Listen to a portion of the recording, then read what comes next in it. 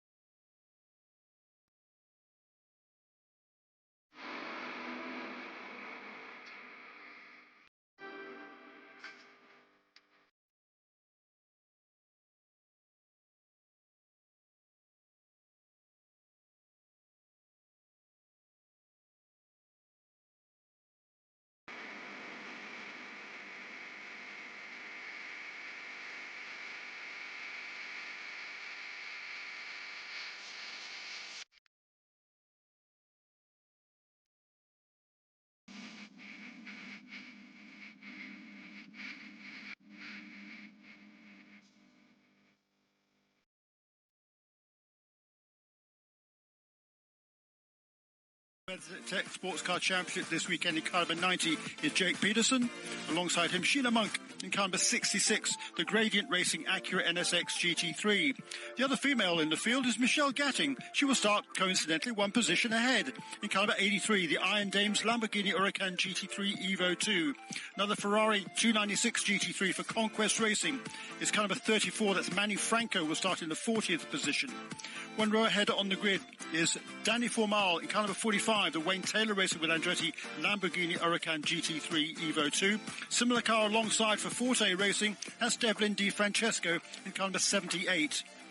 Championship leader in GTD, that's Russell Ward in car number 57 for Winward Racing Mercedes-AMG GT3, will start 37th. That is the fourth fastest in GTD. Ahead of him on the grid is another pro car, that's Dirk Mueller, the Ford Multimatic Motorsports Ford Mustang GT3. The row 18 on the grid is Patrick Gallagher in car number 96 for Turner Motorsports, the BMW M4 GT3, alongside the lone McLaren 720S GT3 Evo in the field, Pfaff Motorsports in the GTD Pro car number 9, Marvin Kirchhofer.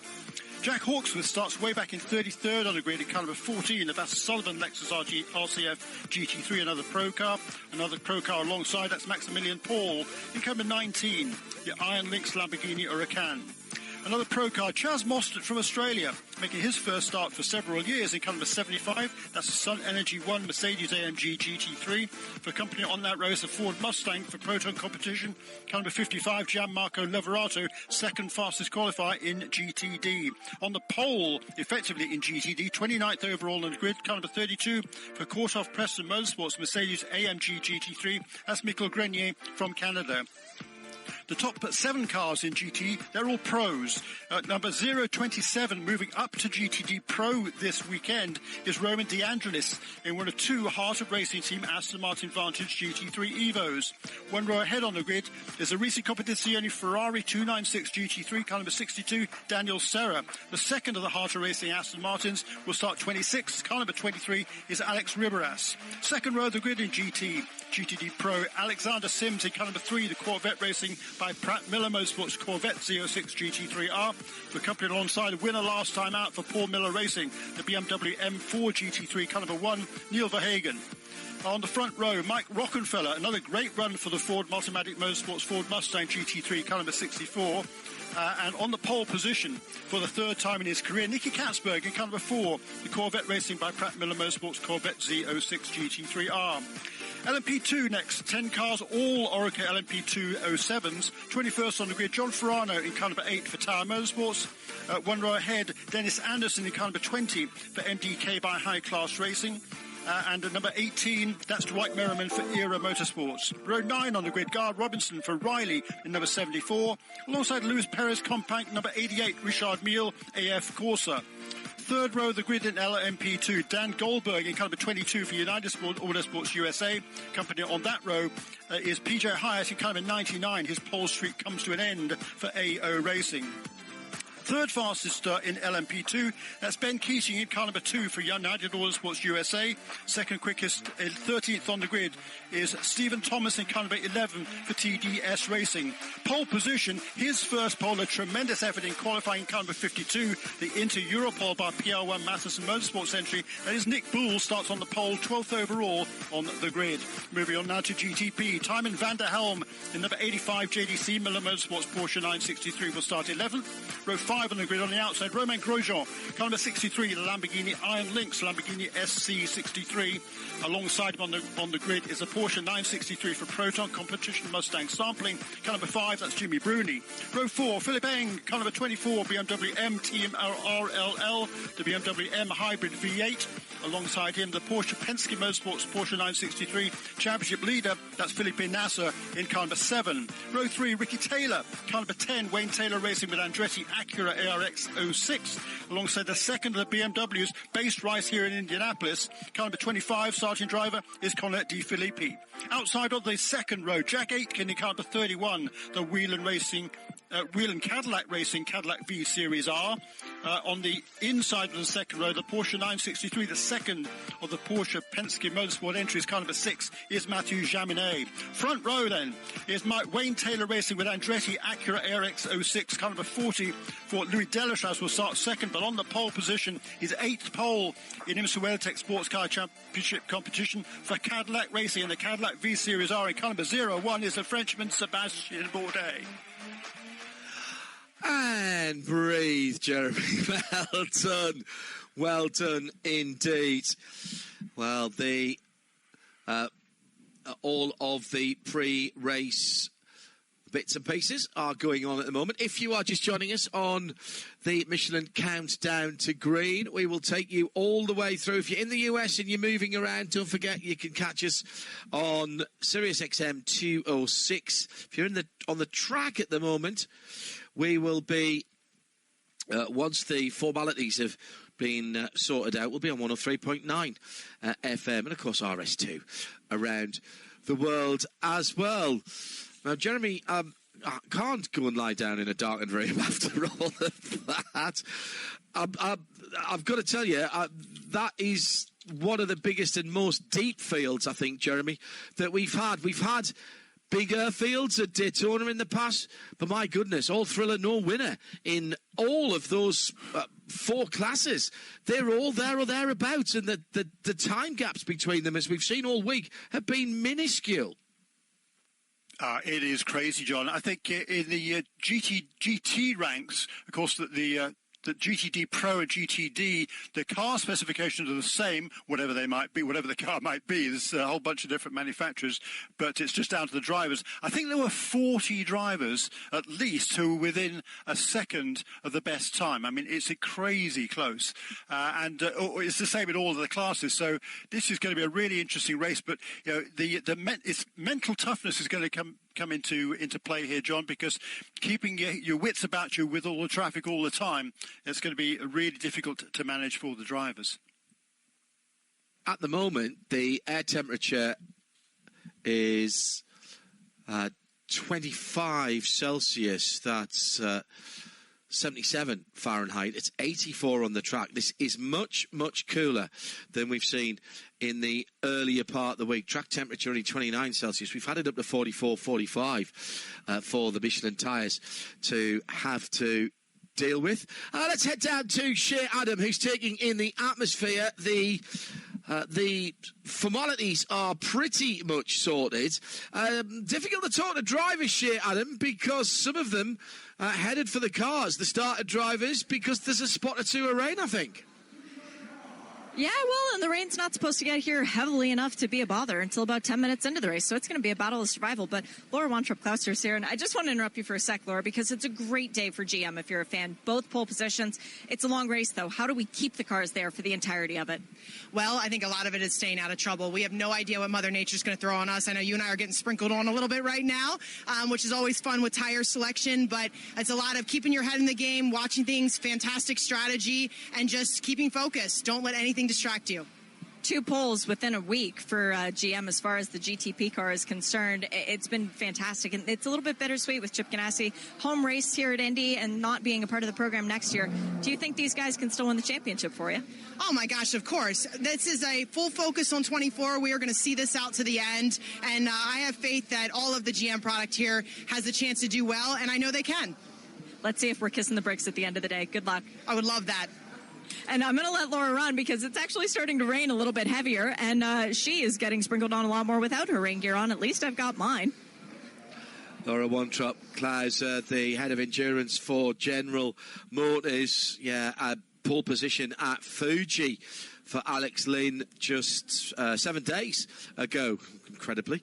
And now pole position again for Sebastian Bourdais. Where will he end up in the shake-up? As Shea rightly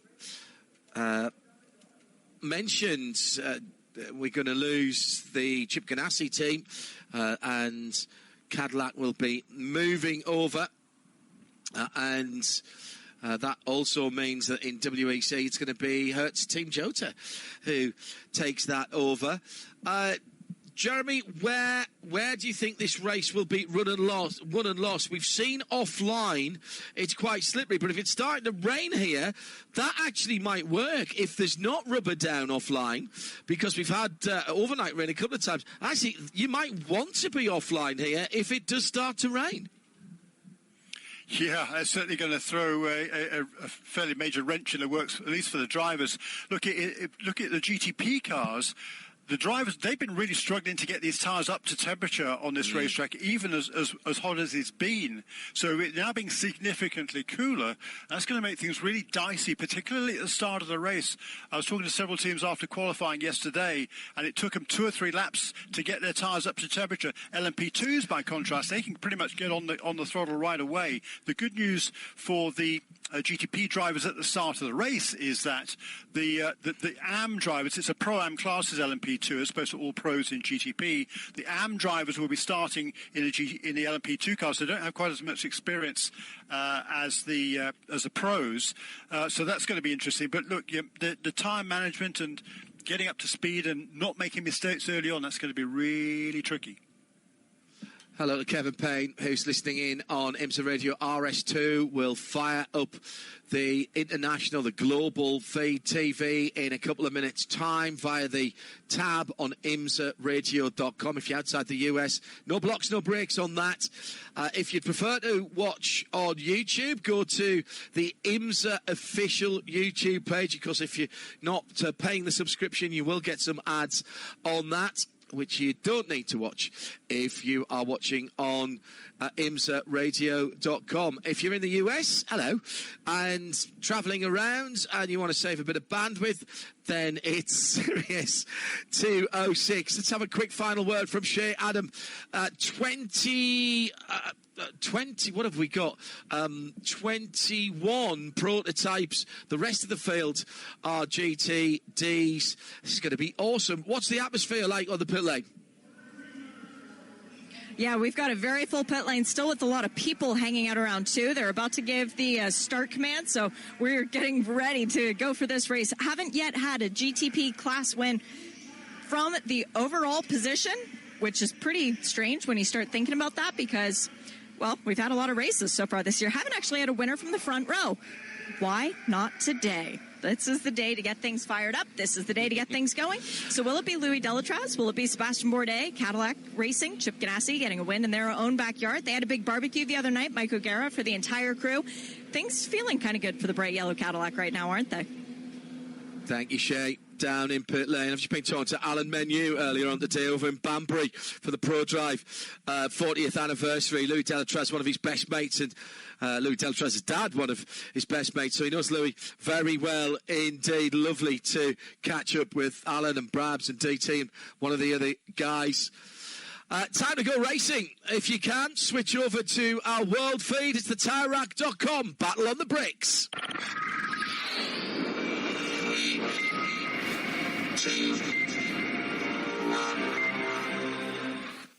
Live from the Ford Performance Global Broadcast Centre, Jeremy Shaw and John Hindhaugh bringing you 6 hours of uninterrupted coverage of the TireRack.com Battle on the Bricks from just outside. John Hindhaugh bringing you 6 hours of uninterrupted coverage of the TireRack.com Battle on the Bricks from just outside downtown of Indianapolis. Speedway, Indiana. Sebastian Bourdais on pole position will lead the cars around in a few moments' time to the green flag for our penultimate event of the season. It's also the second to last of the Michelin Endurance Cup races as well. We've got Motul Petit Le Mans to come at Michelin Raceway Road, Atlanta.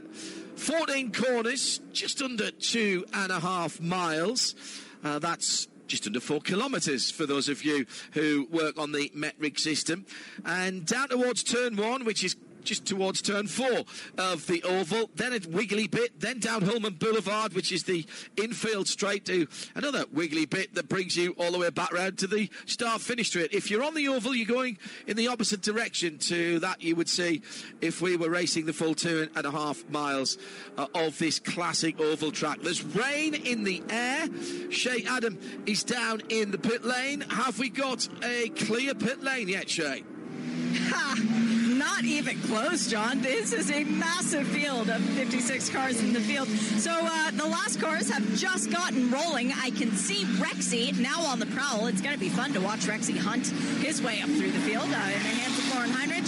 That's the sound of the 80 Mercedes going by me. A big gap all the way back to the Dragon Speed Ferrari. Wonder if maybe Rasmus Lind had a little bit of issue getting that car fired up and going. It is the first time that Dragon Speed has run a GT car in IMSA WeatherTech Sports Car Competition. They are announced as having a full season entry for next year, so we will be seeing a lot more of that car. There goes the Vaster Sullivan Lexus, number 12, and there goes Rexy. And guess what? Before those cars make it to the end of the field, the pace car is already crossing the yard of bricks. Woohoo! Wow, really? That is impressive. 56 entries, Jeremy Shaw. Let's take a look at our Porsche keys to the race. This is 6 hours, so you've got to be there at the end. This is a voyage into the unknown for the IMSA WeatherTech Sports Car Championship. 75 Fahrenheit, cloudy, a few spots. That's 25 Celsius in the air. Oh, this takes a different mindset, Jeremy. It does, and patience is going to be absolutely a key here for everybody, and keeping your concentration. These weather conditions, they're going to throw another spanner in the works as well. I think the track looks like it's pretty much dry now, but as Shay was saying, there's certainly rain in the forecast. Not supposed to be particularly heavy rain, but that could make it even more tricky. But it's going to be a handful for everybody. Also looking at track limits. We've seen a race victory taken away already this weekend. Turn 6, the exit of the chicane. There's a lot of Michelin rubber laid out there at the moment, but there's a defined white line at the end of the curb, and if you run all four wheels over that, then you could be in trouble. You'll get warnings, but then after that, it's a drive-through, and to drive through here is pretty costly. It is. It's a long pit lane here. I think the pit lane delta is 52 seconds, one of the longest on the circuits. That's you don't want to be making unscheduled pit stops during this race. That is for certain. So and finally, traffic management. Start and restarts will be key. People will have to push hard, but you're going to be in traffic after a couple of laps, Jeremy. Yeah, gosh, I mean, you might get 3 or 4 laps perhaps, 4 or 5 laps perhaps for the GTP cars before they encounter the GT traffic, and after that it's going to be absolutely constant. And she illustrated that graphically there as she was describing the cars leaving the pit lane. I mean, she could almost see the leaders coming around the final corner as the final cars are going out of the pit lane. It's going to be like that during this race as well. It's going to be hectic. Special hello to everybody at the Sun Inn at Felmersham who are watching at the moment, supporting Nick Tandy, the Felmersham Flyer, or the Birmingham Bullet. Well done to Pete and Connie and Laura and JJ, who've really turned that place around in the last few years. Beautiful spot, and they're all tuned in and watching for the next 6 hours in the centre of the UK. 6 hours on the clock. Green flag in the air. Sebastian Bourdais brings them to the green flag. Louis Delatraz looking to make a move. Can't make that happen in the number 40 cars. He tries to go around the outside. The red and black Acura with Mathieu Jaminet in the Nick Tandy car. Little cheer there from Felmersham. I think I heard in the background Jack Aiken for Whelan Cadillac Racing. Now, the class split means that the GTs are only just coming to the flag now. And here comes Nicky Katzberg. He gets a great jump on the outside pole of Mike Rockefeller, who's dropped in behind. But that was okay because he did it after the yard of bricks. 1, 2, 3, 4 across the track as they go into turn 1. There's a little bit of rain on the windscreens. The wiper was going on the Corvette. Battle on the bricks. Tyrac.com. Safety car. These drivers have to find out for themselves. No tyre warmers. Don't forget. Huge gap between the first and the last car. We've got the leaders coming through turn 10 at the moment, and we've got the back of the field still coming down the front straight. Jeremy Shaw side by side for second place. This is the Porsche number 6, Penske Porsche Motorsport, which is fighting and it's dropped a little bit down through the field. Actually, That must be the number 5 car. It's Jimmy Bruni, is it, who's dropped back? No, it's number 6 car is dropping back there. Mathieu Jaminet really struggled on that first lap. He was passed initially by Jack Aitken, but the guy on the move there is kind of a 7. Felipe Nasser, absolutely a brilliant first lap. We talked about how difficult it was going to be to get these tyres up to temperature, particularly now it's significantly cooler than yesterday. But a brilliant first lap by the number 7 car there. Felipe Nasser moves himself way up the order. Started at 7. I think that's him, isn't it? Yeah, yes, it is. Jeremy he's really outside for second place. Now, I presume everybody started on Michelin slick tyres, and I'm trying to see the sidewalls. At the moment, the track has not been declared wet, so you can't go on anything else. We don't have intermediates or the old slick intermediates that we used to have from Michelin, those very clever tyres in the past. And at the moment, the man on the move is the Felipe Nasser number 7 car. As I say, started down in 7th, now up in the 2nd. That is the car that has the battling for the lead now, and goes through to the lead. My goodness me, with the wipers going down into turn 1, this is extraordinary stuff, Jeremy Shaw. He's finding grip where no one else is. Yeah, astonishing, absolutely astonishing. I mean, he is in a class of his own right now. 1 minute 18.7 that lap for Felipe Nasser, 1:19.8 for Sebastian Bourdais, who was leading.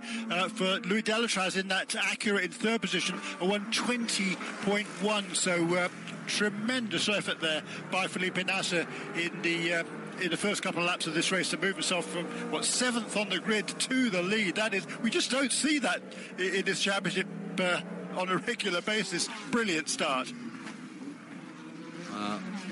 Brilliant stuff from Felipe Nasser for Porsche Penske Motorsport in LMP2. Nick Bull held on to the Inter-Europol pole position from Ben Keating in second for United Autosports in the number 2, then Stephen Thomas in the grey and highlight the yellow number 11, and PJ Hyatt in Spike the purple EO Racing number 99 car.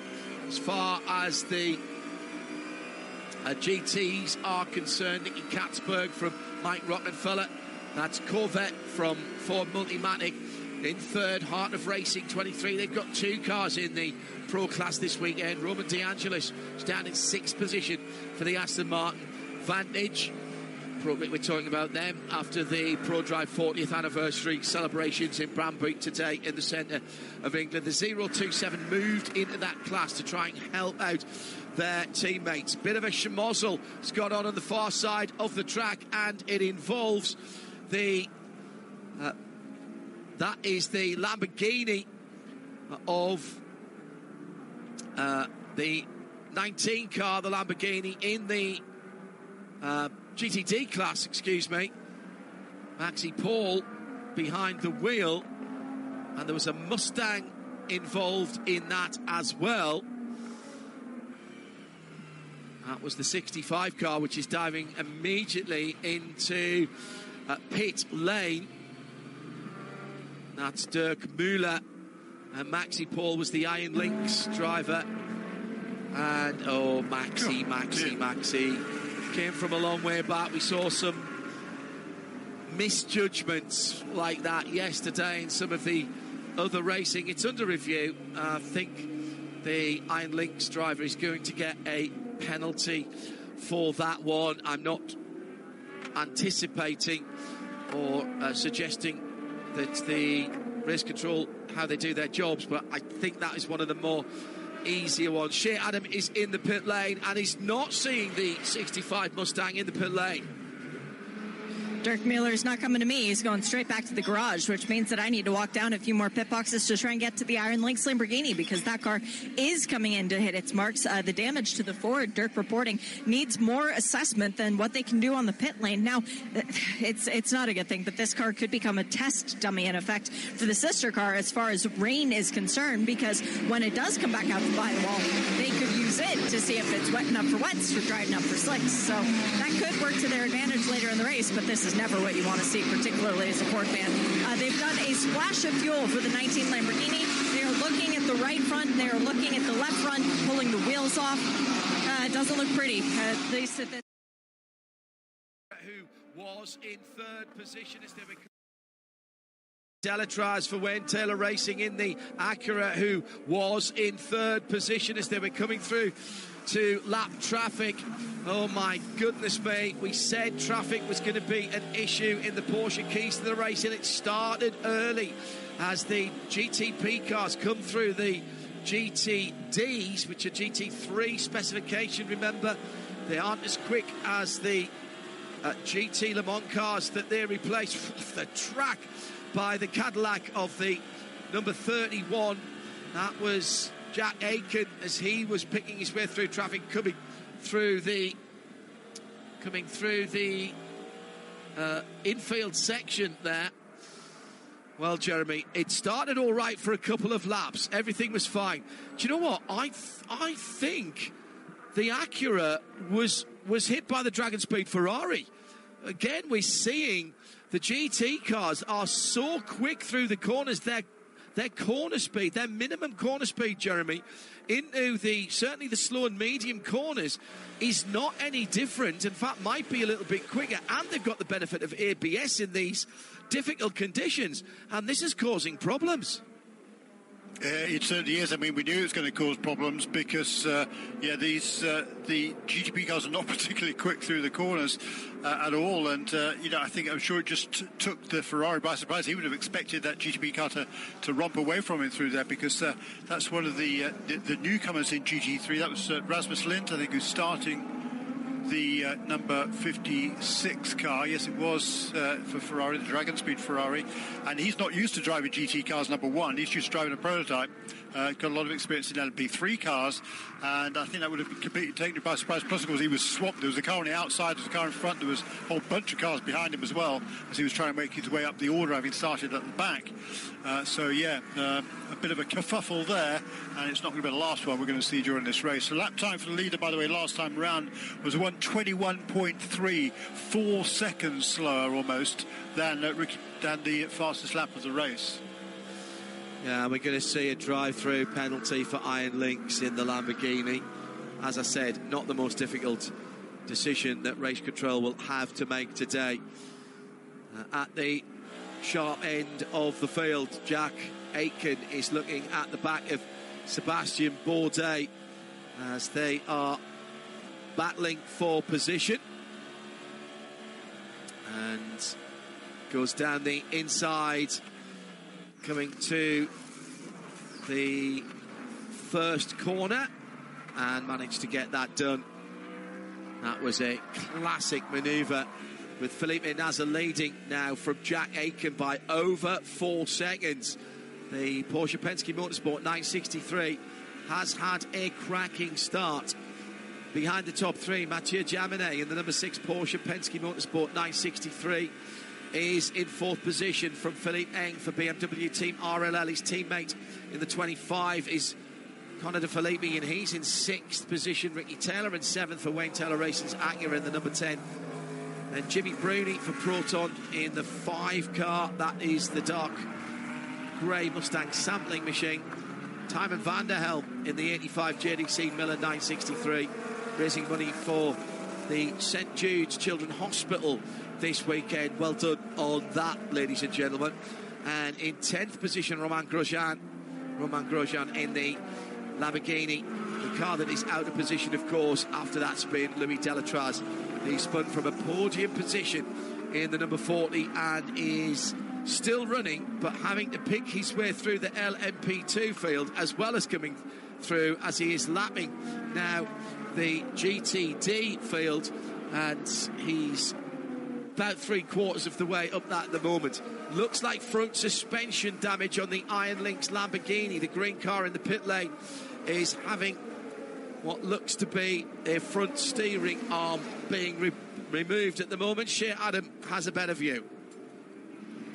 The thing that they haven't yet noticed, John, is that the rear is completely deranged as well. The rear left tire is actually pointing out, like, toward where the driver's mirror would be, but the crew was so focused on getting the front fixed that they haven't done anything to address it. And the mirror is completely missing after the side-to-side contact with the Ford, but they do not have to replace that per the rulebook. Hello to Right Turn Lover in the centre of Europe as the Cadillacs have swapped position, and Jack Aitken's now up to second for Wayland Cadillac. Asking the question, does the white line on the left side of Hulman Boulevard serve a regulatory purpose? Seems to be used by many as no more than a directional indicator. The rule is you have to keep some part of some tyre on the track. If you look very carefully at the end of the navy blue, white and black curbs at that point, you will see that there is a white line that goes from the edge of the curb and then diagonals back in to the edge of the track, and that caught out Richard Edge in the Porsche race yesterday, and he lost a race win for that. So that is what we are looking for on that back straight. So people heaving the car back to the right after they come through that. That is one of the places that the race control are looking very carefully. Exit of turn 8 as well. And we will see that come up on the screen. There will be warnings, and there will be a final warning that we will be able to tell you about. Felipe Nasr leading by 5.1 seconds for Porsche, ahead of the two Cadillacs. Then the second of the Porsche Penske Motorsport machines in fourth position, ahead of the two BMWs from M-Team RLL. Acura, the best of the Acuras, in seventh position is the number 10 car. Now, that has already had some issues this week. They had to replace a motor generator unit on the chrome blue and shiny black machine. Then it's Jimmy Bruni and Timon van der Helm in the two privateer Porsche 963s, 5 and 85, and the top 10 made up by Romain Grosjean. Louis Delatraz now fighting back after being tipped into the spin earlier on by a GT car that he was lapping in the number 40 Acura ARX. Is back into 11th place and only 4 seconds behind the rest of the GT field. Ben Keating is taking the lead in LMP2 for United Autosports, relegating Nick Bull to second place, but Ben is having to fight very, very hard indeed. Oh, Nick's gone around, has he? Oh my goodness me, big spin. That was the 88 that went around. So that is Perez Companc. Restarts the engine with the lick of flame from the exhaust on the left-hand side. That was very close indeed in GTD Pro. Katzberg for Corvette, from Rockefeller for Ford, Riberos for Harter Racing, Neil Verhagen back with Paul Miller Racing for the longer race, Risi Competizione for Ferrari, Daniel Serra in fifth, and Roman De Angelis for Harter Racing. And now, oh my goodness, that was very... Oh, and there's a spin. I thought that was a replay, but it's not. It's another spin. And this time it is the number 22 United car that has gone around in LMP2. And again, that was in traffic and on the wet grass, almost impossible to get purchase. Daniel Goldberg, announced earlier on this week, being back with the team next year, finally gets back onto the black stuff. This looks tough out there, Jeremy. I think it's slightly wetter and there's slightly less grip than we realised from the comfort of the Ford Performance Global Broadcast Centre. Yeah, it really is tricky out there, I think, right now. And Jack Aitken has moved up into second place, just set the fastest lap of the race as well in second position. That number 88 car doesn't seem to be making any progress there. It's... I haven't seen any wheel spinning. He just doesn't seem to be able to fire it up, and that, of course, is bring out now the full course caution. Let's see what happened. He was going for the lead of the race, and for a moment, he almost got ahead. It wasn't the leader race. Sorry, no, he was with the 22. Sorry, no, he was further back down the field. Yeah, he was battling with Daniel Goldberg. Yeah, but the other United car... Yeah. The other United car, however, has taken the lead. Ben Keating has got past Nick Bull a couple of laps ago, so now leads in LMP2 in car number 2. Yeah, we did. That's what threw me out. Goldberg, having weathered that storm, then got into the side of the number 66 Sheena Monk-driven Gradient Racing. That's absolutely nothing to do with Sheena's driving there. It's a little bit ambitious. As the responsible adult would say, that is a low percentage lunge. And that actually caught out a lot of cars further back down the field. We're in full course yellow. Race controller asking all the cars to pack up. Tony on the starter stand has eschewed the raincoat at the moment, so it can't be raining that hard. And finally, Shea Adam, you saw the problem with the number 19 Iron Lynx Lamborghini, and the team have realised that now. I told them, and they still didn't listen or believe me, and the three mechanics were busy working on the steering arm at the front of the car, and then they finished that, dropped it off the air jacks, and went, ew, that was a weird bounce. Put it back up on the air jacks, on the dolly jacks, and now it's back in the garage. So the 19 Iron Lynx car, that's the green one that owes us a penalty for the contact with the 65 Ford, that is now back in the garage area. So at least those mechanics won't be getting wet out here on pit lane. It's not currently raining, but I have my rain jacket on because according to my radar, the app, not just my radar, it's supposed to get here within about 5 minutes. So we could have a very interesting pit cycle whereby the first cars who come in, i.e. the prototypes, go back out on slicks, and the second cars who come in decide to switch to wets. Weather playing its part early here at Indianapolis for the TireRack.com battle on the brick. Sprinkles from just before the time that we rolled up. Hello to Jerry Z. More rain coming in to Speedway Indiana. Light rain with a nasty looking front further back to the west. The drivers, the teams, drivers won't know about that, the teams will, and they'll be looking at it. If you're looking for live timing, by the way, all you have to do is punch into your favourite search engine, IMSA Alkamel, and that will give you what we're seeing here in the booth, which includes the tracker. You can have the race control messages, or you can have just the standard timing. Also, by the way, new this year, we have the energy usage of the GTP cars. And this has been brilliant for us to watch. And you can watch it too, thanks to IMSA. www.imsa.com/GTP-telemetry. So imsa.com/GTP- minus sign, if you will, telemetry, T-L-E-M-E-T-R-Y.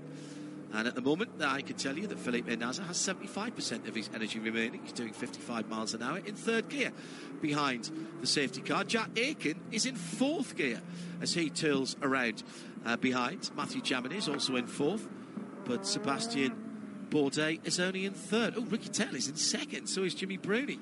All of that information on imsa.com/GTP-telemetry, bringing it closer to the action.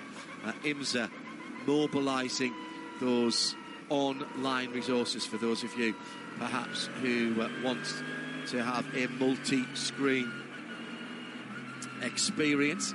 At IMSA Radio, if you want to get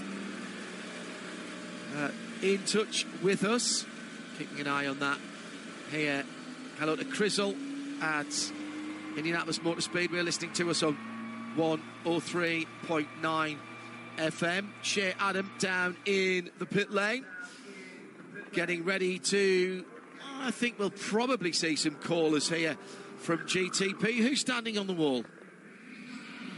A lot of them. Actually, most of them are up on the wall, to be perfectly honest. We are going to get a lot of callers down the pit lane. And hello also to our friends in the Chase 3 truck sitting out along the circuit, keeping us safe and helping. I was chatting with them before the race began, and they were very optimistic about the odds of the car count staying high throughout the entirety of the race. So far, you guys are right. I'm going to give that to you. All right, who's come in and who stayed out? Well, Felipe Nasr has stayed out. Jack Aiken has stayed out. Sebastian Bourdais has stayed out. And the Lamborghini has stayed out. Roman Grosjean, which means that we have Mathieu Jaminet into the pits in the number 6. Signboard is already swinging for Timon Vanderhelm in that number 85 JDC Miller Motorsport Porsche 963. We've got the number 5 for Jimmy Bruni and Proton Competition in the pits. All these cars, by the way, fuel only. It will be fuel only for both of the BMWs, as well as Philip Ang and Connor De Felipe are staying aboard the 24 and the 25 respectively. Fuel only for Ricky Taylor, who goes slightly long in his pit box, which is a problem because Louis Delatraz is also coming in for a splash of fuel and a replenishment of energy. First car to get down and rolling once again was actually Jimmy Bruni, so managing to do a really good stop there. Jumps ahead. No, the Penske Porsche got ahead of him toward the pit exit, but came in further back, leaves P2. That was a good stop. We've got LMP2 cars into the pits, fuel, and it looks like tires are going on for Gar Robinson again. And we've got, let's see, that's Ben Keating came in for what looks like fuel only. Yep, those tires are still very, very dirty, so those would be the qualifying. We've got Dan Goldberg into the pit lane as well, and Stephen Thomas. No driver changes as of yet, as the spots of rain are starting to get a little more persistent. Let's see what it's like when the GTs come in. Remember, this is a 6-hour race. Shea Adam, eyes and ears in the pit lane. Porsche keys to the race. They'll be there after 6 hours. We still haven't had this declared a wet race. So right now, Jeremy, even if you wanted to change Michelin tyres, the choice is still slicks. And if you change them, it would be colder slicks. So I'm not sure anybody might want to do that, but you've only got to look at what's going on in the bleachers and on the grass banks to see that with people putting on their rain gear, the rain is getting worse. It only has to be declared at the start, doesn't it? It doesn't have to be declared wet during a race, I don't think, does it? I think yes, once the race has started... Correct. Yes, that is correct. Sorry. Yes. Yeah. So once the race has started, it's up to you can put whatever tires you want on. It's only if before the race, if it's declared a wet race, you have to start on wets. But here we now wholesale changes among GTD, and so of the prototype cars, the only cars that did not come into the pits were what are now the four leaders, number 7, 31, 01 and 63. Everybody else did stops. In LMP2, the two cars that did not stop were the 52 and 99, which were running second and third. Shay. I've got some cars going on to wet weather tires. We've got a suspension change for the number 55 Ford Mustang. That will not be a tire change. Number 12 Vassar Sullivan Lexus comes into its box and very narrowly avoids the leaving number 3 Corvette. They have gone on to wet weather tires for Alexander Sims. Very interesting move. It's new slicks going on to the 12 Lexus. Did my eyes just deceive me? No, new slicks, sticker slicks going on to the Lexus. Wow, I'm shocked on that. Windward came in. They did fuel and tires. We've got 3 Porsches leaving for Andretti, SMDK, and Wright Motorsport. The Corvette for AWA was in. Also in the number 70 Inception Ferrari. Haha, I said it right for the first time. We've got the number 80 in as well. That's Lone Star with their Mercedes. The 21A, of course, Ferrari is leaving on wet weather tires. The number 75, that was Sun Energy 1. I think they went back out on slicks as well. So we've got the best car to watch for an indicator right now, John, will be that number 3 Corvette by my money. Let's see, the number 55, they did go on to wet weather tires for Gianmarco Lavorato. So the teams have made the decision, Jeremy, and this changes the complex of the race. It wasn't a tyre tight race in terms of how many tyres you had for qualifying and the race, but putting a set of wet weather tyres on means, of course, you have even more. And back into the pit lane, Shay, Adam, stand by. It is too wet now for the cars on the circuit. So, Shay, you're going to have some more callers. The top 3 have come back into the pits. Roman Grosjean, he's testing his skill. He's stayed out and takes the lead for Lamborghini. I'm impressed by that because the rain is only going to get harder and it's only going to stay here for quite some time. The first 3 cars into the pit lane did not come in the last time around. That was the number 7 for Felipe Nasser, the number 31 for Jack Aiken, and the number 01 for Sebastian Bourdais. It is definitely wet weather tire conditions at this stage, but for the GTP cars, it is a more difficult wet tire to switch on, so that will be the challenge for all of them to watch. It's wet weather tires going on to the number 4 Corvette that started the race in the pole position. That's Nick Hatsburg staying aboard. Nick, he's pretty good in the rain, so let's keep an eye on him. The number 9, Faf McLaren, they are also going on to wet weather tires. This is the 64. Back into the pit lane is the number 6 Penske Porsche. They came in and did fuel only the last time around. They're now putting the wets on. So too are both of the Wayne Taylor Racing Andretti Acuras and the 25 BMW, but I do not see the 24 BMW from M Team RLL. Very interesting maneuver there. We've now got the 63 Iron Gainson. They put on the wet weather tires, as has PR1. Within Europol, we've got Sheena Monk leaving the pit lane on wet weather tires. I bet Stephen McAleer is angry. He's not in the car right now. He loves these kinds of conditions. So I'm very surprised by the lack of the number 24 BMW and, of course, Roman Grosjean staying out. Very busy pit lane. This was the time that the pits are open for everybody. They're going to have to go around at full speed because the next time we come back, it will be to the green flag. Apologies for those of you on the international TV feed. No, there's some audio issues at the moment. We're working through that. Our hard-working team at Concord, getting a bit of the NBC Peacock background music going on there. That we're aware of it. We'll get that fixed as quickly as possible. And as ever, thank you to all of our technicians. They're working on the NBC Peacock feed this weekend up in Charlotte, North Carolina for the international global TV feed, or up in London for our radio feed as well. So we still have to have RS2, by the way. If you go to imsaradio.com, click listen live, RS2, you'll get exactly the same sound as is going to the TV feed, but without any music at the moment. We still have to have the drive-through by the Iron Lynx Lamborghini for that attack on the Ford Mustang number 65 Mustang, which is still in its garage. Driver out of the car at the moment, so that car is losing ground. Championship contender for Heart of Racing, the number 23 Aston Martin. Shea Adam in the pit lane. Yeah, we've got a lot more callers this time around. Paul Muller BMW is in. They have now decided to go to wet weather tires. That's Spike the Dragon. That's the number 99 LMP2 car. PJ Hyatt, we've got the 23 in, and a very close exit for the Whalen Engineering Cadillac as they get into the transition lane. They came in the last time around. This was just to top off with fuel. They had already put on the wet weather tires when the pits were open the last lap by. The 24 BMW did come in this time around. So interesting that Ray Hall choosing to split the two cars between the two different strategies and pit them on the separate laps so that they wouldn't trip over each other on the pit stops. All three of the GT Porsches that I had seen in the pit lane that first go around that they were able to come in, they have now all been back down the pit lane and put on wet weather tires as well. So very few cars remaining in the field not on wet weather tires. I'm pretty sure the 14 Lexus leading the entire field right now is one of them. So we're under full course yellow for that incident earlier, and we might see some cars overtaking under yellow, which of course you wouldn't normally. The GTPs come to the front of the field and will restart at the front of the field. There was a lot more damage to that number 65 Ford Mustang GT than I thought, because they've got all of the front end of that car.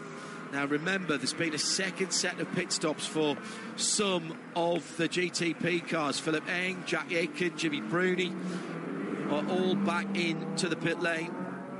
That means PJ Hyatt was scored in third position last time when he went through. So does that mean Felipe Nasser then, Jeremy, is still on slick tyres because he's only made one pit stop? I reckon Jimmy Bruni's the first person who came in the second time for the Michelin Wets. No, the number 7 car came in on the second time Vaskin, so to speak, on lap 16. The three cars that had stayed out initially, all the cars that came in initially stayed on slick tyres. The three cars that did not come in initially, the 731 and 01, they came in on lap 69 a couple of laps ago and changed onto wets. So I think now everybody should be on wets in GTP. And a couple of cars the ones that didn't, well, the Lamborghini, which had just been in last time around, so it now goes on to wets, as does that number 99 car that you were talking about. That had not come in previously, but it has now switched presumably to wets. So I think all the GTP cars and LMP2s now should be on wet weather tyres. The only question mark is number 24. Unless they switch to wets on that very first stop. Yeah. Shea Adam could possibly shed some light on that. Which of the GTP, do we think all of the GTPs are on wet weather tyres now, Shea? All the GTPs are on wet weather tires. As far as I can tell, I'm trying to figure out which GTD cars are still on slick tires. I believe both of the Vassar Sullivan Lexuses are still on these slick tires. Well, I know that the 14 is for sure. I believe the 12 is as well. Okay. Well, that's a bit of a gamble in this sort of situation. The top surface will be very, very greasy indeed, and when you've got windscreen wipers going, now that is an action of last resort, Jeremy, for racing drivers. They never want to put the windscreen wipers on. Now in fairness, they are going slowly at the moment, and as they pick up the speed, the coating that they put on the windscreen and on the plastic film, the tear-off film, that will help dissipate the water That looks quite tricky out there at the moment. Yeah, it does, doesn't it? And I mean, it's pretty much full wet at the moment, isn't it? I mean, if you had intermediate tyres, that would be what you would probably want right now, but they don't. So you just got to make your choice and kind of live with it.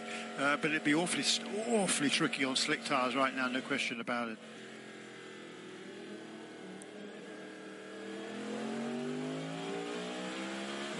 At IMSA Radio, if you'd like to get in touch, RS2 via imsaradio.com, 103.9 FM around the circuit. And 6 hours of racing. Where are we? 33 minutes gone. Let's take a VP racing update here. So Felipe Nasser, the man who has made the best of all of the conditions, slightly wet and wet, been into the pits, 95% virtual fuel tank energy level, and he leads from Sebastian Bourdais for Cadillac number 01. That's the gold-fronted car in second. Yes, I'm seeing that. That's not quite what I'm seeing as the cars do go down the Ullman straight, but I'll just make sure that is the case. Jimmy Bruni in third in the number 5 Proton car. That's the Mustang sampling car, yeah. And then behind him, Mathieu Jaminet in the white pinstripe, number 6, Porsche Pension Motorsport. Timon van der Helm in the bright yellow 85 JDC. 963 BMWs. Number 25, Conor de Filippi in 6th. 7th, Louis Delatraz for Wayne Taylor Racing with his teammate Ricky Taylor in the 10 car, sitting right behind him in the line behind the safety car. Jack Aitken, Whelen Cadillac, the red fronted car for 31. Then Philip Eng in 10th position. Romain Grosjean, who tried to stay out and actually was scored as the leader for one lap. He's slipped back down the field.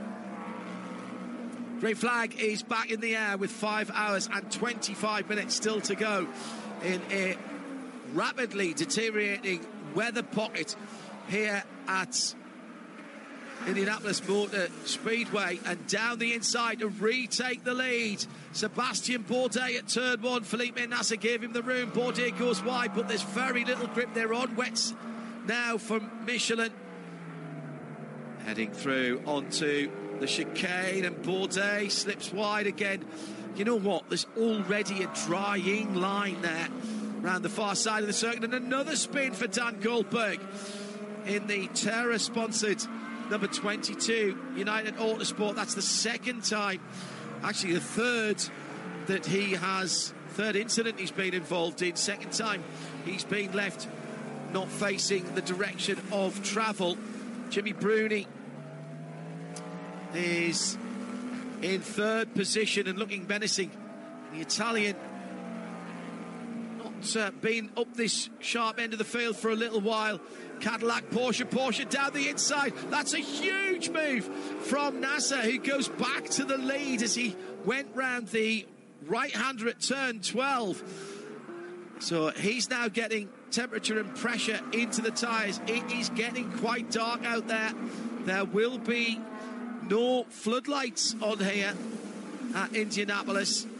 So this is the conditions we're going to have for the next just under 5 hours and 25 minutes. Bourdais swings wide, tries to do the cutback. Here comes Mathieu Jaminet. This is brilliant stuff. We talk about this being a platinum age of sports car racing in terms of the manufacturers and the cars and the closeness of the racing.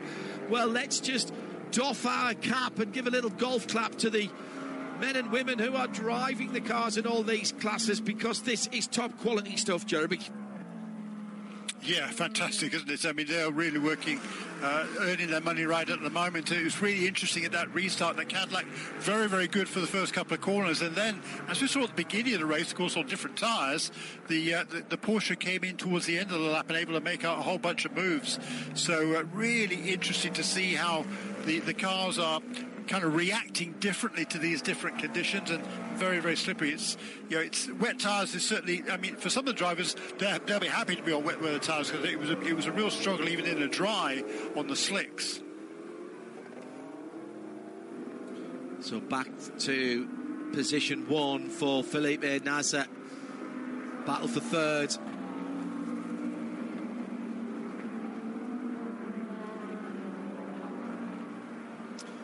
And that is still being fought out over in the gloom behind the first two. You can see the leader because there's no spray. You can see second place because Sebastian Bourdais has got a bright gold front end on that machine.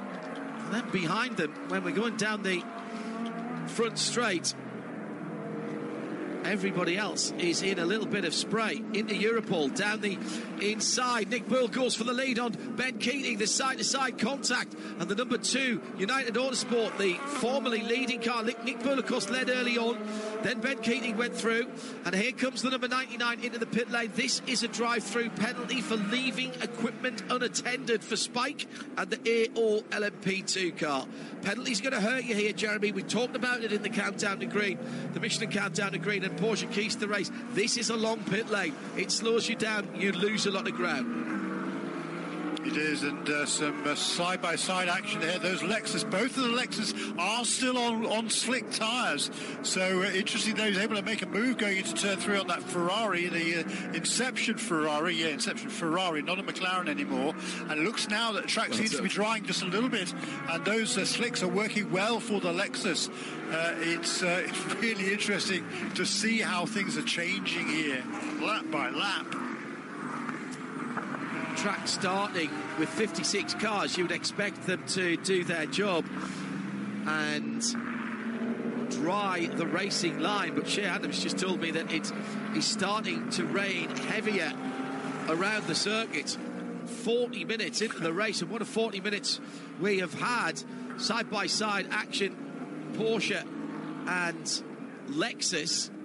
That was well down the field as well. Jake Pedersen fighting off Frankie Montecalvo. Pedersen in the number 90, Kelly Moss with Riley Car. Blue on one side, but not on the other.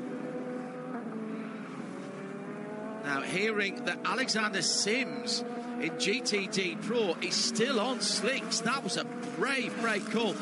But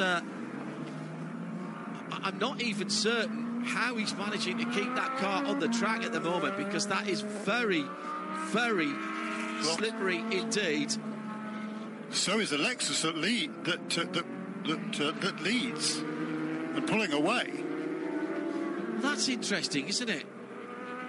So they haven't stopped, of course. Hawksworth hasn't been down the pit lane, whereas everybody else, apart from the Forte Racing Devlin Di Francesco Lamborghini, which leads to GDD, they haven't been into the pit lane either.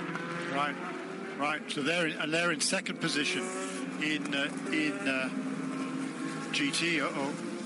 Problem for Gradient out on the circuit. That's Sheena Monk and the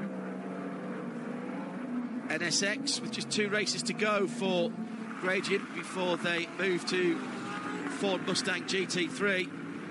That car is up on the banking at turn 1 in the runoff. Now, depends how far round that car is, and also the Tower Motorsports number 8 car has rotated as well. That's John Ferrano, but he's got onto the grass. There's a little bit of damage to the right rear there, and he's missing one of the brake lights. It's actually still there. It's just hanging on by its wire.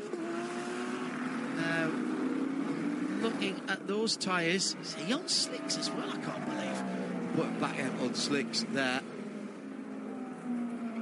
That is at turn last 12. time around for the GT cars, John. Last time around, Jack Hawks was at a 130.2. Devlin Di Francesco in second position, leading GTD 133.7. Everybody else is in the 34s, 5s, or 6s. Yeah, so it's dry. It's dry enough for slicks if you're on the dry line at the front of the field. And if you're brave enough. Went back to the lead for a moment, but on the right-hand side, Bourdais with his tyres in the wet part, I'll be cooling them down.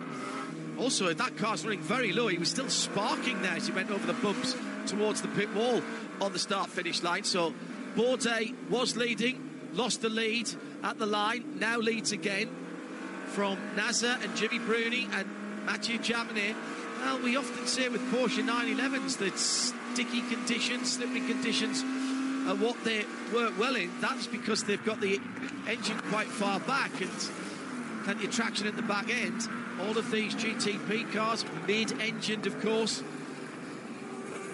The Cadillac, non-turbocharged and a big capacity. Lots of torque in that car. Trying to work out where Conor De Filippi has he got through. Full course yellow. Full course yellow. This is for Sheena Monk in the runoff. They can't get that car moved. JG went with green and white. Actually more white and green now, isn't it? AO Racing tweeting, definitely not dry enough for slicks. Well, tell Jack Hawkes with that. I don't think that was contact, Jeremy, with the Acura NSX of Sheena Monk. Looks like she's turned it on and off a few times trying to cycle it through. I think that looks like that might be a dreaded electrical problem. Yeah, how annoying. Gosh, this was really boiling up nicely, wasn't it? And how things are going to change now with, is Alexis going to come in and change onto wet weather tyres? I mean, goodness gracious, he's turning fantastic laps, significantly faster than everybody else. I mean, 4 or 5 seconds faster, or even 6. Patrick Gallagher, 1:36.6. He's running in the 6th position overall of the GT cars. So incredible pace by Jack Hawksworth there in those really tricky conditions. And Frankie Montecalvo too, he was working his way up the order in number 12 car. Yeah, he's one of the biggest movers so far. This will be a short yellow, which means we won't go through the whole procedure and the pits will not open. So race control asking all the cars to pack up. I've got a feeling that this one might take a wee while to settle down. The rain is still falling. Now we did the GTPs before the last restart on our VP in-race update. Let's do P2s, where Nick Poole is ahead of Ben Keating, although I think race controller looking at the way he took the lead, because there was side-to-side contact between the Inter-Europol 52 and the United Autosport number 2. Gar Robinson for the 74 blue and orange. Riley is in third position. Fourth is the TDS number 11. That is Stephen Thomas in the grey and highlighter yellow car. Dennis Anderson in the red, white and black number 20 MDK by High Class Orica is in 5th in LMP2 from Dan Goldberg, who's had an eventful race to say the least so far in the number 22 red, white and blue United Autosports USA machine. PJ Hyatt, who's been down the pit lane for a drive-through unattended equipment, and that is the 99 car in 7th, 8th John Ferrano for Tower Motorsport, 9th Dwight Merriman for Era Motorsport, and in 10th position Luis Perez Companc is running, but is a couple of laps down. In GTD Pro, Jack Hawksworth leads from Devon Di Francesco. Devon Di Francesco and Jack are both not stopped, and they're both still on slicks. GTD Pro and GTD there, ahead of two more GTD Pro cars, Corvette for Alex Sims and Nicky Katzberg in the team car. That's your update from VP Racing here on IMSA Radio.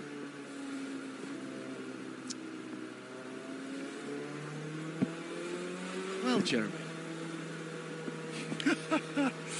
Yeah, I mean, look, it's been action-packed, hasn't it? The opening 45 minutes of this race, but not quite really, perhaps, in the way we expected. There've been relatively few on-track incidents, and let's hope it stays that way. There's number 8 car coming into the pits. We saw a replay while you were doing that update of the number 8 car spinning at turn 1. It looked like he got help from one of the Corvettes. I didn't actually see which one it was, but he certainly got some help there in turn 1 to turn that car around, and he's going to make that pit stop. That'll be emergency service, of course, because, as you say, the pits have not been opened, with this being a short yellow, quote-unquote, as a result of the fact it was within 15 minutes of the previous restart. It's proper rain now. This is big floppy drops. How I never got a job as a meteorologist, I will never know. but this is big floppy drops. I'm very impressed at the preparation levels from the fans at Indianapolis Motor Speedway, always. Now, there's plenty of covered grandstands, but those out on the bank sides have brought easy ups, they've brought little igloos. The IMS shop has been doing a brisk trade in umbrellas. Listen carefully, you might just be able to hear raindrops on our effects mics, as well as the Tower Motorsport number 8 car has been into the pit lane. That was a closed pit. Oh, contact from one of the Corvettes. That was the second of the Corvettes there. Yeah, that's what I was talking about. Yeah. I tell you what, the Tower car, Jeremy's very lucky not to have rear suspension damage there.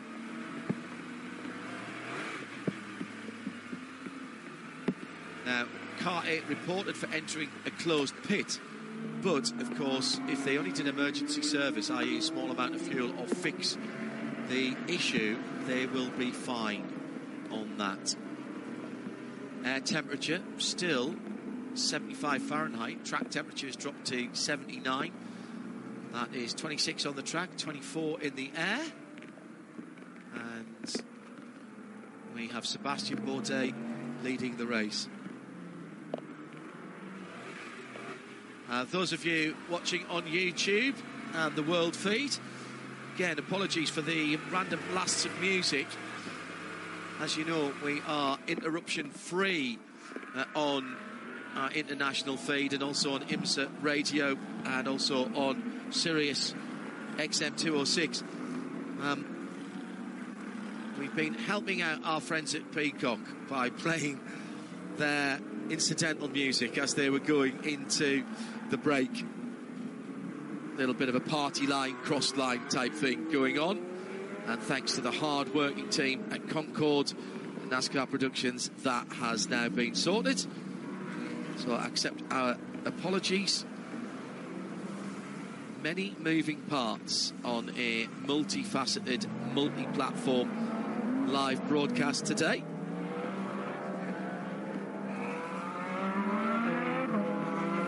Let's go down to Shea Adam whilst we have time.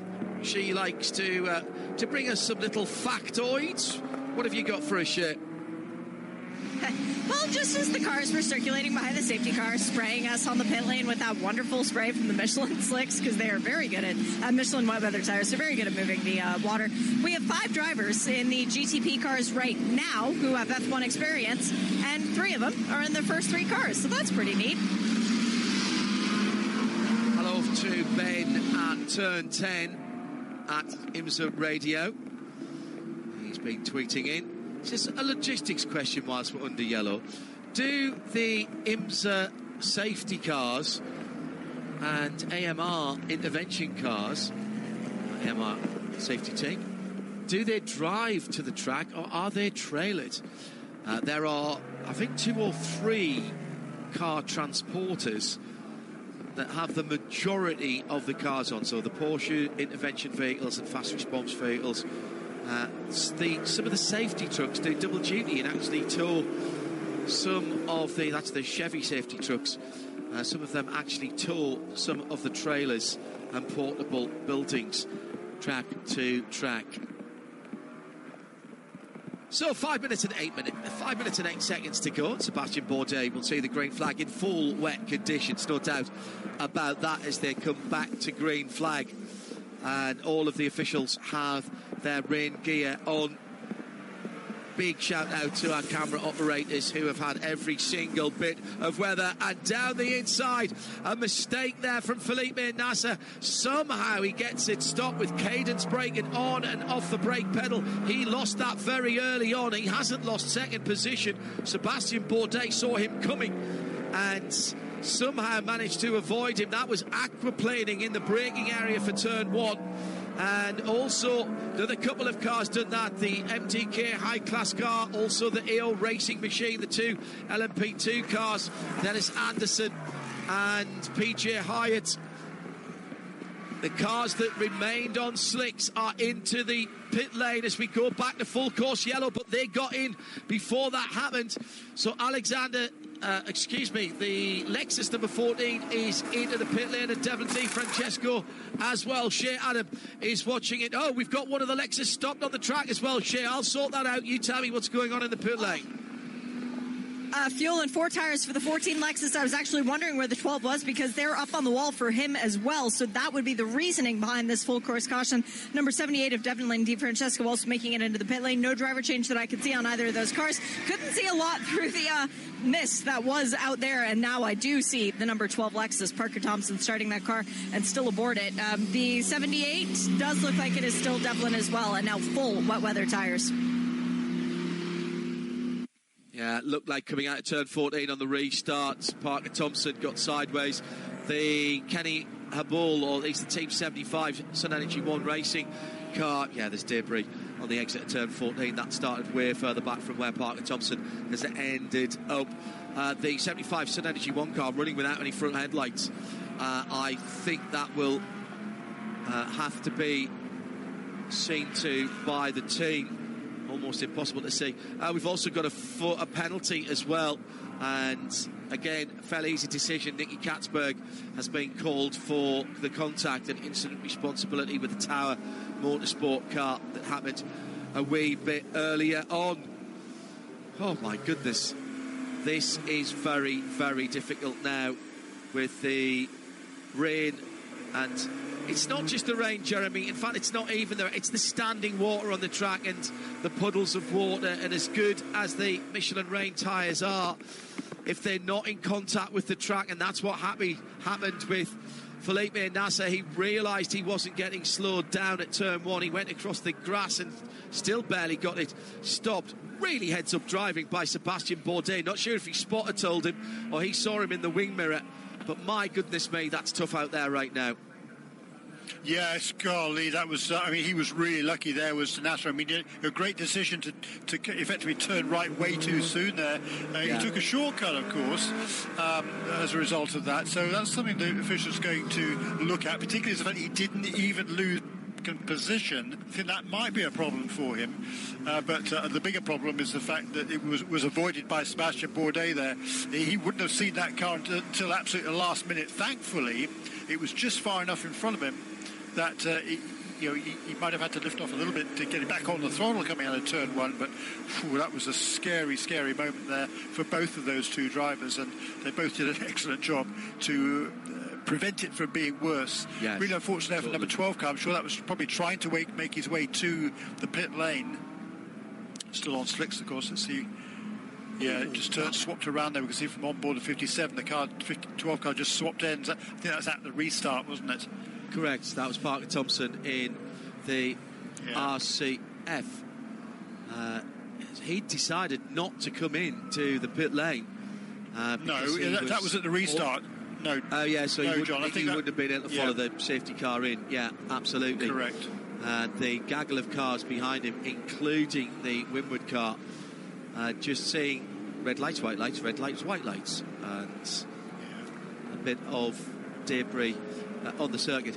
I said earlier on, when Sebastian Bourdais went back to the lead, that even though he was on the wet side of the track, there were still sparks coming from underneath the car. That's because the bottom of the car, the plank, as it's called, is hitting the ground, and there's little titanium screws that hit the ground there.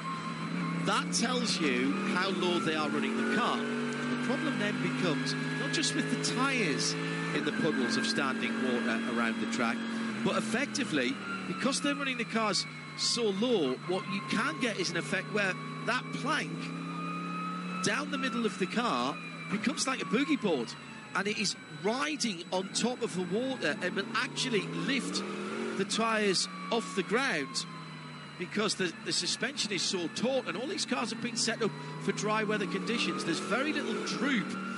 When you lift these cars up on the jacks, on the air jacks, you'll notice the tyres don't drop down like they would on your street car. You know how far you've got to crank that jack up because you get the tyre dropping down. That doesn't happen on a race car.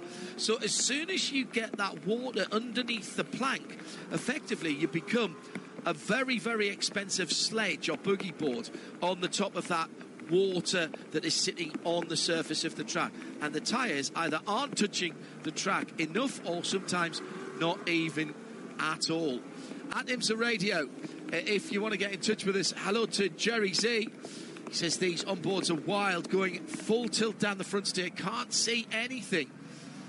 Meantime, into the pit lane in a closed pit for the number 34 Conquest Ferrari. Shea Adam, that's a closed pit entry. And they're also missing the rear end. No, they're not. No, that's fine. I thought they were missing the engine cover at the back of that car. Into a closed pit, but that's going to be okay because... Shay? Left front tire. Let's see if Manny Franco manages to actually stop for the pit close light. Yes, he does. Huge puddle, by the way, basically across from the 01. So that's a Cadillac Racing pit box. And when Manny Franco went through it, there was a splash of water like an orca that was breaching. Very impressive display there. But yeah, that should not be a penalty for Conquest Racing. So that's their good news, is that they had a little bit of misfortune, and at least they were able to change a single tire during the yellow. They will have to come back through the pit lane once we go back to green. But speaking of misfortune, and perhaps a little bit of good news for fans all around the world, I see a Ford. I see a Ford Mustang, and it's the 65. It lives once again, so a great job by Ford Multimatic Racing to get that car repaired.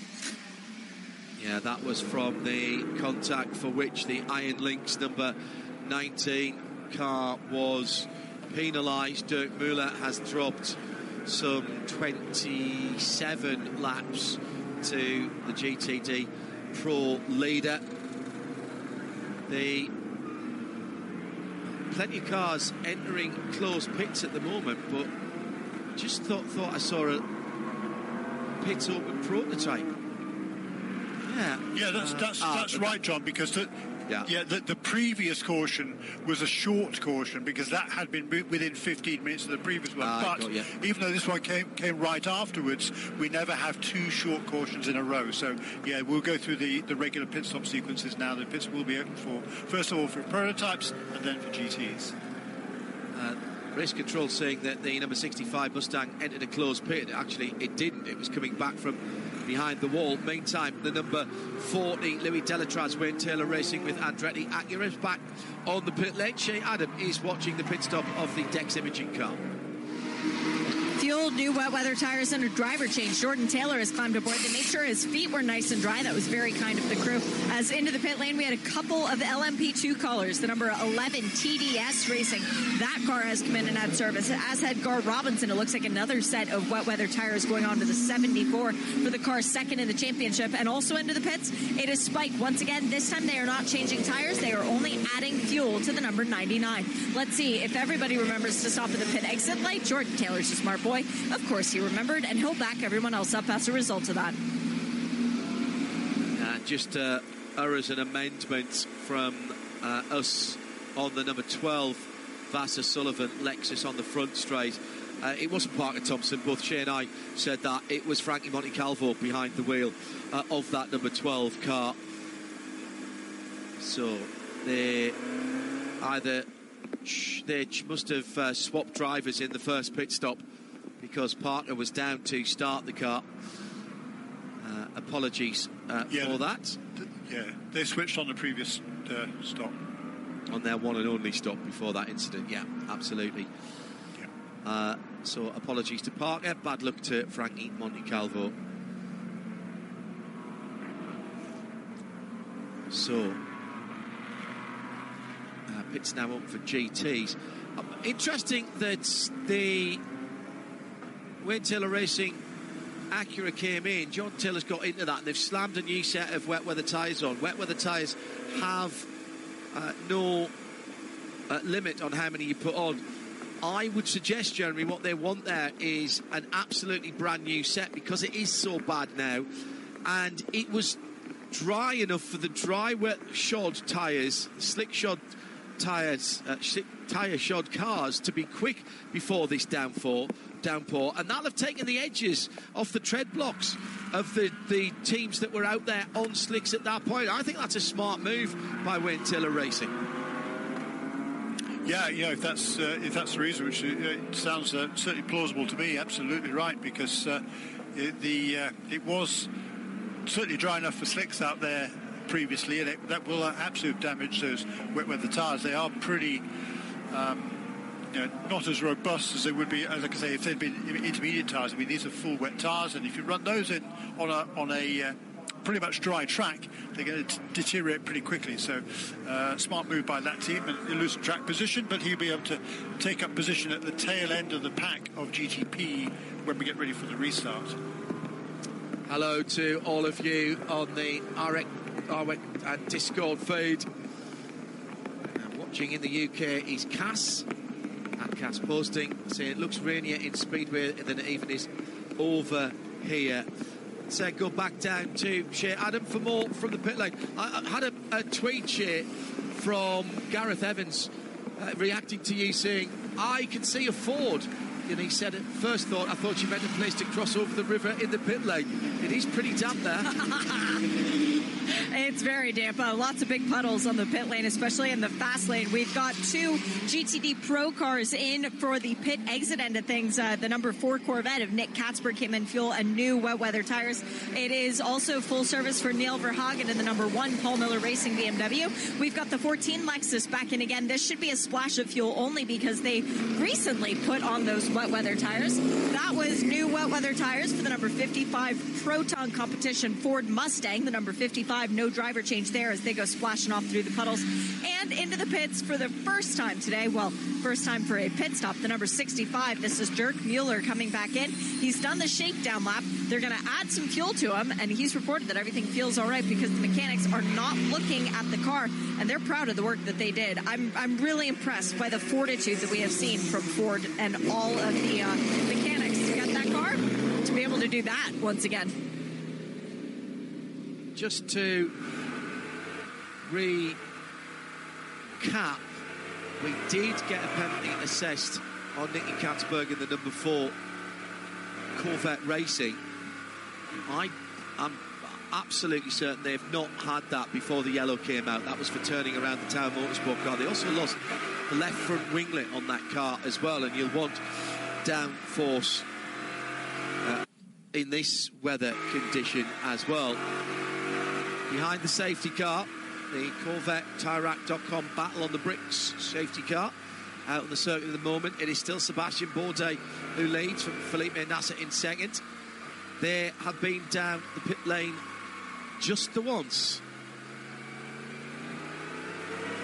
Then it's Proton Competition Porsche number 5 from Jimmy Brownie, the Mustang sampling car. Matt Jaminet in the number 6 Porsche Penske Motorsport, leader of the championship at the moment. Connor De Filippi for BMW M RLL, BMW V Hybrid V8. And Shea Adam, we've got a few people coming into the pit lane to splash. Shea?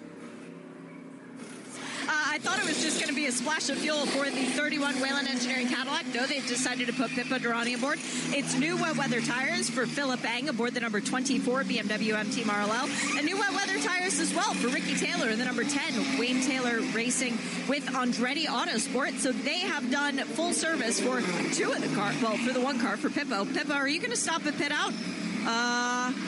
I can't tell if he did, John, because I see the light still flashing. No, I think he did. All right, all the cars stopped at the pit exit. Nobody blew the light. Woo, that was a close one. BMW from the 31 Cadillac from the number 10 Acura, which has actually switched its engine off by the look of it, as they went down there. Jakub Fröhlich from the Czech Republic. Hello, Jakub. Can the race be red flagged if the conditions get even worse? If track conditions are dangerous in any way, shape or form, yes, of course. At the moment, when we're in behind the safety car, race control will be assessing whether it is all right to go racing and back to speed. And they'll be talking to the teams and the drivers as well. If that does happen, we had another question earlier on at IMSA Radio. If the red flag comes out, does the clock stop? No, it does not. It keeps running. At the moment, we're down to 4 hours, 52 minutes and 43 seconds on the clock, and that will continue to go. Hello to Carol Brink, who is having very different weather conditions in Monterey. Oh, it's not sunny in Monterey from that picture. Hello, Carol. Looking down on Monterey Bay, very envious of that. Phil Gaynor is listening in on 103.9 FM at the circuit. And Philip says, I was on the outside of the road course first corner, headed to the start-finish just before the heavier rain started, so he's undercover there at the moment. Smart move. We call it pit strategy, Philip. At IMSA Radio if you want to get in touch with us. We're moving towards the final race of the season, of course, for all of the categories at Motul Petit Le Mans, WeatherTech Raceway, Laguna Seca. Remind yourselves of that, put that in your diary. It is just a few weeks away, 1,000 miles. Actually, I'll tell a lie now, it's a straight 10 hours, isn't it? Time certain. Of our usual extended coverage of that. As we, I think, are still assessing the track condition. I realise this has been a long yellow, Jeremy, and they have opened the pit, so we've gone through the pit lane sequence, but I don't think this is necessarily the worst situation, because it is giving race control an opportunity just to assess the conditions. They'll be talking to the safety car driver out there as well. They will, and it's certainly pretty slick out there right now, and not a drainage perhaps, particularly on the front straightaway, is not the best. I think so. Yeah, there is a propensity here for standing water, and this is a lot heavier rain. I think a lot of people had anticipated from what the weather forecasters were saying prior to the start. So don't change your job just yet, John. But here's the number 65 car. Of course, this car is way out of contention, of course, having had that long pit stop. But as Shay was saying, great job to get it back into the fray, albeit many laps down.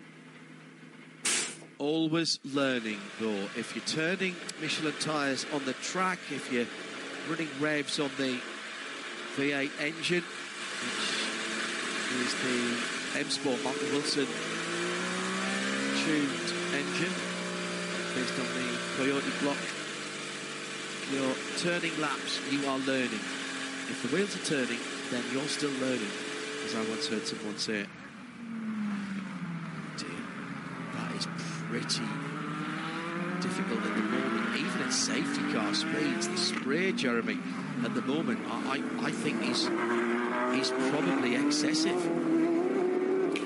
Yeah, I think there's so much standing water out there. Look at the cars coming into turn 12 here. I mean, they're carving huge plumes out of the water that's on the racetrack here, and it's really treacherous. There's no way you can race, I think, in these conditions as we stand right now. So hopefully the rain will ease off somewhat pretty quickly, so we can get back to some proper motor racing here, because this is certainly impractical to go racing at the moment. Yeah, and in fact just heard from race control that we are going to continue under yellow whilst they use blowers and sweepers to try and move some of the standing water. There's an awful lot of it in pit lane, actually, as we've got some good news for NSX fans. The Acura is back out from behind the wall after an incident that took Sheena Monk out down at turn 1. That car dead stick down there, and she is back on the pit lane. We'll have to pause before the light turns green. I thought that she was done for the day. Let's head down to the pit lane. We'll take the opportunity to speak to some drivers. Shea Adam is undercover with Louis Delatraz, who had an interesting start to the race, Shea.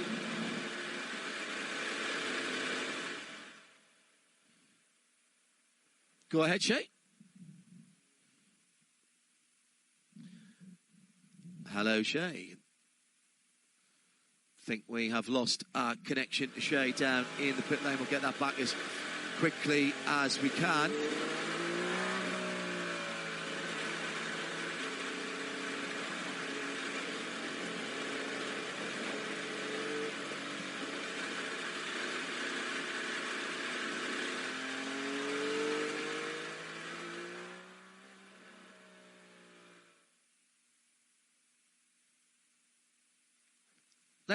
Let's try Shea Adam again down in the pit lane with Louis Delatraz. Hopefully undercover, Shea.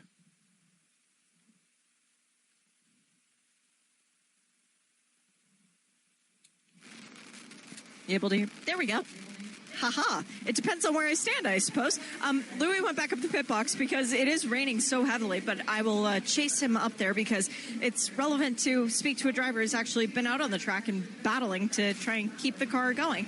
So let me climb up on the pit box and grab Louis because he was just given some lunch. All right, we got it working now, Louis. How crazy is it out there trying to keep your race car on the track? It was tough. I mean, there's a lot of traffic, and I got hit on the drive by a GT. I think he broke himself, and things happen, but not great for start of the race. And then there's so much water. One day we started the race, we just had massive aquaplaning on the front stretch, and couldn't even be full throttle, which I think IMSA did not expect the rain to be so hard at that moment. So yeah, unlucky. A few cars crashed out, but I hope it dries quick enough so we can race soon again. Do you feel like you guys learned anything at Watkins Glen that's relevant for this kind of rain? Sorry? Do you feel like you guys learned anything at Watkins Glen when we last had heavy rain that's relevant for this? I mean, in Watkins, it wasn't much wet driving in the end because it was very quickly red and safety cars. But for sure, we're landing every time we're out. And I feel like we do struggle a little bit here in the rain, so hopefully it dries quickly. But for sure, we know what to do with our tools, and we will be as competitive as possible. Refuel now yourself, take a little bit of a break before getting back out there? Yeah, we wanted to put Jonah in the car so he can also have an idea of the wet. We don't know how it is going to be at the end of the race. And also for the driving time. Make sure we both get our driving time done and can race to the end, because with the weather like this, a lot of unexpected things can happen. Good luck, Louis. Thank you. Uncle Kevin has just tweeted at IMSA Radio, this isn't endurance racing anymore, just red flag it for weather at this point. I'm in two minds about that. I actually said that at Le Mans this year, and it was Johnny Palmer who threw something into the mix that made me think twice, and now I really don't know. The weather looks like it's coming over in bands at Speedway Indiana here. And he explained, this was his explanation for it, not the ACO's, and certainly not IMSA's here, as we're doing the class split very carefully at the moment. He said, look, it's an endurance race. You've got to be out there and going around to make it an endurance race. If you stop it when things get difficult, then it ceases to become endurance. And being behind the safety car is still running, and the cars have still got to be running. It's endurance for the cars and the drivers and the teams, and therefore you have to keep running. And that did give me pause, to be honest.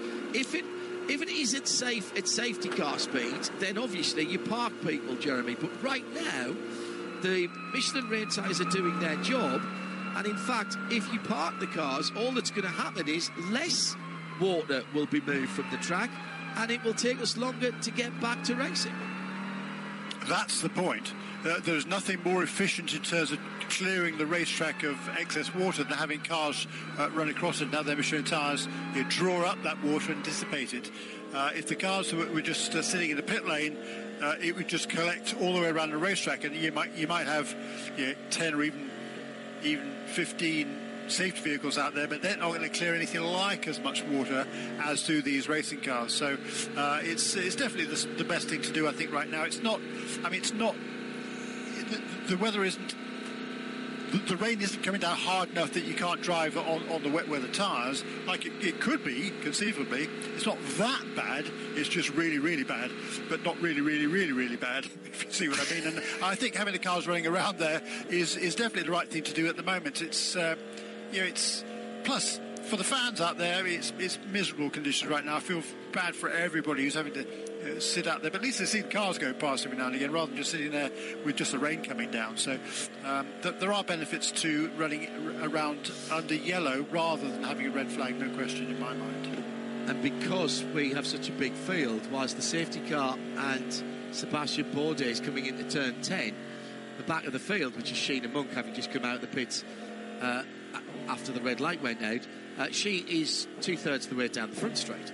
So in fact she was just crossing the start-finish line when I started that sentence. So you are getting a lot of cars going across the surface of the track, one after another, and there's only about 1/3 of the lap that's got nothing on it. In fact, we've got a couple of the emergency vehicles out as well.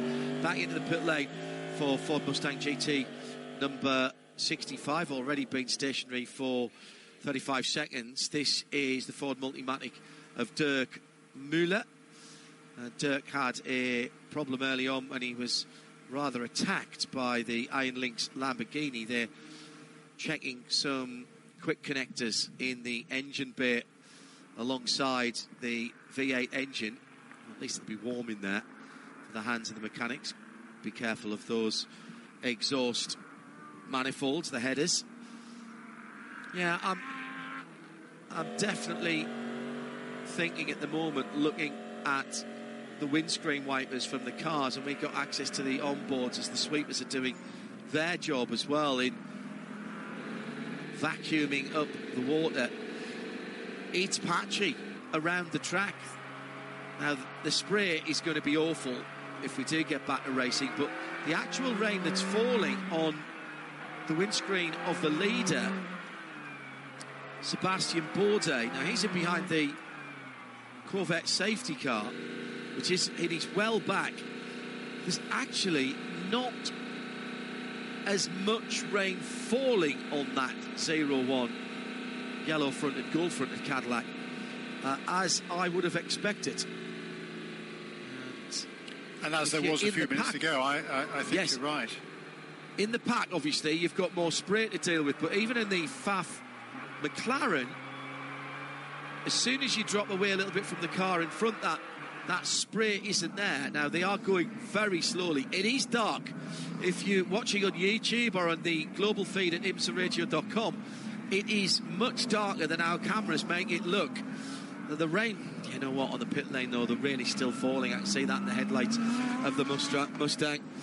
Let's go down to the pit lane. Shea Adam has Stephen McAleer. You might just have to move your position, Shea, to pick us up, because I didn't hear you on the talkback. The rain is causing some problems, but I think I'm hearing it on air. Fire away. Hello, Shea? No. I hear a crackle. The water is getting into... Do you have me now? There we go. Yes, we do. There you go. Well, have all you right. twirled around I'm 3 standing times in the rain. and jumped up and Stephen, down? basically, I moved some of the little antennas. Stephen, you stay in the dry because, well, it's wet, and we know how you feel when you get in a wet race car. It just makes you happier. What was the issue with the 66 Gradient Racing Acura? Because we saw Sheena come to a stop at the exit of turn 1. Yeah, you know, unfortunately, it's a bummer. 30 minutes into the race, you know, we've had an issue. Looks like a loose ground wire or something on one of the kill switches. The guys did their best job to get it back on the road. We're 14 laps down at this point. You know, we've seen some crazy things happen. I think it's unrealistic to think that we could get that back. So we're just going to learn the car in the rain. There's a lot of accidents out there, a lot of driving that's you know, crazy, and again, it's such a bummer that we're not even going to get a shot at this. I think we had a good car in the dry. I heard this thing's pretty good in the rain, and you know, if we get some laps, that's great. But bummed not to be in contention at the moment. How much does this redirect the focus to Moto Petit Le Mans, which will be the final race of the season? And was the victory the team's last victory and the set of an Acura last win in GTD as well? Yeah, you know, I'll be honest. Of course, we'd love to win Petit with Gradient. As a driver, like, I know that they've done that already. I wanted to win Indianapolis for them. So, yeah, we'll go there. We'll give it our best shot. The car's obviously good. And we'll try our best. Better luck there. Thank you. Thanks, Shea. Thanks for that. And thank you for moving around a little bit. It was that standing on one leg with the left hand stuck up in the air, I think, that just did that. I remember when you used to go on holiday and take your portable television and take a bit of coaxial cable with you and loop it out of a window onto a tree or something like that, or an old coat hanger to get the best out of it. In the pit lane, what, no, just me? Okay. The Sun Energy one, number 75, Jordan Love in the pit lane from 11th in GT Pro. This is the copper-coloured car with the flames on the front. And they are looking at the right front of that car. It is on the ground. They are changing the tyre pressures. So they are letting the tyre pressures down, it would appear to me, on that car. The 3 of the 4 have been done, I think. Oh, no, just the fronts, maybe. Okay. Whilst we have time, let's discuss some of the bits and pieces coming in on at IMSA Radio. Tian Erasmus says, I'd like to know if you think that WTR Andretti and Whelen Engineering will take their Cadillac V-Series Rs to Le Mans. Well, of course, there's 2 Cadillacs in the WEC full-time next year, with Hertz Team Jotner taking up that. So that will definitely be 2. I think it's going to be a question of space, to be honest, Tian, because there are not enough places at Le Mans for everyone who wants to go there. There's not enough people, places at Le Mans for, in the WEC for everybody who wants. There are going to be 40 cars in the WEC next year. There are some guaranteed spots for winners of the Asian Le Mans Series, the ELMS, etc., that take it up. Also, some couple of entries from here in IMSA as well for the Gentleman Drivers Trophy. It will come down to how many cars there are in the field as a whole, as well as how many Le Mans entries there are. I think that is an imponderable at the moment. I think they would like to into the pit lane. The 027, this is the new GTD Pro car for Heart of Racing. They've added a 0 and moved up a class, red behind their numbers, helping their team car hopefully to the championship in GTD Pro, trying to get between them and some of their competitors. Hello to Spirit and Wood. Hello, Alistair. Glad I brought my FM radio with me. Oh, so you tuned in on 103.9 at the track. Excellent. Currently undercover in the grandstand across from the pagoda, but pretty drenched from walking around. Still 23 Celsius. So, I mean, in UK terms, that's not cold, but if you are wet, I can imagine that it's pretty uncomfortable at the moment. Hello to James Demare.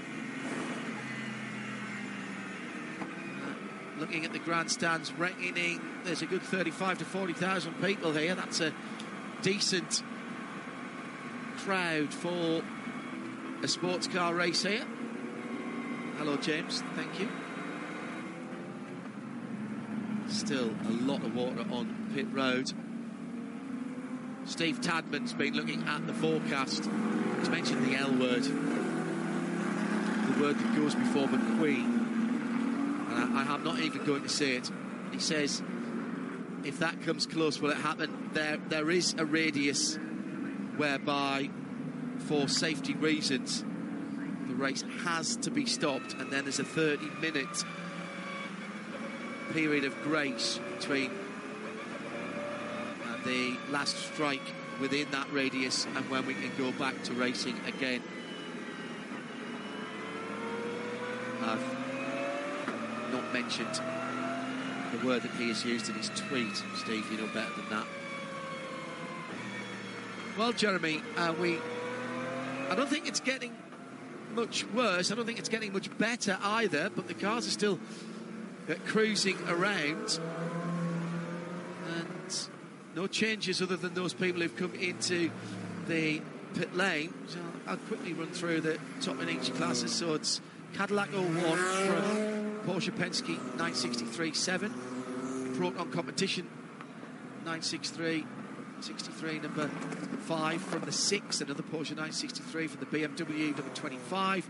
The top 6 made up by JDC's bright yellow 963.85. Some very seasoned golfers, still with their shorts on, playing on the golf course. Expect the greens will be pretty slow in this weather. In LMP2, into Europol by PR1. Nick Bull leads from Ben Keating in United Autosports, 52 from 2 from 22. Dan Goldberg back up to third now after his trials and tribulations for United Autosports. Gar Robinson in the 74, blue and orange. Riley in fourth. Stephen Thomas for TDS, the 11 car is grey and bright yellow. And PJ Hyatt, after penalty earlier on, back up to 6th in the purple Spike the Dragon. GTD Pro, top 4, sit 21st, 22nd, 23rd, 24th. Corvette number 3, Ford Multimatic Mustang number 64. Ford versus Corvette, that has a ring to it. McLaren GT3 from Faffel for in 3rd, and Lauren Heinrich for EO Racing. It's the green Porsche number 77. He's just come in the pits, actually. Pat Gallagher leads in GTD for BMW.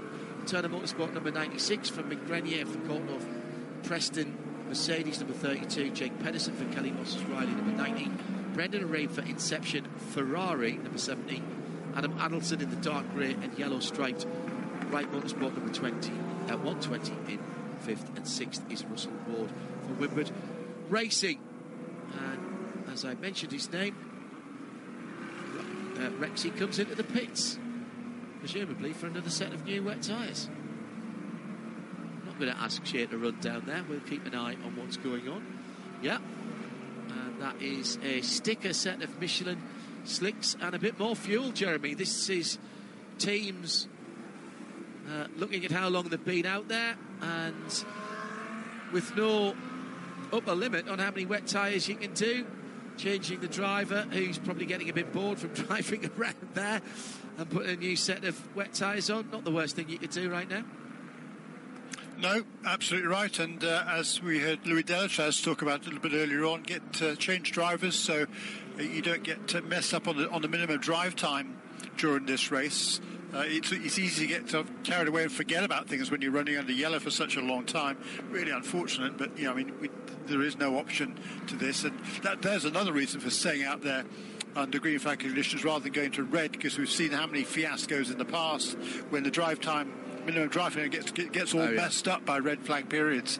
So that's something that the teams think another thing for the teams to rely upon. If it had been dry the whole way, it's much more easy to manage it, but when it's wet for long periods, it's very tricky to get that underway. And certainly for all the LMP2 cars, they want to get their bronze driver time completed as early as they possibly can, so they can get the pros in for the majority of the race.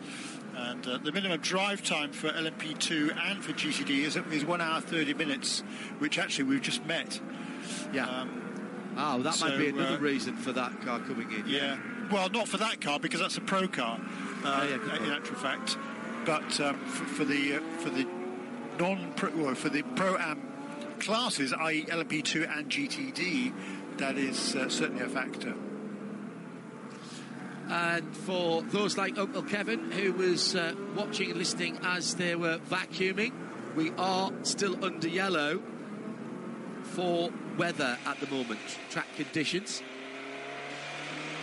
Right Turn Lover has just asked that question as Jeremy was answering it. Bronze drivers now, if they've been in from the start, take out any time down the pit lane. 1 hour and 30 minutes is the bronze driver minimum drive time in this race, so we are close to it now. Barry Koshiner, F1 couldn't run the oval turn 1 because of safety concerns, IMSA can't run the chicane inside turn 1 of safety concerns. That's true, Barry, to be honest. I think it's just the general condition of the whole track with standing water. It's not just down at turn 1.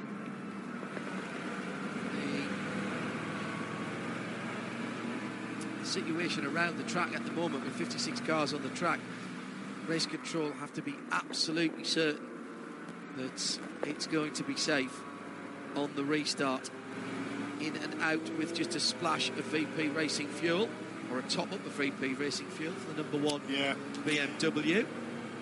Yes, and that's another thing for the teams to consider, John, is the Michelin Endurance Cup, of course, this weekend. This is the 4th out of 5th rounds. Generally, we only have 4 rounds for the Michelin Endurance Cup. We have Daytona and Sebring, and then Watkins Glen 6 hours, which is in June, and then Petit Le Mans, the final race next month. But of course, this year, for the first time, we've got the 5th here at Indianapolis, and points for that Michelin Endurance Cup will be awarded at the 3-hour mark and at the 6-hour mark. So that's something the teams have got to factor in now as well. Obviously, they can go a lot longer on when it's wet and running at safety car speeds on a tank of fuel than they could if it was dry. So with an hour and a half remaining, that's certainly a factor that's going to come into effect pretty soon for these teams that are chasing the Michelin Endurance Cup. Official retirement. We should talk about that a little bit. Yeah, official retirement. Yeah, so let's, I think, for the 12 car, Jeremy. Just the Lexus, as we. God, they've had no luck this season. None. No luck this season at all. Only bad luck.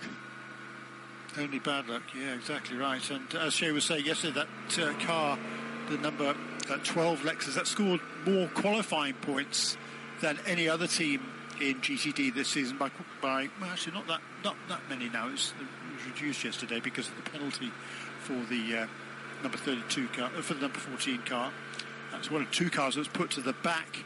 Excuse me, number 12 car. One of two cars that were put to the back after failing the minimum ride height in qualifying. Yeah. Let's go back to the Michelin Endurance Cup, however. In GTP coming into this weekend, the number 7 Porsche Penske Motorsports 963 has 33 points to the 28 of the Whelen Engineering Cadillac Racing number 31 car.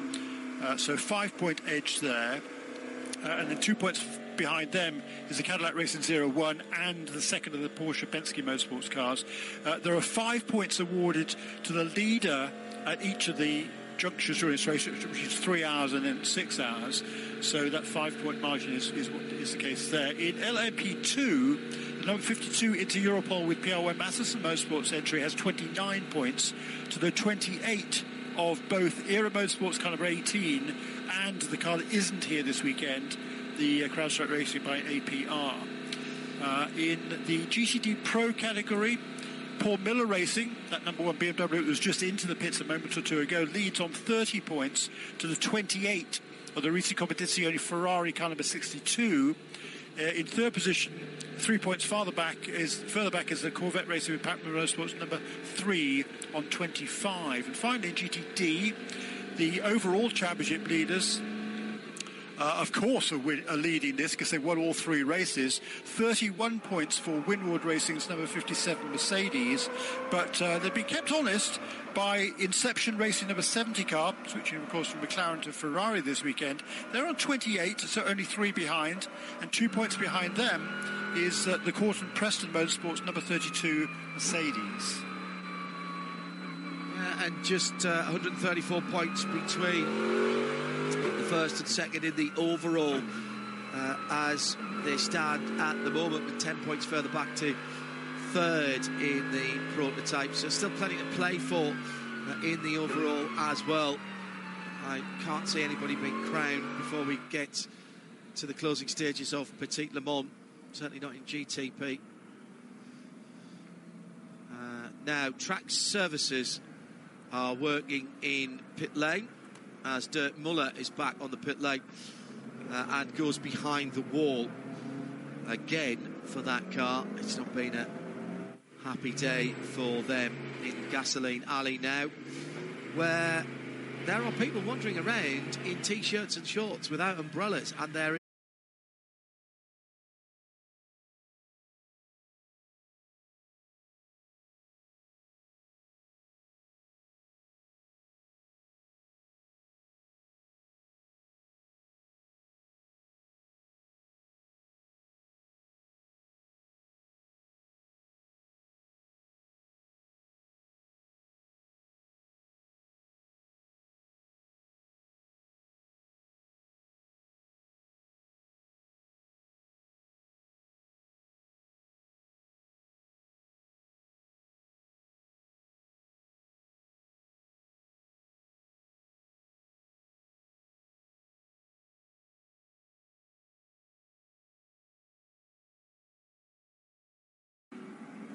might see if race control feel that pit lane is safe.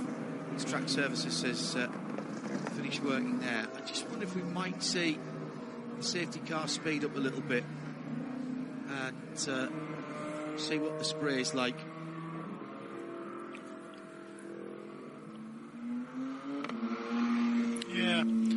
Yeah, from my perspective here, it's certainly better than it was. It's certainly interesting with these onboard cameras that we can see. You can see from the onboards how much water is dissipated by the car in front.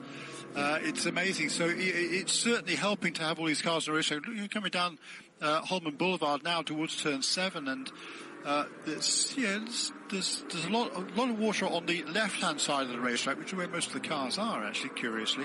But it's certainly a lot better than it was, no question about that. And looking at the sorry, John. I was just going to say, Jeremy, and the track sweepers aren't just moving water, of course. They are, they've got a big vacuum in there as well, so they are taking some of that water off the track, and then they'll drive out and dump it and pump it back out, and then they'll come back on again. That's what they're doing in pit lane at the moment, actually, trying to get rid of the worst of the standing water. And I'm looking at the puddles, and there are far fewer drops hitting the puddles. There's still rain falling. It's not as big or as ploppy as it was, but there are parts of the track that are stubbornly refusing to dry. And bizarrely, some of that is on the oval, where you'd think the water would run down.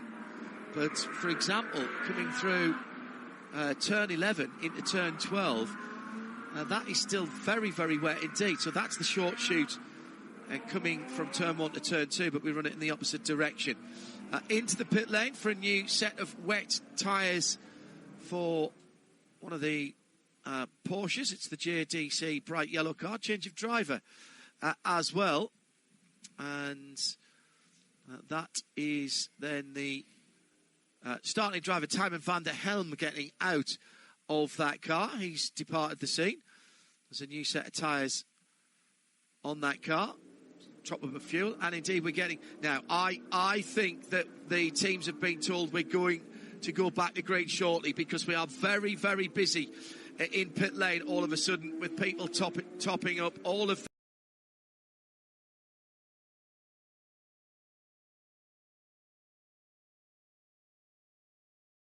Bronze drivers have gotten out of the LMP2 cars with their platinum, for the most part, counterparts taking over. Paul-Loup Chaton has gotten aboard Spike the Dragon in the number 99 AO. That was the only one of the LMP2 stops that I could watch. 14 Lexus came in fuel and new wet weather tires. It's fuel and new wet weather tires as well for the number 4 Corvette, but that's no longer Nick Katzberg.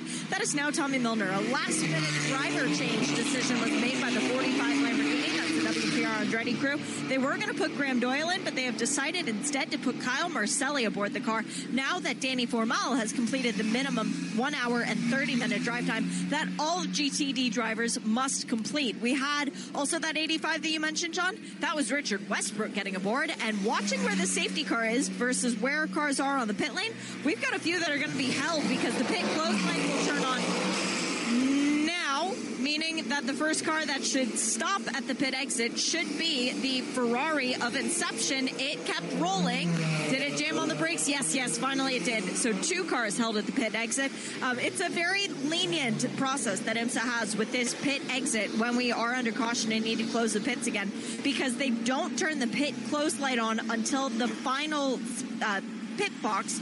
The safety car has crossed the final pit box, so they give everybody a lot of time. Making it into the pits this time around, the 64 Ford Mustang. This is the car that Mike Rockefeller started. It was in second place. Now it's going to be Tinks taking over, and he tiptoes around the side of the car because the pit lane, even though they swept off the fast lane, it's still slippery in those boxes.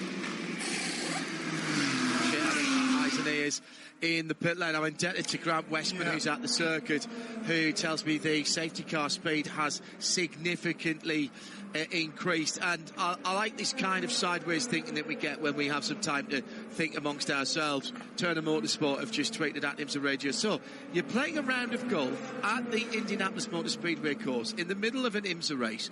You slice it with your shot headed towards your fellow golfers. When you shout 4, who's going to hear you? It's a fair point, well made. I like that kind of thinking when we've got time to fill. Now, also got to tell you, when we go back green, that we have got an investigation going on for Spike the Dragon, the number 99 car, for passing under yellow before this full course yellow came out. So that's the AO99 car. Paul-Loup Chaton behind the wheel now, sitting in fourth, overtaken under yellow just before the FCY, the full course yellow, the safety car came out. Professor Hobbs, a little late to the party. Hello, Prof. So many cars, so little track. I'm catching up, re-watching the start. Well, you'll be able to miss a bit out, Prof. Shea in the pitch, Jeremy, in the Full Performance Global Broadcast Centre. LMP2 strategy, Jeremy, what can you tell us? Yeah, as you say there, yeah, all of the minimum drive time has now been met, so the bronze drivers are out of the cars. The interesting thing to me, though, is that there were two cars that lap down, number 18 and number 8. They both came in there as well. That should have given them the opportunity, if they hadn't pitted, to get back onto the lead lap. But they didn't pit because I think the only car on the lead lap that did not pit was Dennis Anderson in the MDK by High Class Racing, car number 20. And unfortunately, I couldn't see whether he was ahead of the number 18 and 8, because if he wasn't, they missed an opportunity there to get back onto the lead lap. We are definitely going to try and restart shortly, because we've done the GTP Clat split. So race control seeing probably far more than we can from the Full Performance Global Broadcast Centre, and beginning to get the cars in line with the fastest cars at the front of the field. Sebastian Bourdais for Cadillac 01, the gold-fronted car. The black pinstripes over the bonnet and the roof of Felipe Nasr, Porsche Penske Motorsport. Been in since the start, those two drivers, as has Jimmy Bruni in the Proton competition. Mustang sampling 963 in third, the number 5. And Mathieu Jaminet in the number 6 with the white pinstripes on that Porsche 963 from Porsche Penske Motorsport. In LMP2, Dennis Anderson for MDK by High Class Racing in 11th. Is the best of the the LMP2 cars. Actually, Westy should be able to get past him on the class split for JDC Millet in the bright yellow number 85. He'll have Kubas Merkovsky for Inter Europol in the number 52 car to contend with on the line astern single file restart, with United Autosports and Nico Pino in the number 2 car in third, and Paul-Luc Chaton with that potential penalty looming over that EO Racing number 99. In GTs, it's the Corvette number 3, Alexander Sims, back in the lead from Pfaff Motorsports McLaren number 9. Then Patrick Gallagher is the third in the line. That is the Turner Motorsport BMW number 96, and Leeds GTD ahead of Russell Ward for Winwood Racing in the 57. No further procedures now before the restart, so if you haven't made the class split, you won't be able to do it. Let's go down to Shea Adam for a weather report from the pit lane. It looks like the pit lane puddles in the transition, the accelerating lane were a lot better, but how's the rainfall itself, Shea? It's starting to pick up a little bit more once again, but it is definitely raceable at these conditions. The pit boxes are very, very slick, but the pace car lights have just gone out. The safety car lights have just gone out, meaning we will be going back to green this time around, so grab your popcorn. Number 5 car there. Jimmy Bruni has lost positions, Jeremy. Right. Yeah. Yes. So, and did he make another stop? I don't think so. No, I don't so think maybe. No, he rejoined at the back, almost. So maybe he had a little off there. I'm just scanning through to make sure. Spun on his own that lap is what I'm hearing. So, the Italian will be very unhappy with himself by that. Fastest car when it was dry was a 1:17.2. That was the 31 Whelen Cadillac Racing V Series R. Pete Durrani's behind the wheel of that car. He will restart in 8th position, and on to the loud pedal for Sebastian Bourdais. He's got a great jump out of 13. Yes, the spray, but there was grip there. He accelerated all the way through turn 14, very confidently indeed.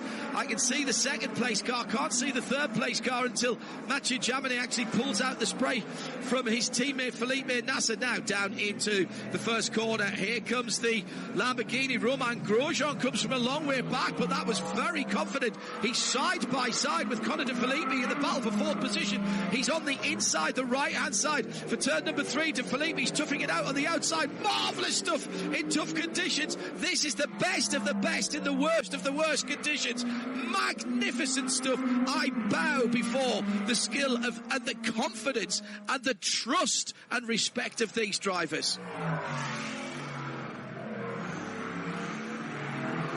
Fabulous stuff on the restart. They got bored behind the safety car, Jeremy, didn't they? Yeah. Yeah, so really tricky right now, and this is where the drivers really can shine. Confirmation of that pass under yellow, the drive-through for the number 99 AO car. I've also heard from Jake Parrott, thank you Jake, that Jimmy Bruni's put in the final complex, that's why he dropped down, and he will also have to take a penalty, pass under yellow, as will the second place car of Felipe Nasser. Pass under yellow. Nasser already coming into the pits at the first opportunity. This is a drive-through for this car. Pass under yellow before that extended safety car period. Oh, that pit lane is much, much better now. There's still some standing water, but at least we don't have a bow wave in front of the car. Just had a little flicker of the lights here in the Ford Performance Global Broadcast Centre in sympathy with the conditions at Indianapolis Motor Speedway. So, that's painful, Jeremy, isn't it, driving down that pit lane? What did you say it was, 52 seconds just to drive down the pit lane? Yeah, a year and a half. Now he's going to come out right into the battle of GTD. So what has he lost? The leader, he was right on the tail of Bourdais, and he now comes out at turn 2 as the leader is going into turn 11. So that's over half a lap he's dropped there. 52 seconds, yes, in the pit lane, but of course he's not at racing speed, which everybody is on the front straight. The two Heart of Racing Astons are together. It's the 23 from the 027. If you're just joining us, we've had an extended period.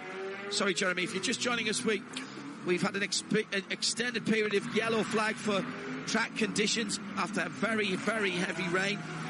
And you might not know that we've got two Heart of Racing GTD pros this weekend. Had a little spin, I think, for Dennis Anderson as well. He's just come out of the pits, but not up to speed yet, as he's been passed by the Pfaff McLaren there. Sorry, Jeremy, go ahead. Yeah, no, I was just going to say the two Astons, that's the way they want to keep it. There's number 90 car off the road along with number 50. Is that number 56? Yes, it is. Number 56, Dragon Speed Ferrari off that pair off the road. Yeah, and that is at turn 7 and 8. The Porsche number 90. That's a multicoloured car for Riley Dickinson. And the Ferrari now also close. Oh no, that Dennis Anderson spun on his own. Oh my goodness, very close indeed to the Tower Motorsport number 8. That was masterful avoidance by Charlie Eastwood. The Porsche and the Ferrari from Riley Dickinson, and who was in the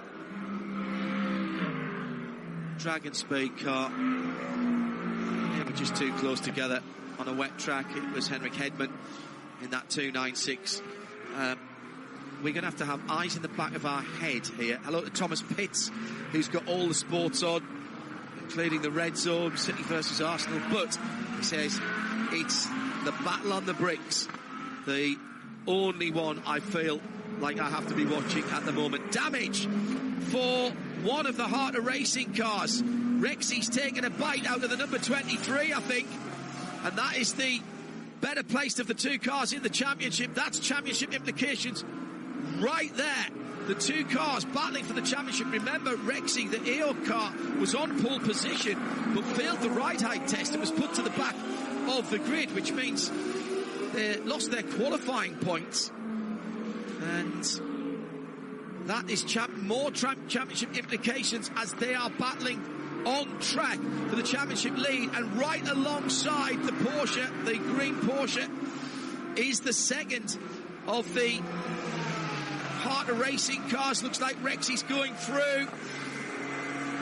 A battle for position, but more importantly, a battle for the championship lead.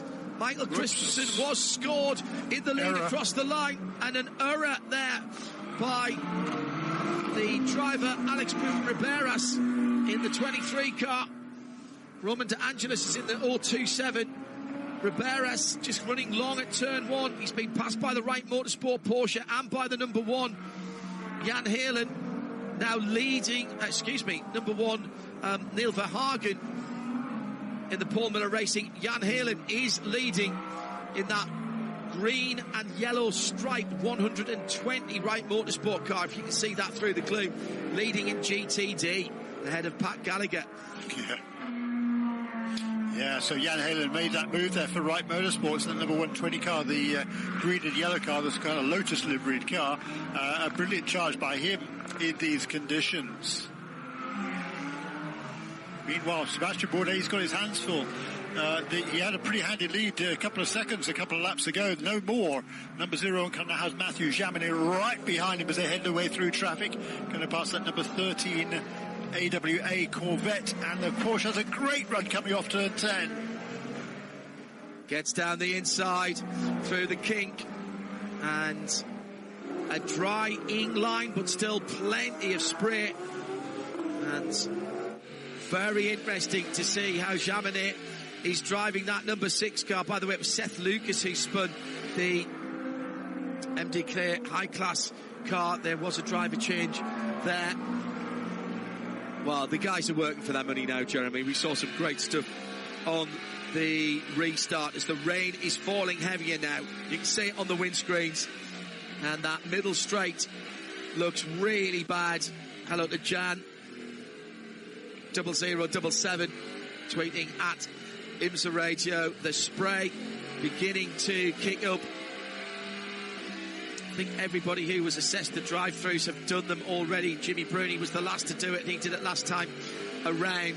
Jaminet then, he's out there somewhere. I'm not sure. I have no clue in these conditions how racing drivers do this. The vision from Sebastian Bourdais, he's going past the legion of GT cars on that Holman Boulevard towards turn 7, which is where he is now. I can see he's behind now the number 90 car, but only for a moment, because the Porsche was right in front of him.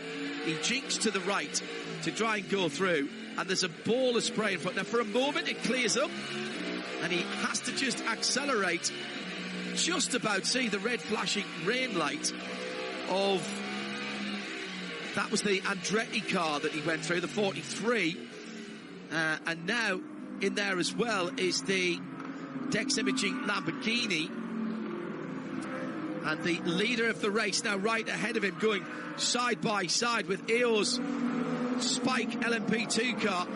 The confidence that these drivers are putting the power down, Jeremy, through particularly turn 14 on the front straight, it is mind-blowing, totally mind-blowing. I cannot actually compute what is going on here.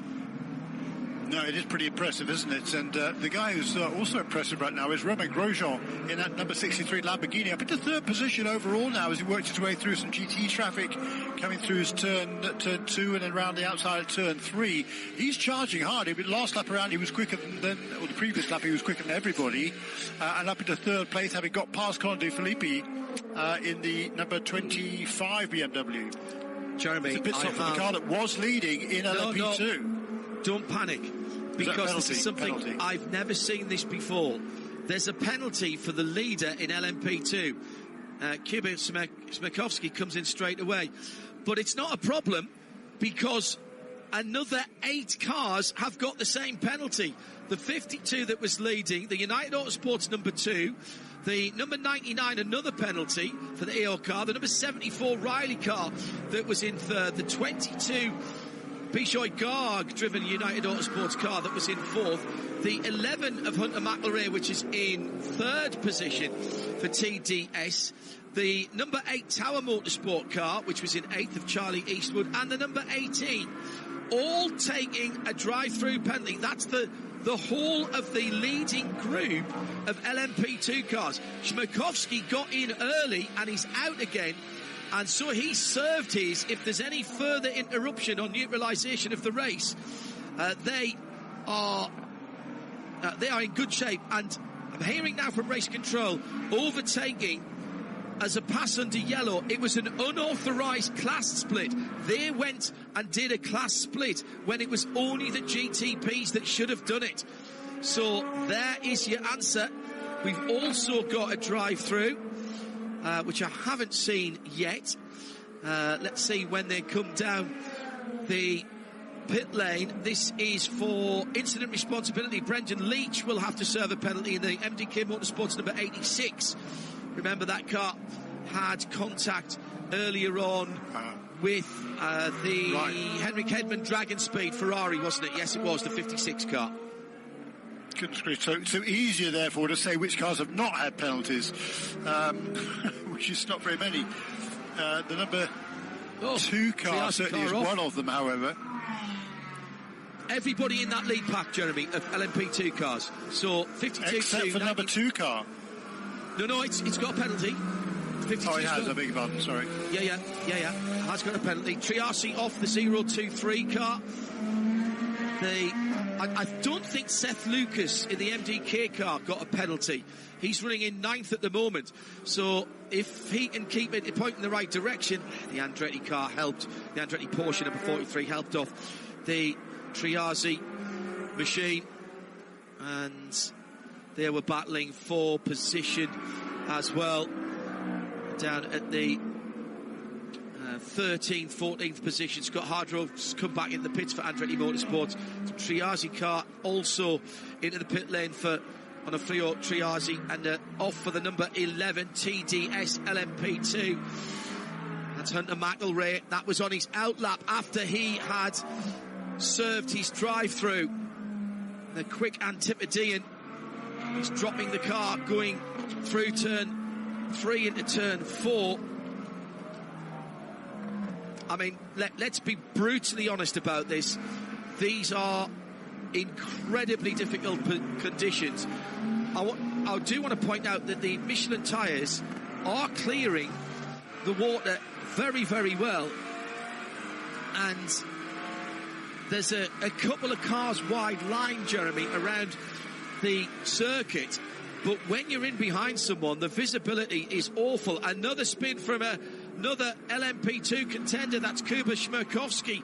Now, he did his penalty early, and where's that he's fallen off the circuit?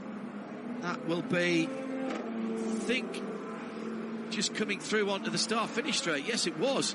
So it was just in front of the pit lane at turn 13. At the front of the field, Mathieu Jaminet, Jeremy, has cleared off. It might be difficult for everybody else. He's settled into a nice pace, but he's 6.5 seconds up the road from Sebastian Bourdais. You mentioned Grosjean. Grosjean now only 1.6 seconds behind Sebastian Bourdais. Those three with... It's Conor de Felipe, isn't it, who's next up? Yes. Also, but that's been a brilliant restart for Matt Jaminet. Yeah, and Conor de Felipe was faster than all the leaders on that last lap, except farther back down the field. Felipe Nasso is now in 10th position in car number 7 after... How did the restart? I can't remember now. That was a penalty, I think, for the number 7 car, wasn't it? Yeah. So after that, he was the quickest car on track last time. It did a 28.6 to the 1 minute 30.9, so 2 seconds quicker than the race leader, Mathieu Jaminet. Not surprised that the Triasi Ferrari has been penalised.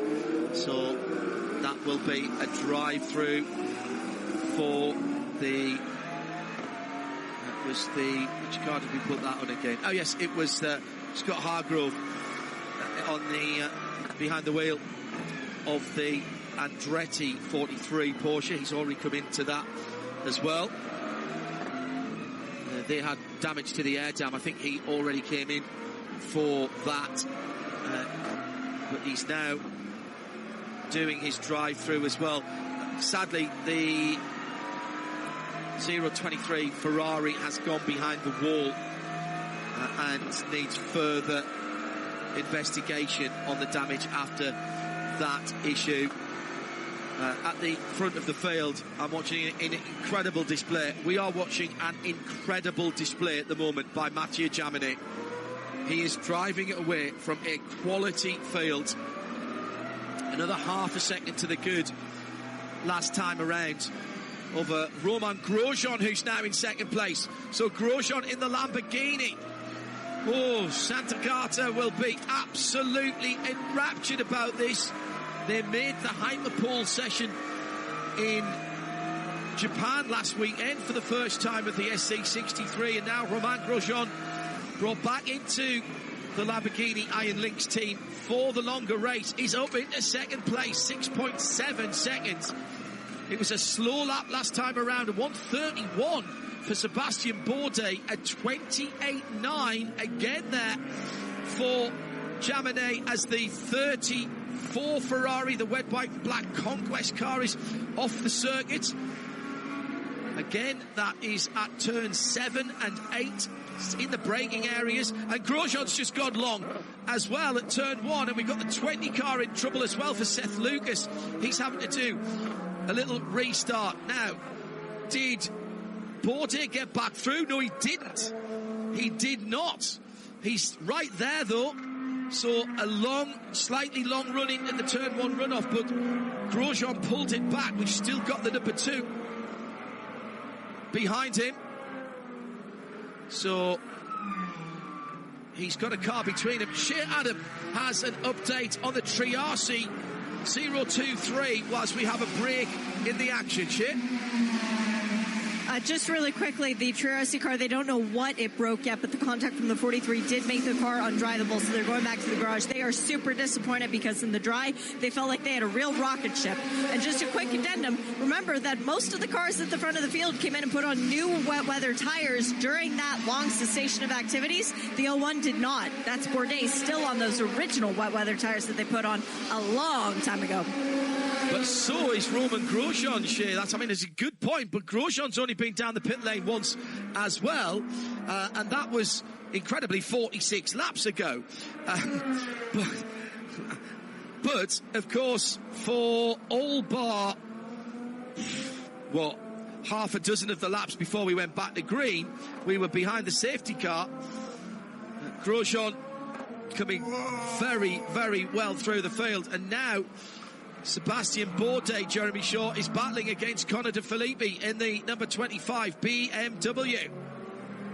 Yeah, side by side into turn 1. It looked like De Filippi might have been able to make that pass on the outside line, but Bourdais just about able to hold off that challenge.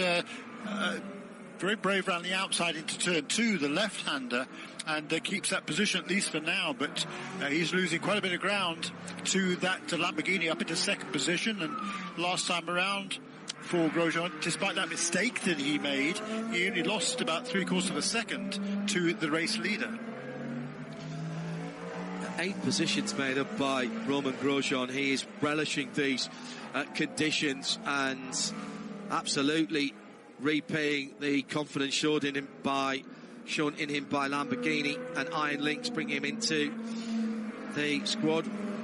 Rogro doing what Rogro does. He's just gaining a tiny little bit. He's brought down the gap to Jaminet by about half a second. Oh, now a little bit more actually. 5.6 seconds at the front of the field as the leader is right in amongst the lapped traffic, and the next car he'll go by is the era number 18 of Connor Zilic. 7th position in LMP2. Congratulations to Connor for a couple of brilliant results in the other part of his career, which is on the stock car and truck driving side of things. He's proving himself to be a very, very versatile driver. Sitting in 7th at the moment, as I say. Alex Sims still leads the Corvette in GTD Pro. From Pfaff Motorsports, number 9 McLaren, and Daniel Surra in Risi, number 62 Ferrari. EO Racing's Porsche, Michael Christensen in 4th, 5th, Roman De Angelis in the 027 Harter Racing car. It's the wrong car, really, for them, isn't it? And in GTD, Jan Halen for Wright Motorsports, 120 Porsche leads from Ollie Milroy with a couple of GTD pros behind them for Inception Ferrari. And then it's Forte Racing and Misha Goldberg in the number 78 car. And in LMP2, United Autosports leads with Nico Pino behind the wheel of the number 2 car from Riley and Josh Burton. 14 seconds between those two, with Bishoy Garg in 3rd position for United Autosports. Then Kuba Shmerkovsky. That spin didn't help him, and another spin in LMP2. This time for, was that the number 88? I think it was, going around there. Yeah, the Richard Mille car. I'm just trying to see if the guys made up positions. Yeah, that hasn't helped them. That's number 88 spinning further down the field. But the top 8 back together now in LMP, as we've got the Riley car spinning, and also the 31. This is down at turn 1. Check that. That is over the far side turn 12 of the track at turn 12. But at least he's got some tarmac to drive on. That car doesn't look happy, though, for Pipo Durrani. I think he's headed to the pitch, Jeremy. He's been really struggling. I was just about to try and tell you that he was really struggling, as was number 24 car, Philip Eng. They really were having a tough time over the last 2 laps, losing a lot of ground.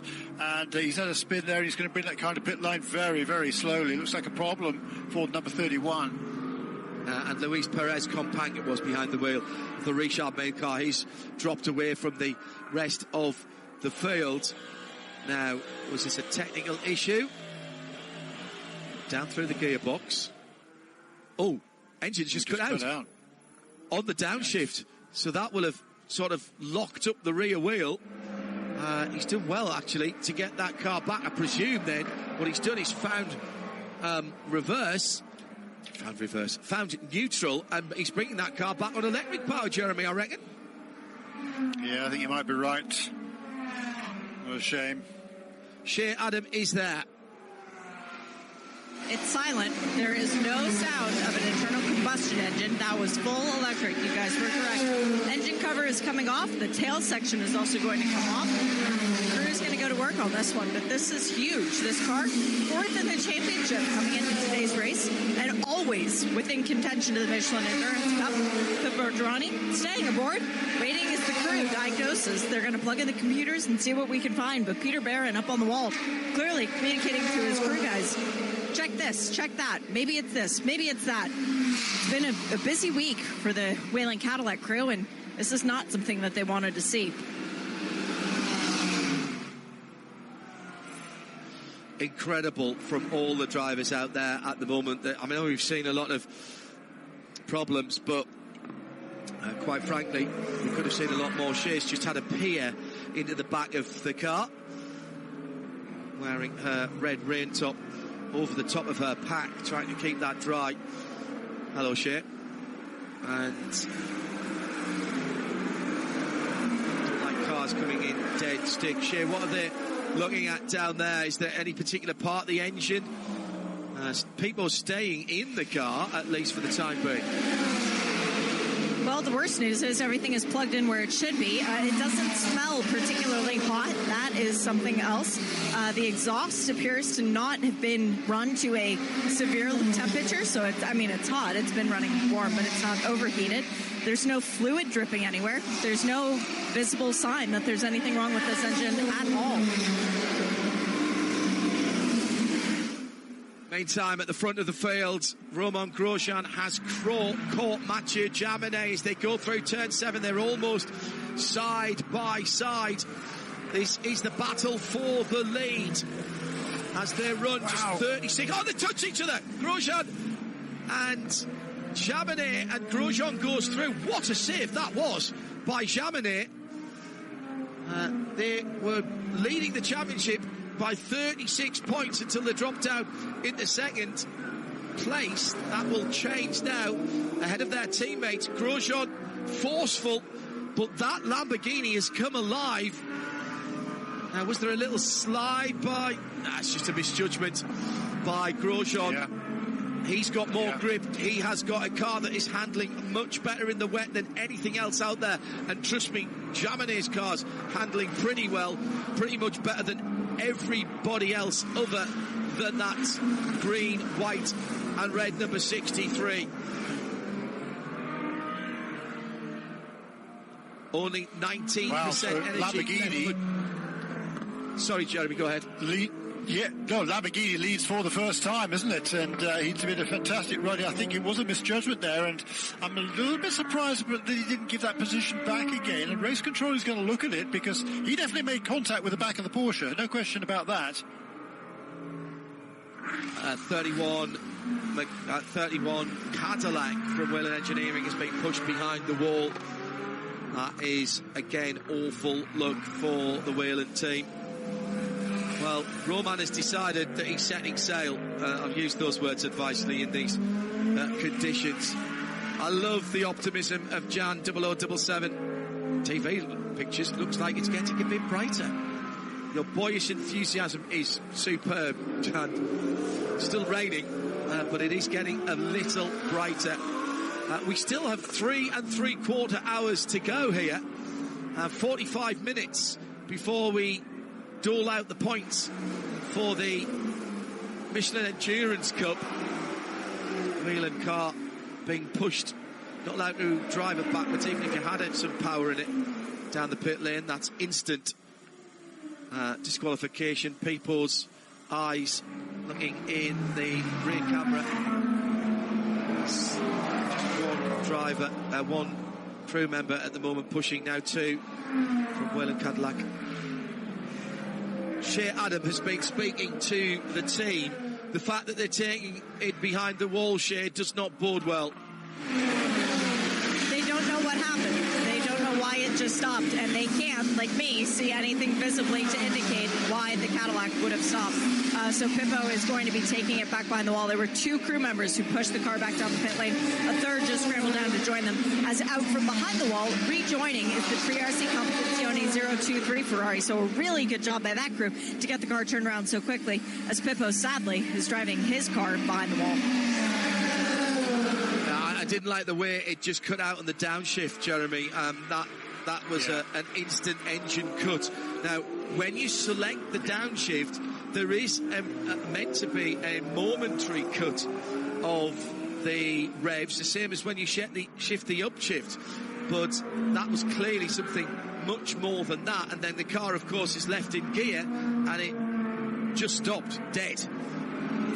Yeah, it did, didn't it? There's no sign of life there whatsoever, and that's just some sort of electrical cut there, breaking a line, or certainly a complete loss of power there. Real great shame. It's going to be, well, you're not going to come back from that as competitive this field is. But look, a couple of things to notice here. Grosjean's still flying. The other guy who's flying still is Felipe Nasser in car number 7. The last couple of laps, he's made very quick work of both Richard Westbrook and Ricky Taylor, left them already way behind. And next in his sights will be Jordan Taylor in car number 40. So up to 7th place now in car number 7. Did a 1:27 last time around. Even Roman Grosjean only did a 28.6. Crossed the line for Nasser. A little bit slower that time around. And, well, that was how he lost. We're seeing pictures now. Obviously, it doesn't work on radio. That is how I think he lost the positions in the first place. Going long at the final complex as now he's gone down behind Ricky Taylor, back down into 9th. No, that's more recent than that. Sorry, I'll take that back. Yeah, so he's thrown away all that good work. All that good bodywork has disappeared, and he's absolutely flinging the car around at the moment. Felipe Nasser comes up behind the 023 car. Just been asked by someone who's watching in South Africa. Hello, Tian. Is the 027 Aston the same GT as the 27 Aston in the FIA WEC? No, it's not. It's the car that has been in GTD all year over here in IMSA. They've bumped it up. They could still be running in that class, but they bumped it up to GTD to try GTD Pro to try and help their teammates and put some extra cars between themselves and the AO77 Porsche, with which their teammates in the 23 car are fighting for the championship. Glad to see some pit stops, including from the leader. Romain Grosjean has nearly gone through his energy. Is there a way to see race control messages? Yes, there is. There's a race control clicker on the bottom of the live timing alkamelsystems.com. RC at the bottom will give you a pop-out screen for all the race control messages, and it also pops up on the bottom of the screen.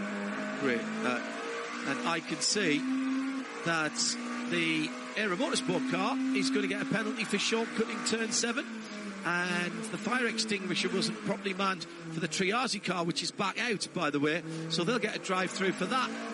And Seth Lucas has gone off in the number 20, I think, again. I've just seen that on race control. Yes, he has, and that was at turn 12. You're up to date with IMSA Radio as we come to the end of a clock hour, but with 3 hours 40 minutes to go for Performance Global Broadcast Centre, bringing you live coverage from Indianapolis. Whew. Yeah, there's a lot going on out there, that's for sure. There's a lot going on right now, and Romain Grosjean is doing a super job out front. Mathieu Jaminet pretty much matching his pace now down into the 27s, but 26 there, 1:26.6 for Colin Di Filippi. He's brought that gap 3 laps ago. It was 9 seconds between second and third. That's now halved. 4.6 they came across the line to complete their 73rd lap, pulling away pretty rapidly from Sebastian Bourdais, who is pretty much keeping pace with Philippe Eng, who doesn't have the pace of the other front runners at the moment, nor does Jordan Taylor in the 6th position in caliber 40. Jimmy Bruni's the other guy who's been really struggling in that number 5 car. He was off had a problem earlier on, and since then he's made no ground in terms of catching the other cars on the lead lap in GTP. Leader in the pit lane, one of to this point 7 cars at 2 hours and 21 minutes in the race. 7 cars have only made 1 pit stop. It's now only 6 as Romain Grosjean brings the Lamborghini Iron Lynx SC63 in after its first laps leading in IMSA. Shea Adam is in the pit lane. Fuel, tires, and a driver change. Matteo Cairoli taking over this car as Roman trips a little bit getting out. He will have been tired from that stint, most of the time being bored, and then be thrilling us all once we got back to green flag racing. So I am going to wander down and try and grab Roman for a quick word.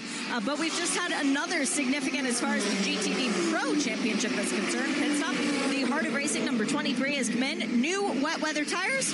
Ross Gunn plugged in aboard that car. Race this is, says Edmund Berry. Hello, Eddie, at IMSA Radio. Now we know why IMSA left the cars circulating. It would have took much, much longer if we'd red flagged this. The teams would have had to re-warm up the cars.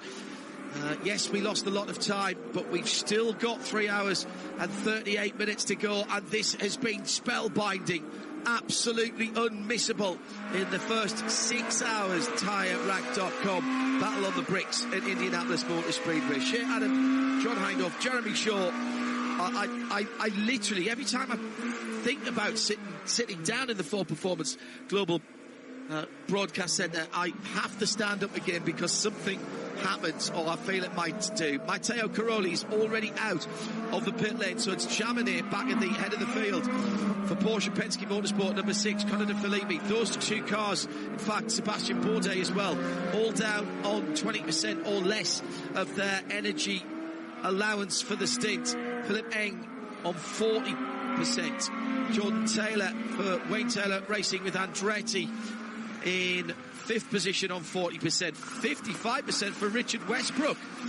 And he's only 44 seconds away from the lead, so the JDC Miller car not out of this. None of those cars are out of it, as Caroli has rejoined just ahead of Jimmy Bruni in the number 5 car. He'll have to pit again in a minute, and he's going to lose the lead lap when he comes into the pit lane in that Mustang sampling Porsche.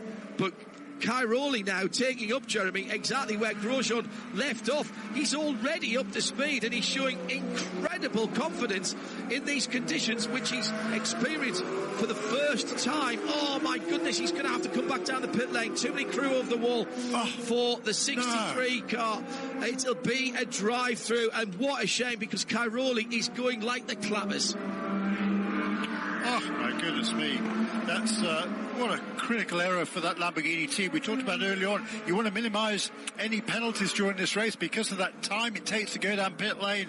That's heartbreak for Arndlink's Lamborghini, or particularly for the driver. Yeah, not Matteo's error there. The team will be kicking themselves. We talked about, as Jeremy rightly said, a Michelin countdown to green, our Porsche keys to the race. Track limits, well, we haven't had any issues there. Nobody wants to be anywhere near it. The starts and restarts, be there at the end, and do not come down the pit lane more than you need to. I said Sebastian Bourdais needed to, and he is coming to the stop. Whilst he has the stop, let's hear from Romain Grosjean down in the pit lane, live on imsaradio with Shea Adam. Roman, first laps of the Lamborghini leading overall in the IMSA WeatherTech Sports Car Championship go to you. How badly did you want that? I think for the boys and for Lamborghini and for everyone, so much effort was put into it that I'm proud of what we did today. Obviously, condition playing in our favor. For some reason, it was very tricky out there, but I car behaved well, so I hope my teammate can carry on what I've built. But I must say, of course for me, but for everyone here, is fantastic. Do you feel like the car had a bit of advantage in the wet since it has more weight to it? At least we didn't have a disadvantage. Well, hey, you made quick work of that. Good job out there. Thank you. We keep an eye now. Well, unfortunately, his car is coming back down the pit lane rather earlier than he might have expected. Cairoli comes in what are much better conditions in terms of the daylight. I thought Shea was very diplomatic not mentioning that to Romain as she was talking to him. One or two cars beginning to stray offline now to find the wetter parts of the circuit to keep the wet tyres working, Jeremy. We're nowhere near crossover right now, but that's the next big strategic decision that will have to be made. And teams like Philip Eng in the 24 BMW and Jordan Taylor in the number 40 Acura, they will be out there the longest before they come back in. Richard Westbrook as well actually has the most energy. Those guys, they can take their time making that decision, as Westbrook actually is just coming down to turn number 1, and that's the advantage of opening up that pit window.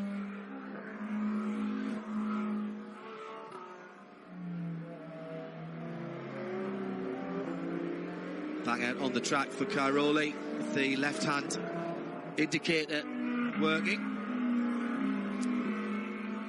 Sure, he was aware of that, noticed that before. Era Motorsport with a spin. That is at turn 12 and 13. Connor Silic behind the wheel. That number 18 car in LMP2 Era, sitting in 8th position. He's managed to find his way back to somewhere that has grip. A number of people, including James O'Donnell, saying the driver skills on display here exceptional. I've just driven to collect my Sunday night takeaway in heavy rain and slow speed. I can't comprehend how they do with it. I know what you mean. I was out in the weather earlier on, and even driving on my own with the wipers on full speed, it was pretty difficult. This is brilliant stuff. It's getting better, Jeremy. It's getting much, much better. And if the litmus test is that Holman Boulevard on the run from 6 to 7, that's much drier. There's far less spray even there now.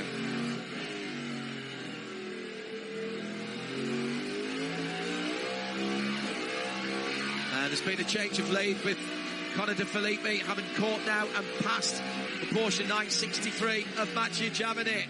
Another different manufacturer in the lead of the race, and they'll both have to pit soon.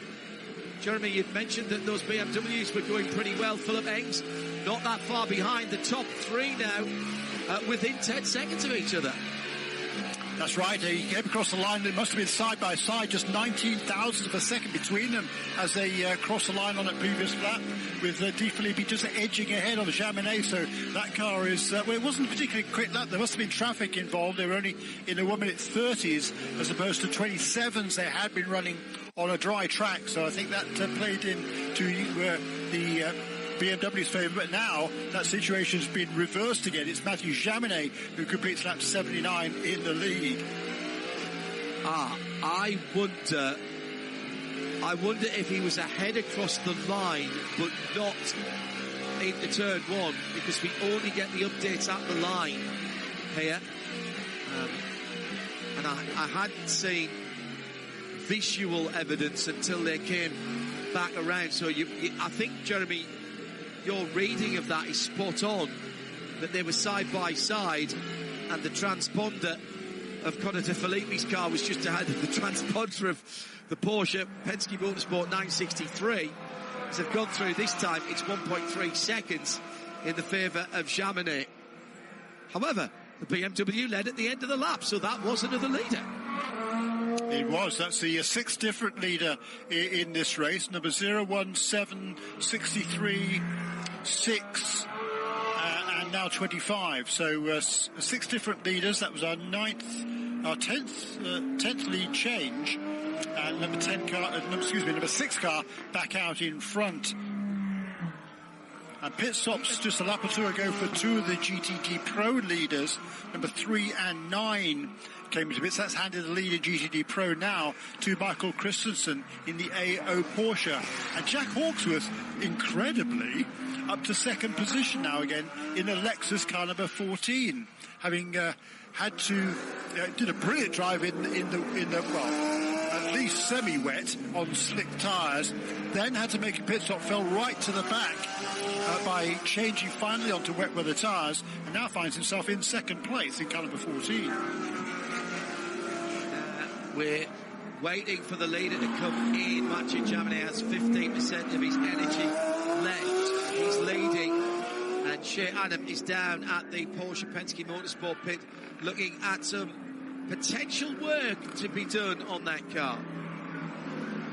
Both of the crews are up on the wall. The 6 is more prepared for the car to come in. Dane Cameron is up on the wall for the championship leading number 7, but they have the T-bars that they use to change the rear wing in hand of one of the mechanics. So that tells me that they're going to change the rear wing for Mathieu Jaminet. I don't know if this is a planned change to try and give Mathieu a little bit more downforce, or if it's a result of the contact that he had with Grosjean. Because remember, that did give them a little bit of concern, and they actually did send a mechanic out to the wall to look and see just how bad the damage was between the 2 cars. Oh, that's brilliant deduction, Shane. Yeah, the hit on the right rear, wasn't it, of the number 6 Porsche Penske Motorsport machine. If there's any damage to that under tray, the diffuser at the back, they will want to change that whole of the rear section. There's a little bit of a cheese wedge behind the rear wheels of that car. And that will help with the downforce. I suspect the issue at the moment, they'll be talking about what tyres to put on, and the Mustang sampling number 5 cars in. They've put slicks on. That they look like medium slicks in going. No, they're not. Shea Adam can say better. I thought I saw the yellow marks on the side for the medium. Are they? Nope. They're wets coming off the Mustang sampling car. Shea, what's going on? Wets are going back on. We only have the hards this weekend, John, so they have the red marking on the side if they were slick. So that answers that question. But into the pit box comes that number 7 Porsche Ford Penske Motorsport. This car, which leads the championship, has Dane Cameron climbing aboard. Dane, who has 3 previous starts at Indianapolis Motor Speedway in IMSA competition, best finish of 8. So he's looking to try and improve upon that this afternoon as Felipe Nasser walks semi-gingerly back over to the wall. Interesting. Wonder if he's got a bit of a cramp going on. We are waiting for the sister car to come in this lap too. Now I see the purple headlights back further down the pit lane. The tire change beautifully executed by the mechanics. These smoking old tires that have come off the cars, just gently waiting on the pit lane for the mechanic to come and rescue them. Now that's happened, and now we are just waiting on the fuel and energy replenishment for this number 7 before it can go back out on the racetrack in the hands of Dane Cameron. But immediately behind comes the number 6. This car, Matthew Gemini, took it to the lead, so I'm definitely going to try and grab a word with Matthew. Let's see, because, I should explain. The reason I can grab a word with him is because one Mr. Nick Tandy is getting aboard, the father of Felix Tandy. We are putting new Michelin wet weather tires on this car as well. Nick, who's proven to be a bit of a wet weather specialist, will be doing a bit of a rain dance. Well, no, he won't, because he claims he doesn't love driving in the rain, but we know that that's just not true. All right, the wing end plate that they pulled off the car does have a little bit of damage to it on that right rear, so the new one that they put on perfectly intact, meaning that Nick is getting a brand new race car. In effect, no issues with it to go out and do battle. The number 6 crew with almost an even better pit stop than the sister car, the number 7, waiting on the fuel. That's it. And then we're going to have Nick Tandy in this race. Hello to everybody at the Sun Inn at Falmouthshire. The hosts, Peter and Connie, Laura and JJ, and there are plenty of Nick Tandy fans there at the moment watching and listening. And I hope you're having a good evening. 7:15 in the UK. And the Falmouthshire Flyer is into the race. He's in the car now, so you can't hear me say that. Also, hello to Brittany and the family back at home. Jerry C asking, are teams allowed to use cut slicks? No, you're not. It's wets or dries. BMW into the pit lane. And it's the number 25, Conor de Felipe, out in second. That lets Philip Eng into the lead, Jeremy. He's been super quick in the last few laps. Very much so, and he's been catching up quite rapidly. He was the fastest car in 26 a couple of laps ago. I hadn't seen anybody else in the 26s. He's been struggling a little while ago, but as the track is beginning to dry, he came into his own, and he takes over the lead now, so he becomes the 7th different leader with his teammate Conor de Felipe dipping onto pit lane.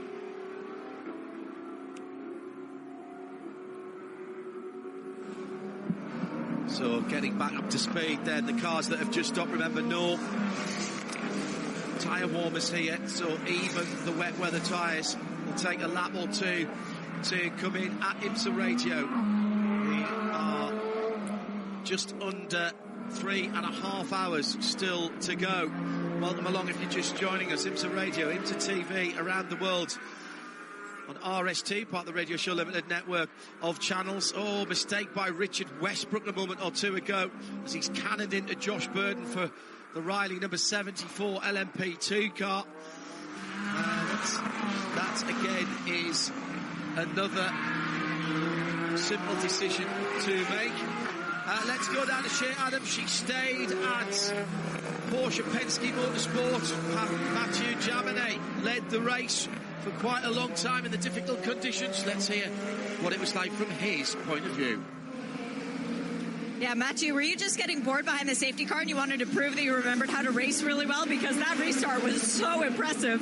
Yeah, honestly, I didn't get all what you said, but as everybody can see, it's a crazy race so far. Very long stint with the safety car, which was at the end the right decision because suddenly the conditions were really bad with a lot of standing water. But then, yeah, the people seem to race from lap 1 like it's the last hour. So that's a little bit surprising. A lot of contacts, a lot of risks taken. So, yeah, we've been pretty passionate driving around for a bit. Then in the wet at the end was okay. Could take the lead, and Grosjean came, hit me at the back for no reason. And yeah, we just kept on going. We were smart on energy and saving from the beginning. So that's why I could go pretty long. So yeah, I mean, everything is going according to plan. We just need to survive because the race is just crazy out there. how did that contact with Grosjean affect the handling of the car? Honestly, hard to say because the conditions are changing so much right now. The tires were overheating quite a bit, so yeah, it was just tough. I'm not too sure it actually did something, but yeah, we had to change the tail for sure. So yeah, I think the car is fine. Yeah, we can go from there. How close do you think we are in these conditions to that crossover when we go back to the hard slick tire? Actually, we are pretty close. I wish to have a little bit more energy in the tank to do a couple of more laps and then switch to slick straight away for Nick, but yeah, wasn't quite enough. I think we're going to see in the next couple of minutes the first cars trying to go slicks. So great job out there. That was fun to watch. Yeah, thank you. You can hear the smile on the face of Mathieu Jaminet. Nick Tandy already up to speed and is right behind Renger van der Zande, who'll be pitting in a lap or two. So they come down to the end of the lap, turns 12 and 13, come off the short chute between 2 and 1 on the super speedway. And Tandy, with newer tyres, being able to catch that BMW, and I think it's sweep past him on the front straight. Yeah, the BMW course. So Tandy at the moment is a lap down, as we see Philip Eng there trying to get some cooling water onto those tires. He sweeps to the inside, going down the front straight towards turn 1. Shame we didn't see whether he was able to make that, whether the Porsche was able to make that move into turn 1. But yeah, it's a great battle for the lead there. The top two, I mean, the second position now is kind of a 40, that's Jordan Taylor, but a long way behind the race leader Philip Eng, as which Westbrook brings number 85 car into the pits out of third position. It's almost dry down the front straight now, but it'll be greasy, so we need to start watching the lap times now and see what they come down to. We've been running in the 28s and 29s. Philip Eng last time around was a 27.5. What did Tandy do?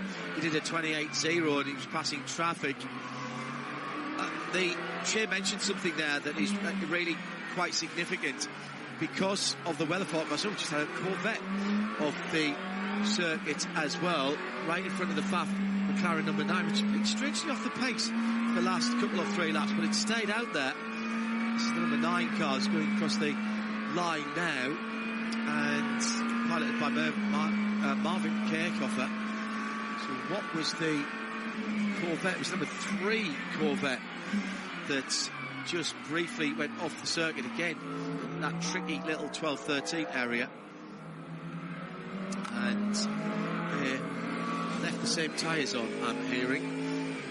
She mentioned something there that I think is significant, and that is the GTP tyre of supply this weekend. And bear in mind, all the GTPs get the same Michelin tyres, one wet, one dry. The only exception we've ever had to that was a couple of years ago at Daytona, when there was a couple of tyre compounds because we expected it to be so cold during the night, and then that could only be used between 8 o'clock at night and 8 o'clock in the morning, something like that. Well, here the selected tyre for the expected weather was the Michelin Hard, the hot weather tyre.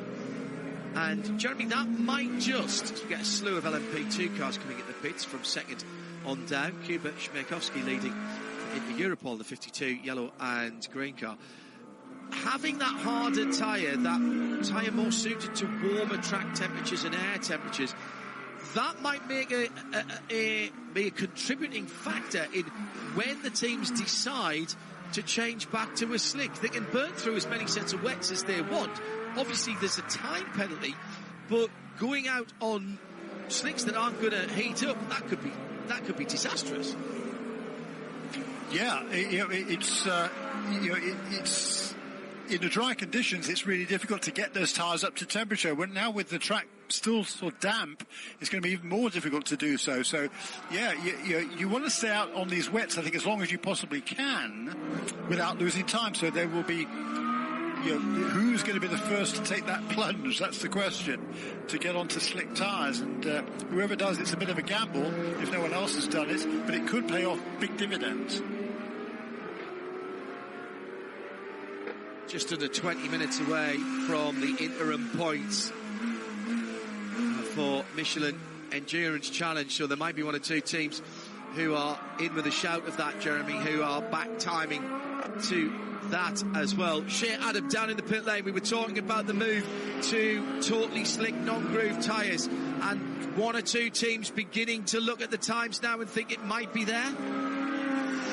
And in LMP2, that is the decision that's been made by the number 99 AO Racing Orica, and also the 52, which came in not very long ago for PR1 Matheson. They are also back in to put on slick tires. No driver change, just windshield tear off fuel and the tires. But I'm also seeing a change coming for the Heart of Racing. The 027, they're about to put Mario Farnbacher back in the car, and also new slick tires. Well, Swinkowski's been out there 28 laps, so that's okay.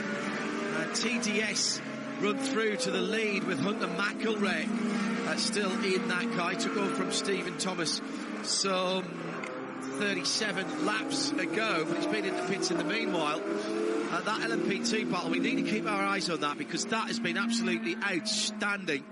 And there's 3 or 4 or 5 or 6 cars, in fact, there's certainly that have half a chance of not just a podium finish, but the victory, having been all close back up again. For Performance Global Broadcast Centre, hello. It's John Hindhaugh and Jeremy Shaw. 103.9 around the circuit. Before we have some more pit stops, let's give you a VP in-race update. With 3 hours and 15 minutes to go, Philip Eng leads for BMW. Number 24 M Hybrid V8 by 26 and a bit seconds from Jordan Taylor. They've both got the same amount of energy left, about 40%, so they'll stay out for a wee while longer. Ricky Taylor in the other Wayne Taylor racing with Andretti Acura. The number 10 car also with 45%, so those three with an advantage. Oh, and in fact, Philip Eng's come into the pits. That's interesting. I wasn't expecting that. I'll go to Shane in a moment for this. Nick Yellerly on 20% is in 4th position for BMW. 15% each for the Cadillac All-1 in 5th position, and Nick Tandy for Porsche. That can't be right. Nick Tandy's only just got into that car. My apologies. Well, either that or our numbers are not quite right there. Yeah, Nick Tandy, 85%. That's right. Let's go back down to Shea Adam, and I'll complete the VP Racing update in the moment, because we have a significant development in the pit lane for GTP. Shea? Have done a driver change as well, so it is Jesse Krohn taking over for Philip Eng. Those slick Michelins, though, they are cold, and it is going to be a little bit difficult as they go to get things started. Now, they're also doing the data stick change. This is something that's mandatory in endurance racing between hours 2 and 4, and because we are between hours 2 and 4, whether you want it to be to go or from the start of the race, it doesn't matter. It works both ways. So they have done the data stick change. They had trouble closing the passenger side door. That door is not closed, guys. That door is not at all closed. So if Jesse Krohn can't reach up and grab it, they're going to have to come back in to try and secure it, because that is not okay. Also into the pit lane, we've got 2 more significant stoppers, the one of which being the 64 Ford Mustang. Now, Harry Tinkle got in this car not very long ago. He was sent out on some very good Michelin wet weather tires. He's now been put on some Michelin slick tires, or will be, I should say, as soon as the car hits its marks, goes up in the air jacks, fuel, and yep, there we go, more slick. So it is definitely crossover time, but is it too soon for the prototypes? Watch the 24, and also watch that passenger side door, because I promise you, it's not closed. And that's changeover by those drivers. Nick Tandy, remember, was in just before that and went back onto a brand new set of Michelin wets, and that was only a few laps ago for Tandy in the number 6 car. He's been out only half a dozen laps, so he's got a long way to go. He's got the better part of an hour to go on those tyres. I'm not sure, Jeremy, I'm really not sure that the harder slicks are the way to go right now. Yeah, interesting. I mean, look, last time around, a couple laps ago, Matteo Caroli got past the number 7 car of Dane Cameron. They had been nose to tail after stopping a few laps ago. Their lap times Cairoli last time turned a 24.4 in a Lamborghini. He's running in 9th position. He's back on the lead lap now with that pit stop for number 24 car, I think. And Nick Tandy also in the 24s as well. The race leader now with the pit stop for number 24 is Jordan Taylor. So he becomes our 8th different leader. And his lap time last time around was a 1:28.9 to the 24s now of the quickest contenders. I'm expecting to see more GTPs coming in. RLL doing a cracking job with that BMW. I'm hoping the teasing issues from last year are sorted and the drivers can go all out, says Skids on at IMSA Radio. Let's go BMW. They've had decent results here before. It's a track that BMW seems to like. Two Acuras coming down the pit lane. Both the Taylors are going to the Taylor pit box. Shea Adam is waiting for them. It's a full family affair. I think I even saw Shelley Taylor earlier on. Shelley, if you're here, please find me for a hug because I love you. Yes, we've got fuel tires, no driver change for the number 10. They too are doing that data stick exchange. Slick tires going on to the red Acura and waiting to see what tires they decide to go in for the blue one. That would be the number 10, sponsored by Koenig Middles. The red one being Dex Imaging. It should also be a set of slick tires, and yes, it is. But finally, a driver change taking place for that number 10, as there's another air hose that's come off. That happened yesterday in the Michelin Pilot Challenge race. It was the front tires then. It's the front tires here once again. So that is a bit of a disaster that we don't often see in IMSA WeatherTech Sports Car Championship racing. Now the 40 has dropped off the air jacks, so that pit stop is nearing completion. They're just waiting on the fuel and energy. Now it rolls out and very nearly collects the number 14 Pastor Sullivan Lexus, trying to come into its box. Oh goodness. That is also a driver change. Fuel and slick tires. Jack Hawksworth out, and Ben Barnicat has taken over. So who would you like me to get, John? Would you like Ricky Taylor or Jack Hawksworth first? I don't mind, to be honest. It was the... Oh, we'll go back to that in a moment. Two Ferraris, Dragon Speed and Chetala, have come together at the entry to the 5 and 6 chicane, and they have had some issues. No, excuse me, that's coming out of turn 9 into turn 10. It was the... No, I'll try again. It's the other chicane. It's 12 and 13. Good heavens. It's all happening out on circuit. It was the number 40 left-hand side tyre changer. He did the rear tyre and dropped his gun, expecting it to be pulled around behind him. And that is when the air hose came off and it started going all over the place. Oh, now... Was there overtaking under yellow there by one of the Aston Martins as they came into turn 13, Hindhoff, with those two Ferraris spinning after contact onto the grass. This, you can't take your eyes off this anyway, Jeremy. I pity anybody who has to cut highlights for this race at some stage in the future. The Chetala Ferrari is running again. Both of those Ferraris still running. Oh my goodness, and a little bit of a touch there between the BMW and the resuming Philip Albuquerque, number 10, Wayne Taylor racing car, as Felipe was struggling on his slick tyres. I am right in that, Shea. Both of those Wayne Taylor Racing Andretti Acuras took the Michelin slick tyres. A firm, and we've got a couple more cars coming in for some slick tires, including the 23 Harder Racing from Aston Martin. They are going on to slick tires, leaving Ross Gunn aboard the car. And it was also fuel and tires for 77. That was Rexy from AO Racing. We had Nick Katzberg come in for Tommy Miller come in the number 4 Corvette for a new set of tires, and we are eagerly anticipating the number 3's arrival because Alexander Sims in the Corvette Racing with Pratt Miller Motorsports is due, and he's going to hand over the car. The car will get new tires. Antonio Garcia will be out on slicks. Now leads the motor race in the number 25 BMW team RLL. It's the V8 engine BMW M Hybrid. So that's the first time that the recently married Nick Yellowly has been at the front of the field. We've got Conquest in the pit lane for their Ferrari. They're doing a pit stop as well and just waiting for the fuel to go in. Well, a little bit of a stop-start race to start with, Jeremy, and then basically it's been like lighting the blue touch paper on a Roman candle and just waiting for things to happen as we start to see the GTD Pro pit stops happen now, and Alexander Sims come into the pit lane. I'll be honest with you, I have no clue who's got any advantage with nearly half the race having been completed. No, agreed. The fastest car on the track at the moment is Matteo Caroli in that Lamborghini, the first guy that I've seen into the 23s, 123.9 for car number 63. He's now up into fifth position again and closing very rapidly on Richard Westbrook. He's still got 20 seconds to go to catch him, but he was last time around, he was 3.5 seconds faster than the number 85.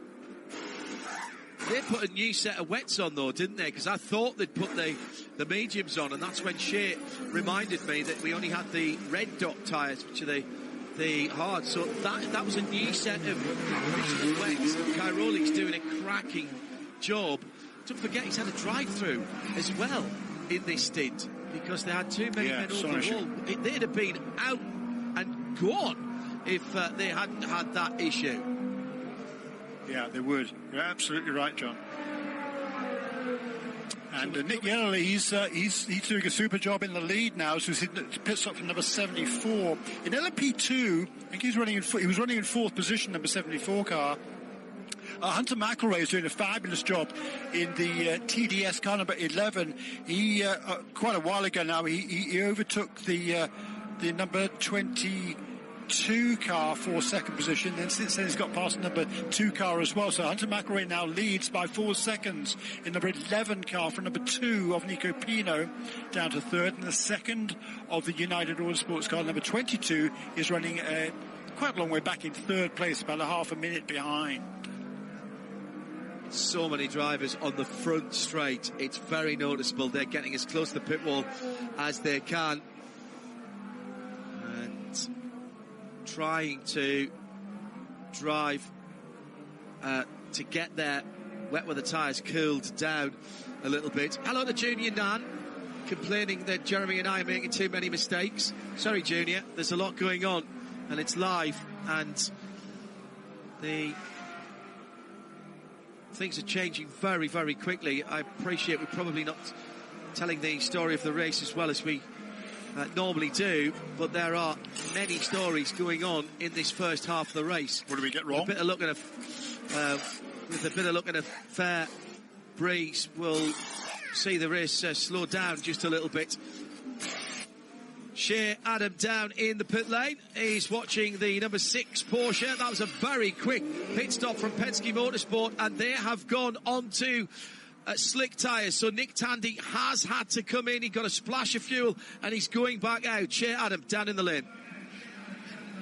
Down with Jack Hawksworth, because Jack, I have no idea how you kept the Lexus on the racetrack in that amount of rain on slick tires. Just how difficult was it when all the heavens opened up? I mean, that run on slicks seems a long time ago now, but a lot was happening in that race. But we obviously it wasn't really raining hard enough for it to be wet, so we stayed on the slicks and it worked at the time. But obviously that yellow kind of hurt us then. And then we went back to the back, got in for the slicks, and the Lexus RC has been working well and just kind of moved us way forward. So found some nice lines in 1 and 4 and played around with the edge. It was kind of fun because the lines were changing all the way through the stint, so you have to keep changing what you're doing. So I enjoyed it. Do you want it to stay dry from this point out, or do you know now you have a good car in the wet? Yeah, I mean, to be honest, we struggled yesterday in qualifying, but we did make some changes overnight, which have made it a lot better in the dry as well. So we'll see. I think it's going to be it'll be what it'll be, and we'll just do whatever we can, whatever the condition. Good luck the rest of the way. Thank you. Brutal outlap for Nick Tandy on those new Michelin slick tyres. Barely keep the car pointing in the right direction. He came out in 6th position and he's been passed by a number of cars. He is desperately trying to get some energy into the tyres. He's been passed round the outside by the Conquest Ferrari through turn 13, and now at LMP2 the Riley number 74 car But now he's onto a drier part of the circuit. He's got to try and get some energy through turn 14 as he comes onto the front straight. He's weaving left and right in front of the Inter-Europol car as he is desperately, as I say, trying to get temperature and pressure into those tyres. In the braking area for turn 1, this is a danger time for Nick Tandy. But he is fighting his way through it. It was incredible, Jeremy, just seeing how hard Nick had to fight to stay on the track in the slightly damper area of the circuit through 8, 9 and 10 on his outlap. Amazing, wasn't it? Absolutely incredible there. I mean, the car, he had zero grip, being passed by every car. It's so frustrating for the driver. There's not a lot you can do. There's number 56 car involved again in an incident. That's going to bring out a yellow trailer. The competition 023 Ferrari looks like it's beached there in the gravel. That's at turn 4, Jeremy. And it's Onofrio Triazi behind the wheel. Battling with Tony Vielander in the Dragon Speed 56 car. Those two seem to have been magnetically attracted to each other, and we are back under full course yellow. We need the snatch tractor out for the Triazi car. Nick Tandy will be cursing his luck. If he'd waited a couple of more laps, he could have had a freebie pit stop. And Tony Vielander, Tony Vielander was planted onto that car by the Cetilar Ferrari, the blue car, as he was coming up the inside. So that was Ferrari onto Ferrari onto Ferrari. Who got into the pit lane? Nick Yellerly did not. Nick Yellerly has entered a closed pit. Shea Adam, did he go all the way through in the BMW? Yes, he did. He did not stop in his box. The only car that was in and got service was the number 62 Risi Competizione. New tires on that car, no driver change, because Davide Regon got a not too very long ago. So heads up from RLL team to tell Nick Yellerly, don't stop. He was literally about 10 seconds, let's call it 13 seconds actually, too late committing to the pit lane, Jeremy. But he saved himself a penalty, even though he's taken the pain of going down the pit lane. But that's going to disappear a little bit because of the full course yellow. Yeah, but it's also bad news because we're just coming up now to the 3-hour mark in this race. So he had been running in the lead. If he'd stayed out there, if he'd been able to stay out there, he should have been. He had plenty of fuel, so that shouldn't have been an issue. And he would have got maximum points at the 3-hour mark. He's now not going to do so. Not only that, he's going to fall. Well, he might only fall. You fall at least 4 or 5 positions, I think. It depends how slow everybody else was. You have to see where he comes back out on the racetrack. He was scored in second in the pit lane as he went through the pit lane, but I don't think we were at 3 hours at that point. Correct. And it is the next lap after the 3 hours, as memory serves. Richard Westbrook is in energy problems. They are down to just 5% of their energy. And that car then, the number 85 Porsche 963 for JDC Miller, will have to come in and take emergency service because they are not going to make, surely they're not going to make the next run through. Well, he was only in a little while ago. Yeah, he was only in 20 minutes 14 ago. 14 laps. Yeah, there's been some issues with that telemetry that shows up there, I have to tell you. Right. Well, I'm looking on the T&S screen as well. Let me see which one gives me the better answer for Westy. On the actual telemetry screen, it says Westy's down at 5. Yeah, I'm not sure that I can't imagine that that's the case. Pass around starting. Let's put that to one side for the moment. Yeah. But so I think, luckily there, Nick Yellerly only lost the 1 position. Because with the pit stops that were taking place, in fact, he was so far ahead of Richard Westbrook, who had to slow down because of the caution. He only lost 1 position by driving through the pit lane. Really lucky there for Yellerly. So this is 100 laps completed, first of all. Secondly, 3 hours. So we'll have to wait until the official results come out. But the first tranche of Michelin Endurance Cup points will be awarded at the 3-hour mark. And Renger van der Zande, is going to be he's going to get maximum points in GTD and GTP. And coming into this weekend in the points, the number 01 car was third position, 7 behind the number 7 Porsche, which is down in 5th. So should make up 3 points on the number 7 car.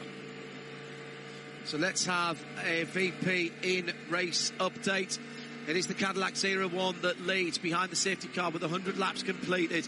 Nick Yellerly for BMW M-Team RLL is scored in second as they come across the line, with Richard Westbrook in third for JDC Miller Motorsports and the 85 yellow Porsche. Lamborghini having led the race with Romain Grosjean, and then Matteo Caroli must have thought that it wasn't their day as they had to come back down the pit lane. They're back up to 4th position as the pits are open for prototypes.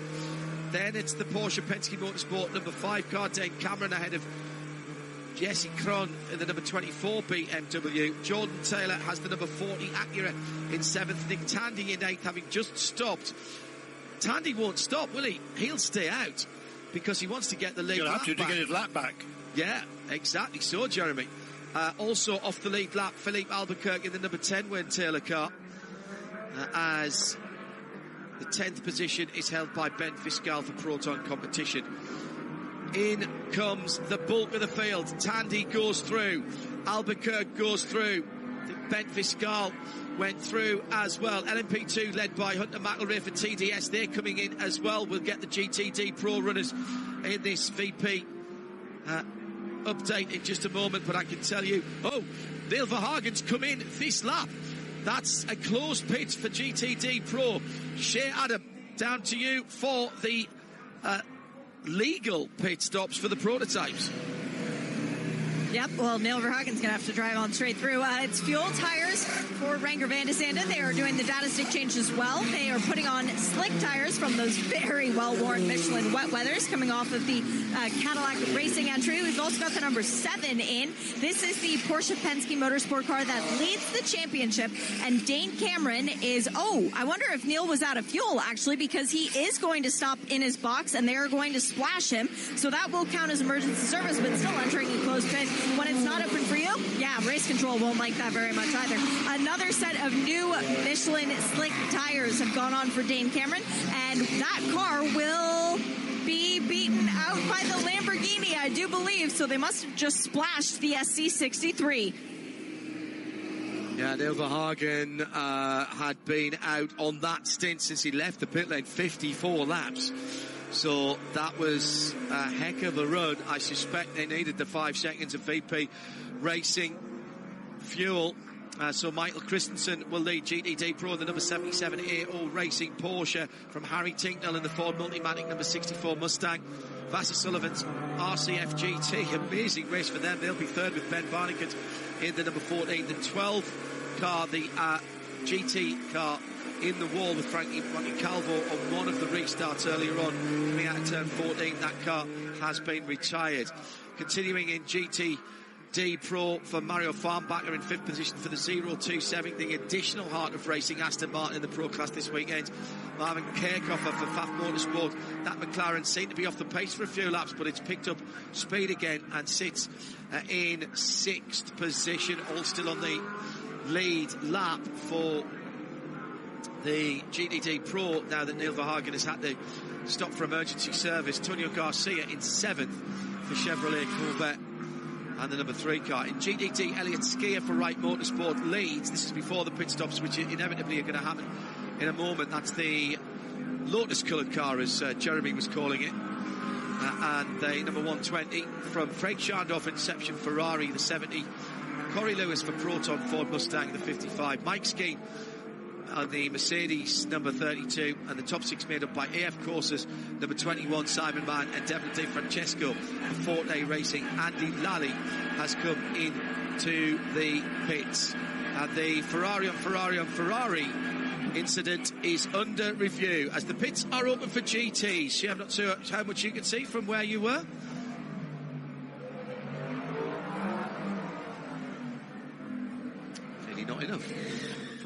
Shit.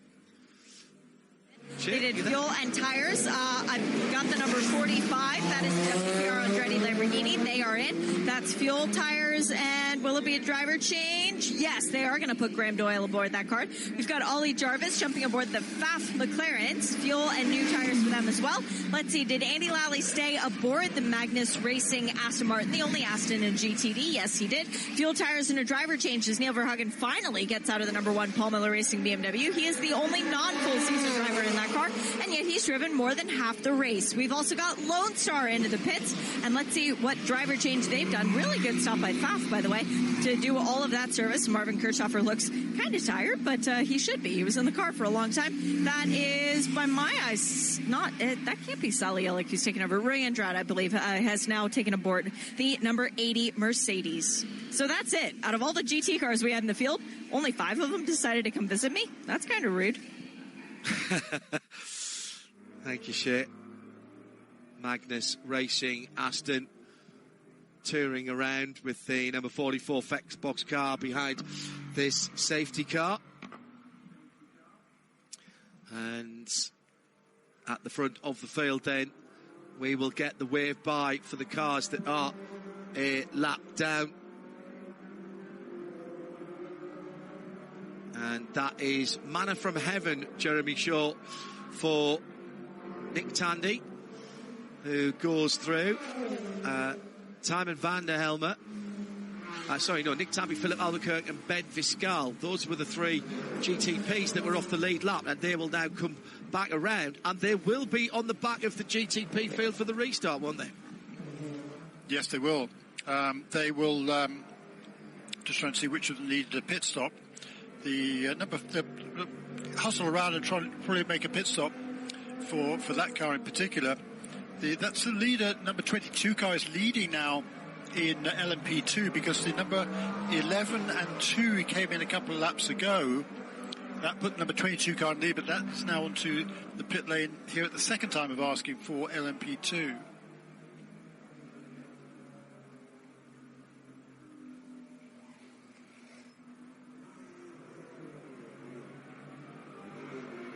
Yeah, 22 rejoining. Just have to be careful going out the pit lane. There's still 1 or 2 puddles for United Autosports. Bijoy Garg brought that car in. The rain gear has come off the hardy fans on the bank sides. Thank you, ladies and gentlemen. Looks like we've had the worst of what we were going to get, and clear skies coming through from the west. So we did a VP in-race update before, VP racing update before. Now it's changed around at the front of the field with BMW Team RNL 24 leading, but it's Jesse Krohn behind the wheel. It's the Wayne Taylor Racing Acura number 40 in second, from Cadillac 01 in third. Looks like Bijoy Garg might have dropped it on the way out of the pits, actually, in the number 22 car. Just looking to see if all the aerodynamic devices are okay.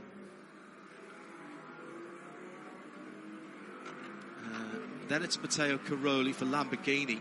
What a run by the Lamborghini. I mean, what a run by the Lamborghini. And we have got that. We did have that number 22 Oreca off the circuit. Taking the opportunity here as well to clean up 1 or 2 bits and pieces of debris as the final wave by is underway. Now, Jeremy, take a deep breath, because if the restarts have been anything like what we've seen, and now we've got offline will be slippy, online will be greasy, and there's some drivers out there with cooler tyres. Nick Tandy will be desperately trying to keep the heat in his and have a run at Timon van der Helm and Nick Yellerly and Dave Cameron and Matteo Caroli and Renger van der Zande and Jordan Taylor and Jesse Krohn are Porsche keys to the race. Start and restarts. There's danger there, Jeremy, but play your cards right. You can make up a lot of good positions whilst everybody is in a line, and there's clear track ahead for the GTP cars.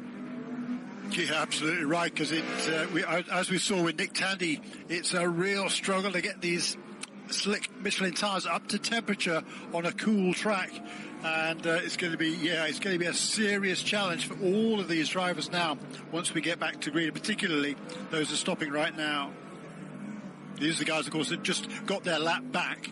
So get the wave around, come back into the pit lane, take on service, and they should be able to get their service completed in time to be able to get back out onto the track before the safety car and the rest of the field to get themselves back on the lead lap. Splash of fuel only for Nick Tandy as he came into the pit lane in this period. Big question, though, guys. What happened to the left side of Philippe Albuquerque's car? Because there is a significant amount of damage above the air intake. They did fuel only for that car as well as doing the data stick change. Fuel and tires for the number 5 Mustang sampling car. That one, which was still on wet weather tires. And this has been a very messy pit lane stop because we've been cleaning the pit lane, trying to sweep the fast lane once again to get rid of those lingering puddles. And it meant that the cars coming in to do service actually had to take some evasive action.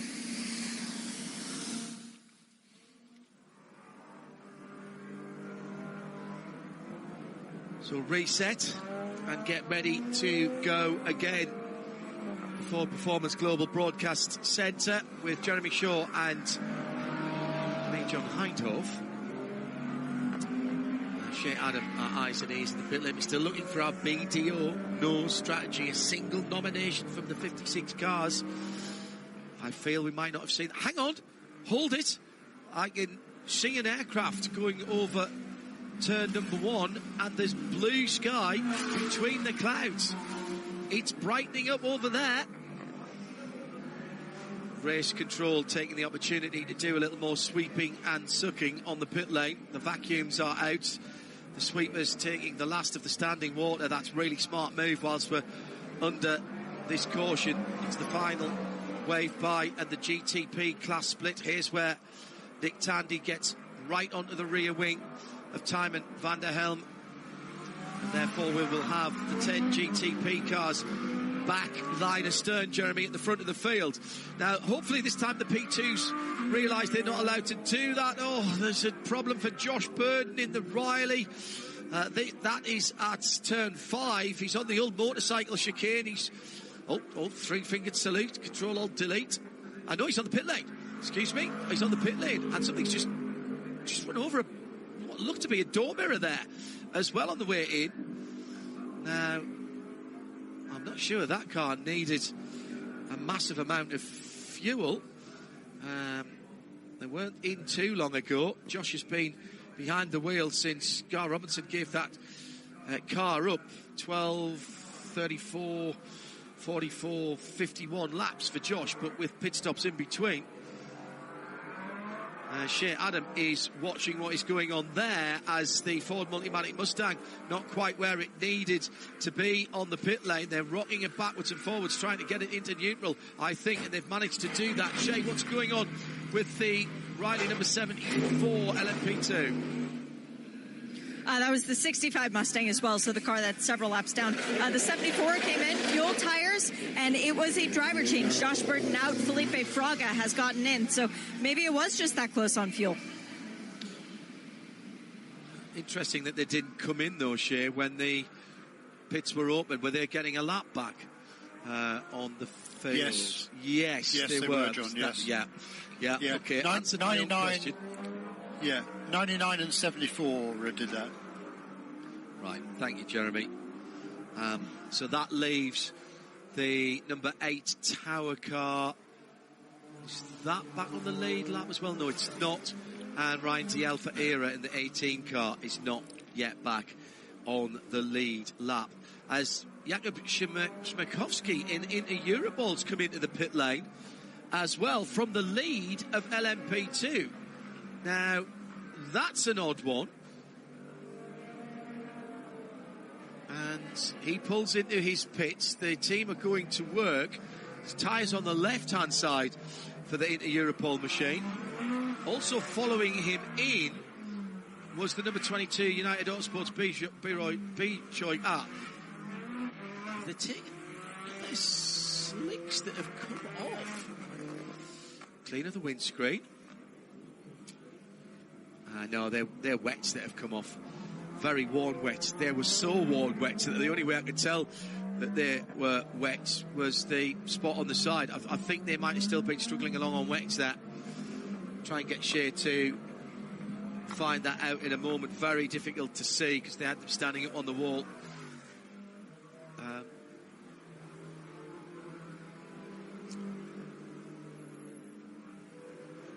Felipe Fraga has rejoined after getting back on the lead lap in LMP2. Tom Dillman, by the way, has been plugged into Europol's number 52 car.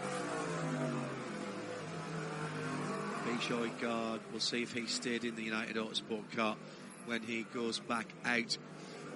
And it was the 99 as well, Jeremy said, the AO racing car. Paul Luke Shadow is out. It's been Paul de Resta who's been plugged in to the number 22.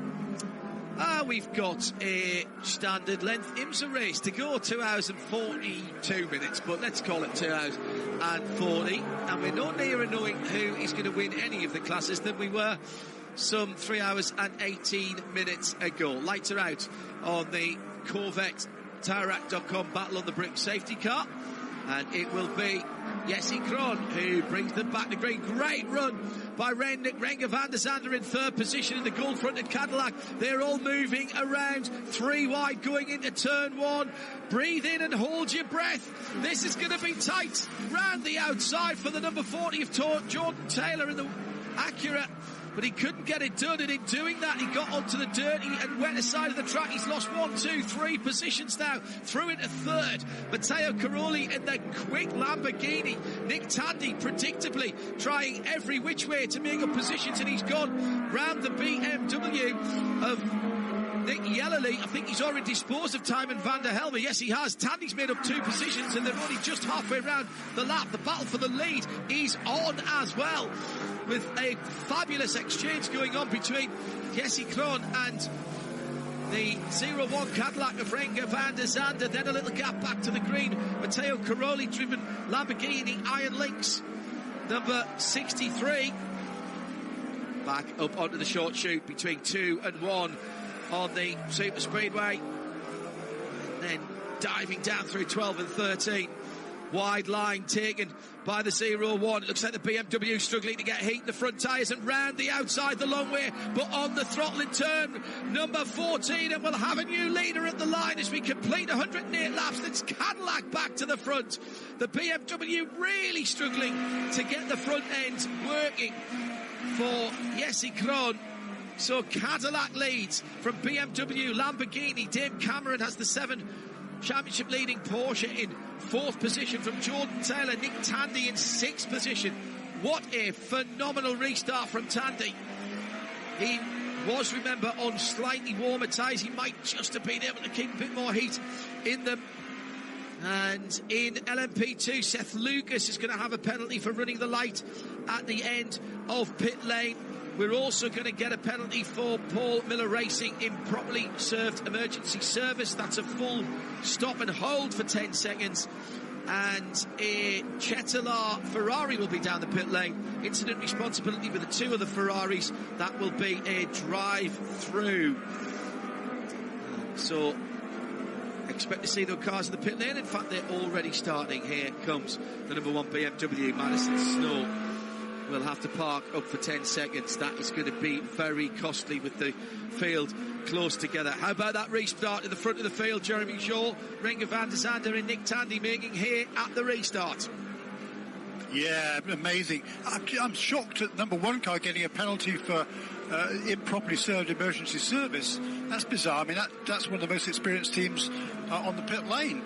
And they know exactly what the rules are pertaining to what you're allowed to do and not allowed to do, i.e. a splash of fuel is about it. So I have a question really on that. Take a ping for that. I have a question on that, Jeremy, and I honestly don't know the answer to this, and I haven't got the rule book to hand, but Shea Adam might do. The pits were open for LMP cars, for prototype cars, and Neil Verhagen was behind the wheel, and he followed them down.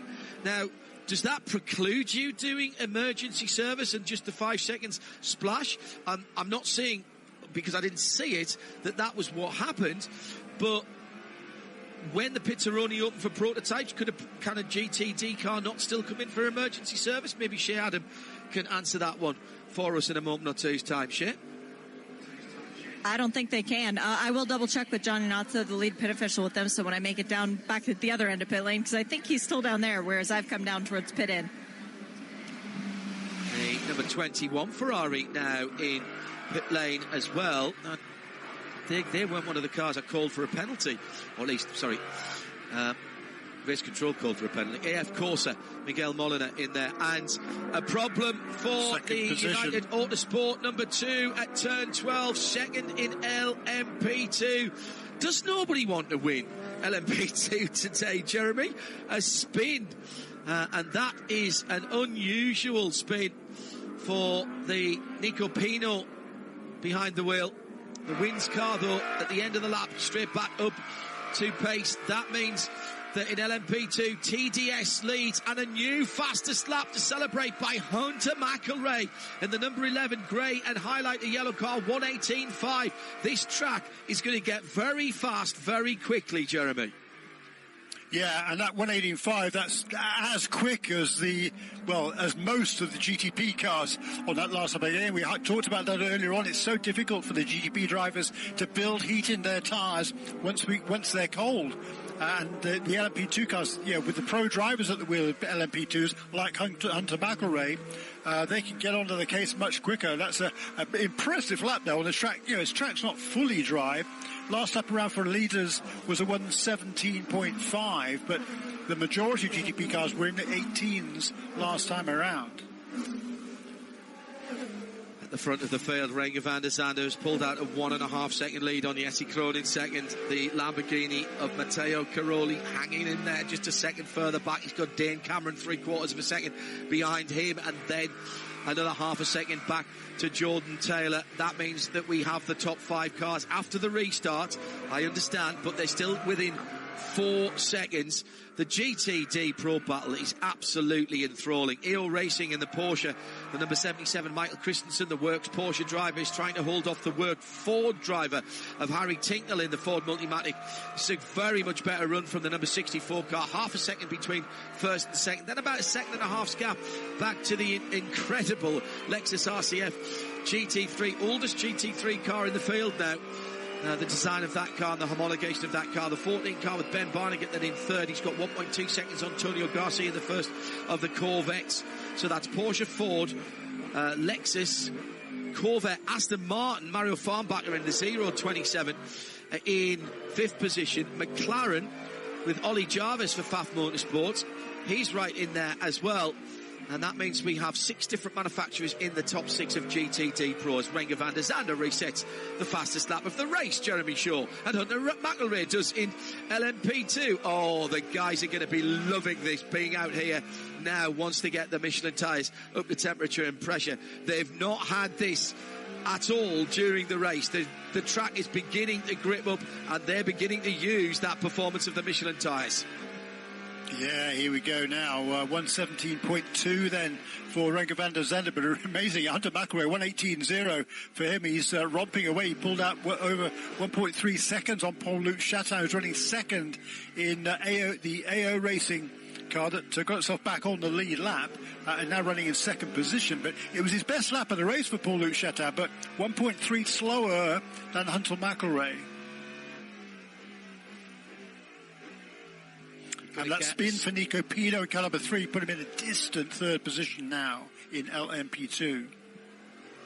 The penalty that I think I missed on the restart, and apologies for that, but I've just noticed Felipe Fraga in the pit lane for quite a while.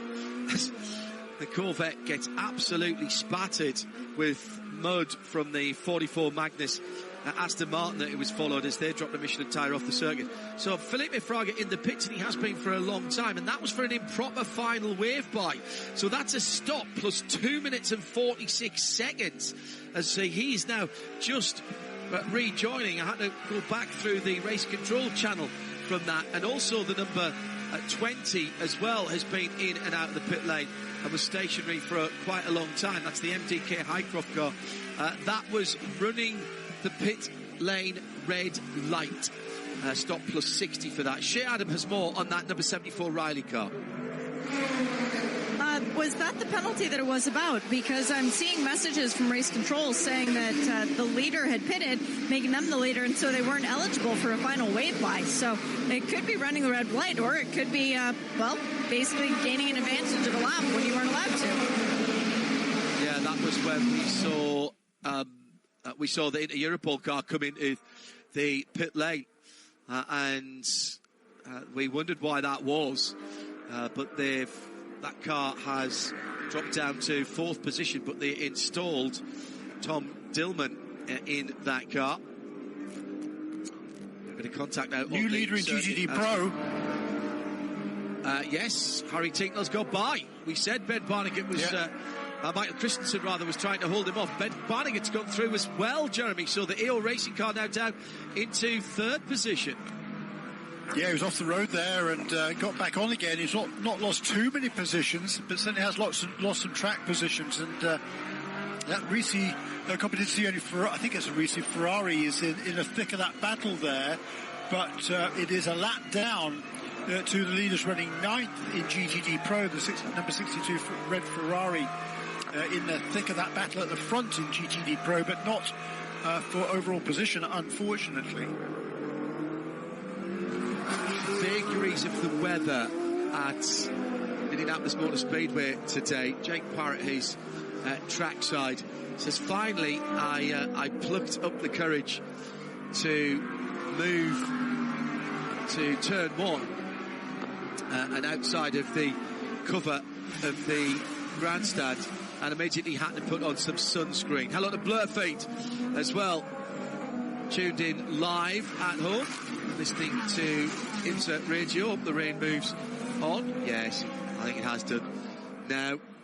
And hello to Luke Dowell as well. Thank you for the kind words. And that's all coming in at IMSA Radio. Thank you very much indeed.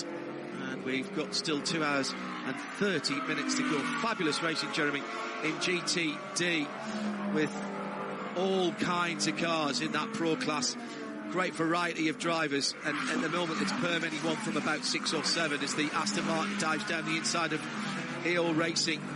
Now there are people in here that have skin in the game, and that was one of those passes, because that was the 027 of Mario Farnbacher getting ahead of the car which is contending for the championship with their teammate, and that's why that 027 is in the class, Jeremy, to try and take points away from that green number 77 Porsche. That's true, particularly with the number 23 car that is chasing that championship. That is another car that is a lap down in GTD Pro. So every position number 27 car can gain over the Porsche is exactly what number 23 car needs, until and when it can get itself back onto the lead lap to challenge for overall positions. Yeah, I think, we know that team, there'll be no shenanigans. It's just about positions. We're not suggesting at all, and I would never expect it from Heart of Racing. Ian James plays with a pretty straight bat, to use a cricketing term, and they are just out there to take points away. If that 23 car gets ahead, they'll want to be right in behind it and make sure that they maximise the advantage. If they can't, they'll get ahead of the number 77, and that's exactly what they've done. The AO car now dropping down a couple of positions in that battle. The 23, the car from Heart of Racing team that is right in the heat of that GTD Pro battle, has had its problems today and has dropped off the lead lap in GTD Pro. Ross Gunn behind the wheel now. They're down in 10th in the class. Yeah, on board here with number 7 car of Dane Cameron. He's just lost a position to his teammate Nick Tandy, and trying to make his way through that traffic. He's lost a position also there to Nick Yellerly in the BMW, moving up into what will now be 6th position in car number 25.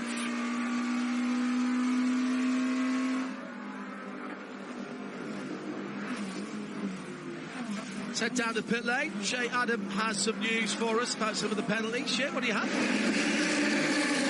Just to clarify, racing penalty was because Neil Verhagen entered the pits when they were open for prototypes. That is not an applicable time for GTs to even take emergency service. So we were correct on that. That's an issue of not knowing the rule book. Now we have the first track limits that I've noticed, and it is for the number 22, Paul de Resta, in 5th position for United Autosport and LMP2. It's at turn 6, predictably.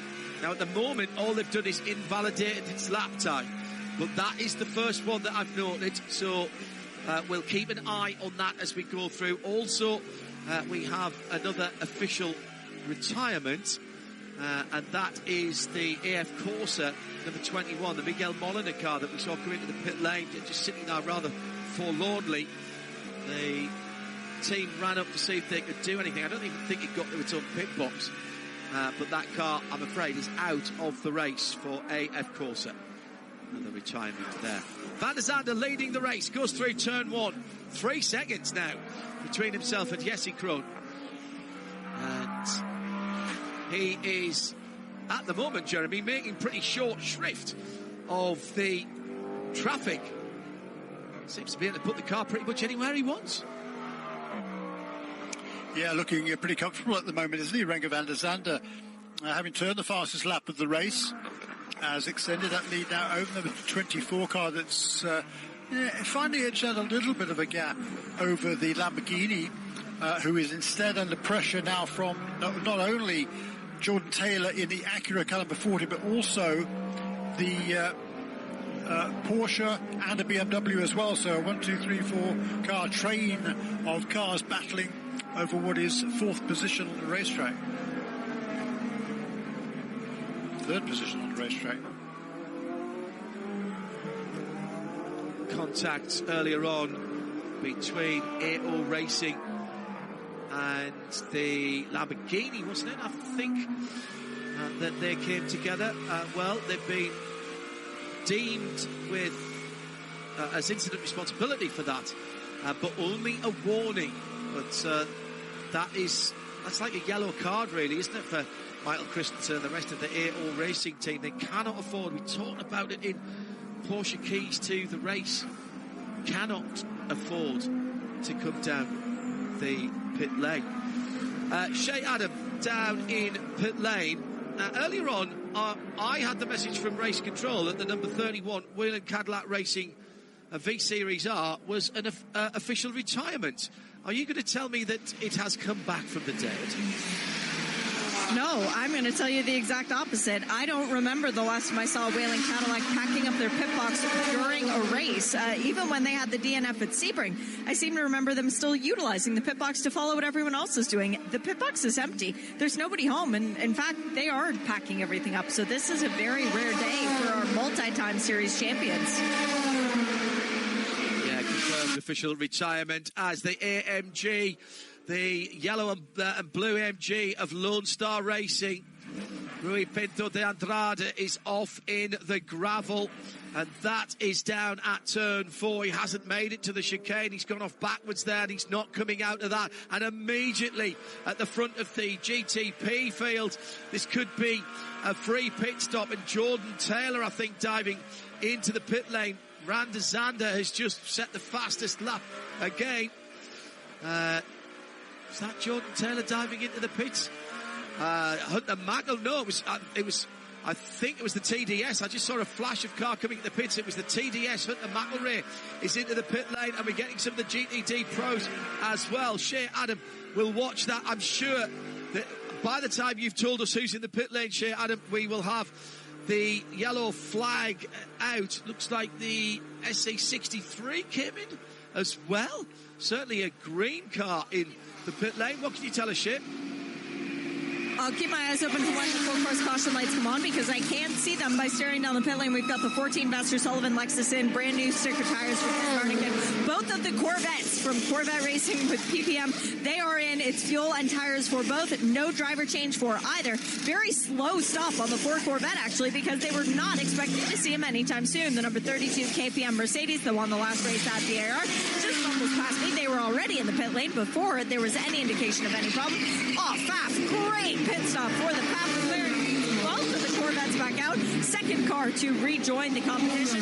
They did fuel on that car. And by the way, happy birthday to Jennifer Klein, who is at home. She has been with FAF in the past. We've got full course caution is out. Renger van de Zande is in the pit lane. There was a close moment between he and the number 2. That is being driven by Ben Hanley as he moved across Hanley's nose.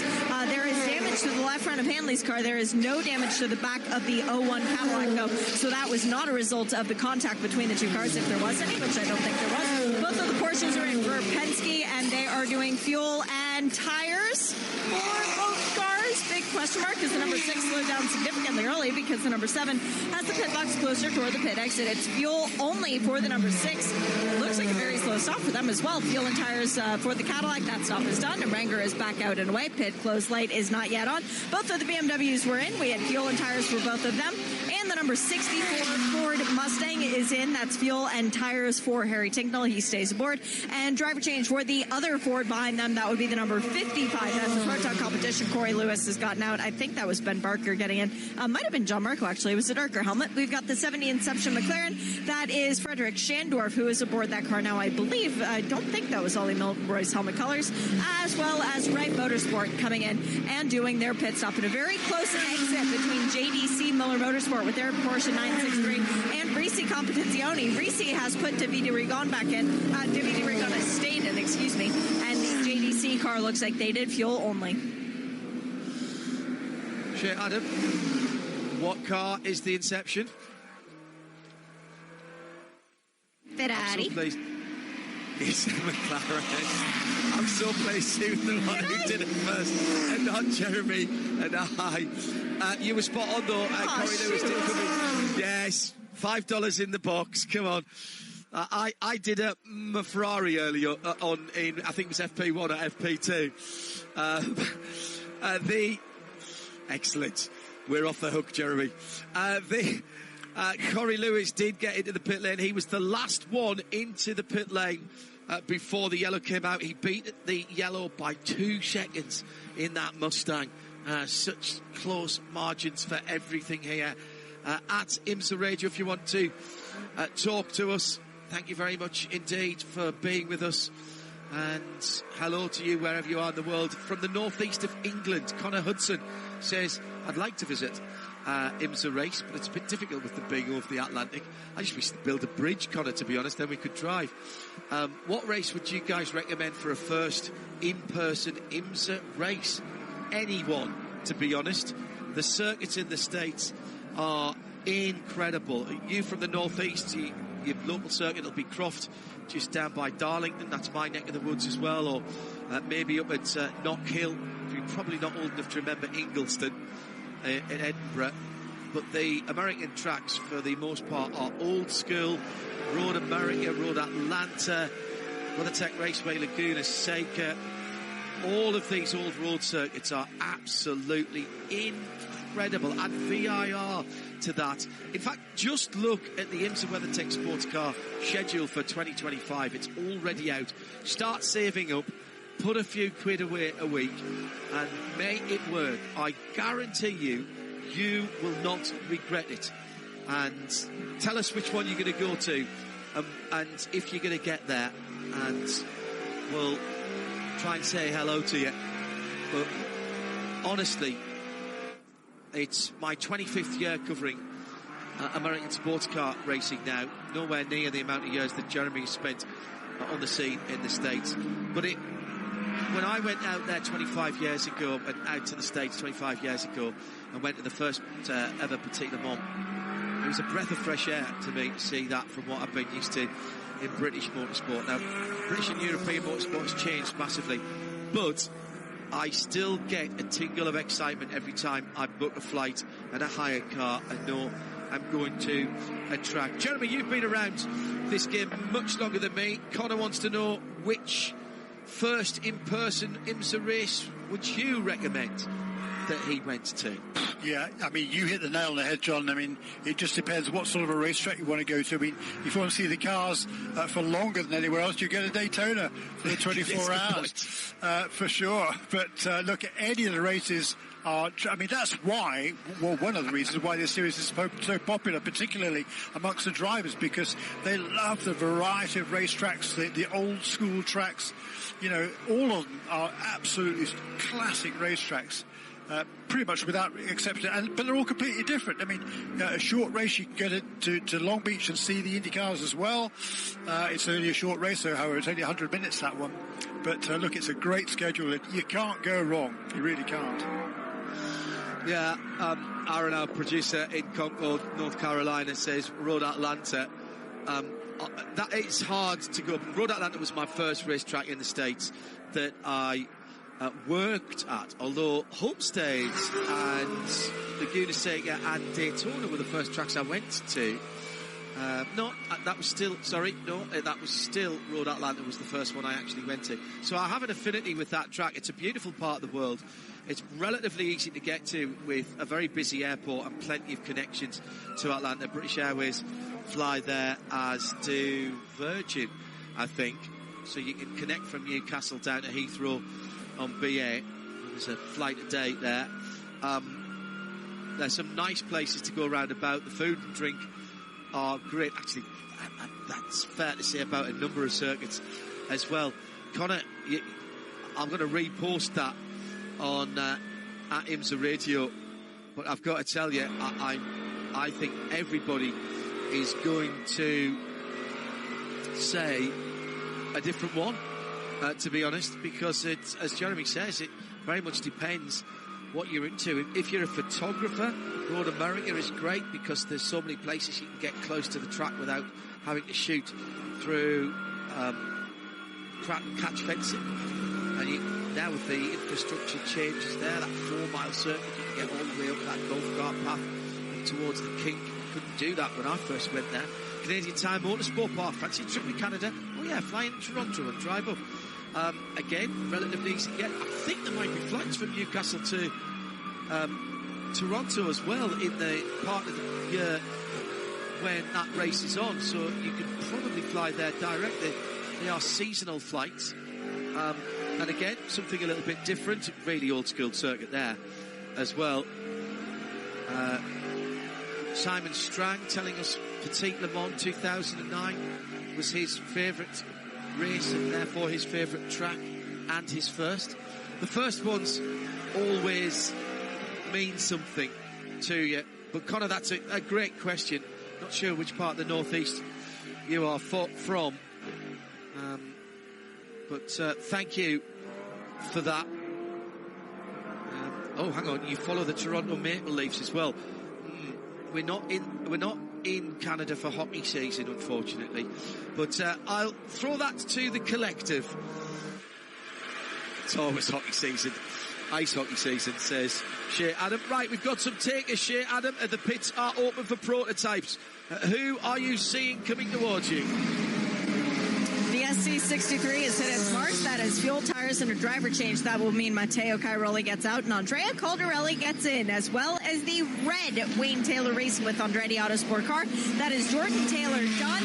Louis Delatraz taking back over. Jordan might get back in before the race is out, but he's done for now. We've also got Spike the Dragon in the pit lane. The AO number 99 is having Matty Brabham installed for Paul-Loup Chateau.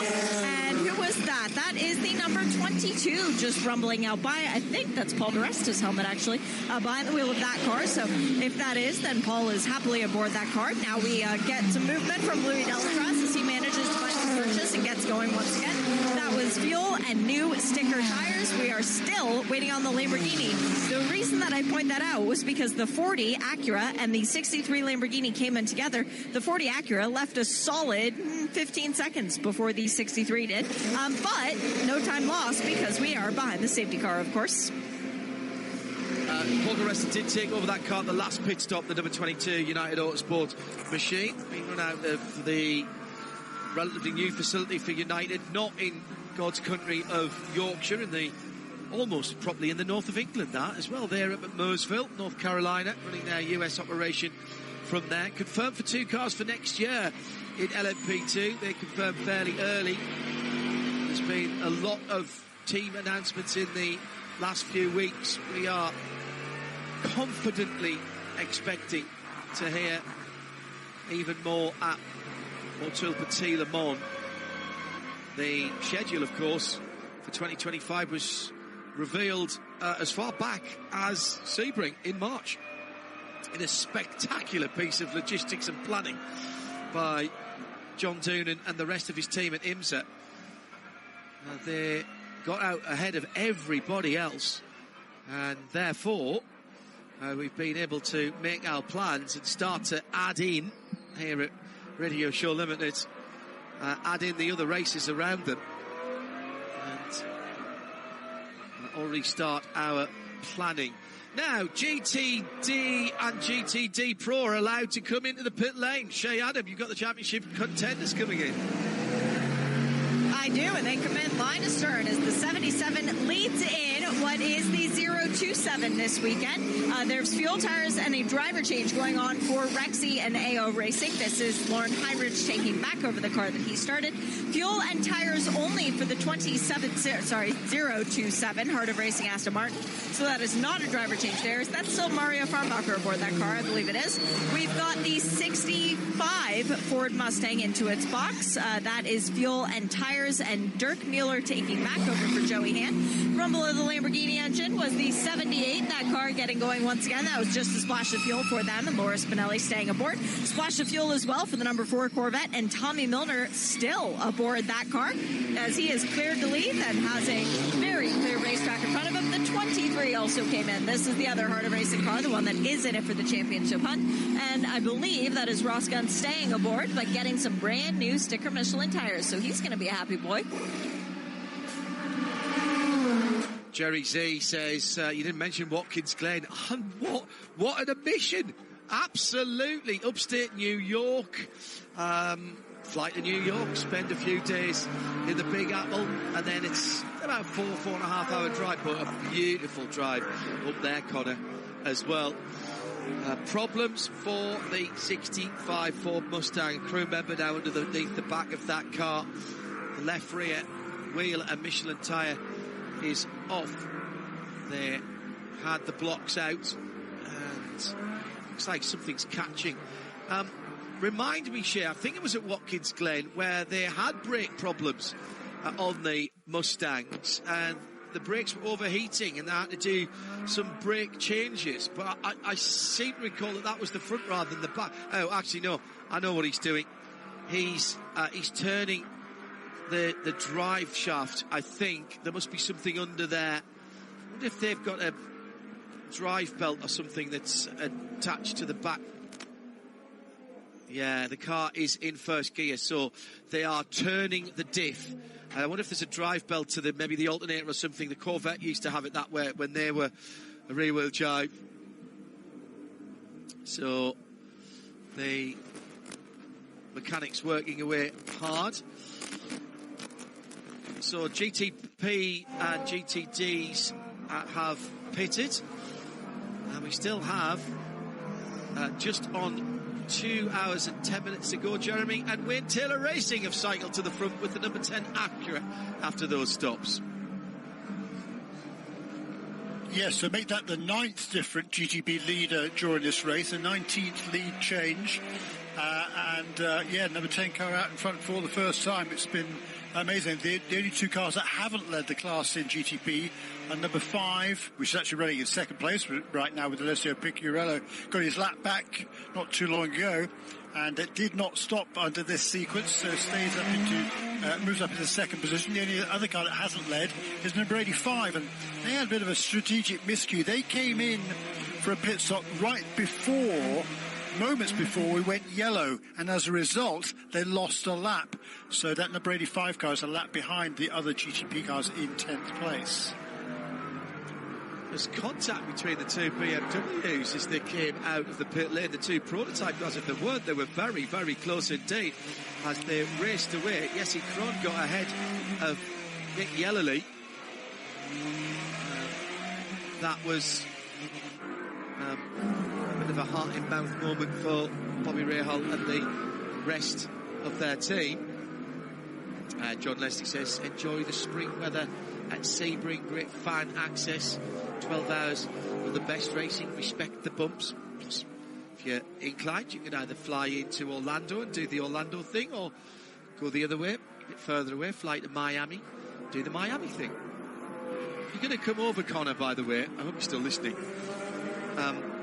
tie it in with something else and spend a week or two in the States if you haven't been over to the US before. Luke Edwards says, this race at Indy is my first IMSA race after travelling over from the UK. Direct flights in and out of Chicago and a straightforward 200-mile drive each way to get there. Now I want to go to every race on the calendar in due course because the tracks look fantastic. Yeah, absolutely agree with you, Luke. Bizarrely, Indianapolis difficult to get to from the UK in terms of direct flights. So going to Chicago and driving down, I've done that before. It's not a bad old drive, to be honest.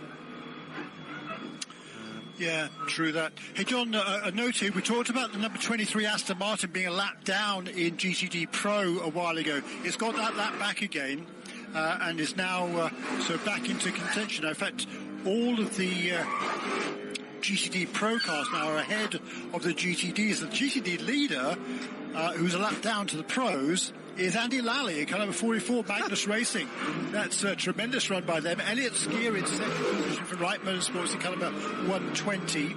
So that's behind number 44 Aston Martin leads then. That's Andy Lally. Elliott Skier in second position at number 120. Ollie Milroy in the Ferrari for Inception Racing is in third position in car number 70. And then Kenton Cook in car number 32, the Courthoff Preston Mercedes. So that's the top four in GTD. And Kenton Cook, of course, that team won the most recent race in GTD, its first race of the season, win of the season, at BIR. Anwan Jimenez says, I've not heard much about the Iron Dames. Has it been that kind of day? It has. They are still circulating with Rahel Frey behind the wheel in 16th position in their class and 47th overall. They are a lap off the class lead. Quick update from Shea Adam before we go green. Shifting actuator that broke on the 65 Ford Mustang. They have replaced it and the car has left the pits. That's what they were doing behind there on the transaxle. That's why they wanted it left in first position. Green. And Tony is back in just the IMSA shirt. No overcoat required. Down the inside for the 01. Two yellow cars fighting together there. The yellow fronted, the gold fronted Cadillac going up into third position as they're moving through the field. Philippe Albuquerque started in the lead. The two BMWs side by side again. That's Jesse Krohn and Nick Yellerly, 5th and 6th position, with Dane Cameron right on their tail. And Cameron takes advantage of the internecine battling of the two Beamers, gets alongside one of them and goes through. So that's a position made up at the front of the field. Albuquerque had a great restart and jumped away from Alessio Picariello in the Mustang Sampling Proton Competition Porsche, Acura Porsche, Renger van der Zande, Nick Tandy in there as well. There's another little shout from the Felmerschen Sun in, and everybody watching then off for the JDC Porsche, eased wide for that number 85 car, excuse me, Phil Hansen, dropping behind the number 40 that he fought. So I know actually he was off the lead lap, wasn't he? So he was already off the lead lap. So he's now losing ground to the front of the field, but he's already been pushed a lap down.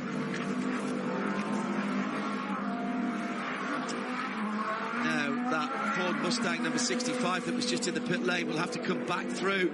They've been assessed incident responsibility for a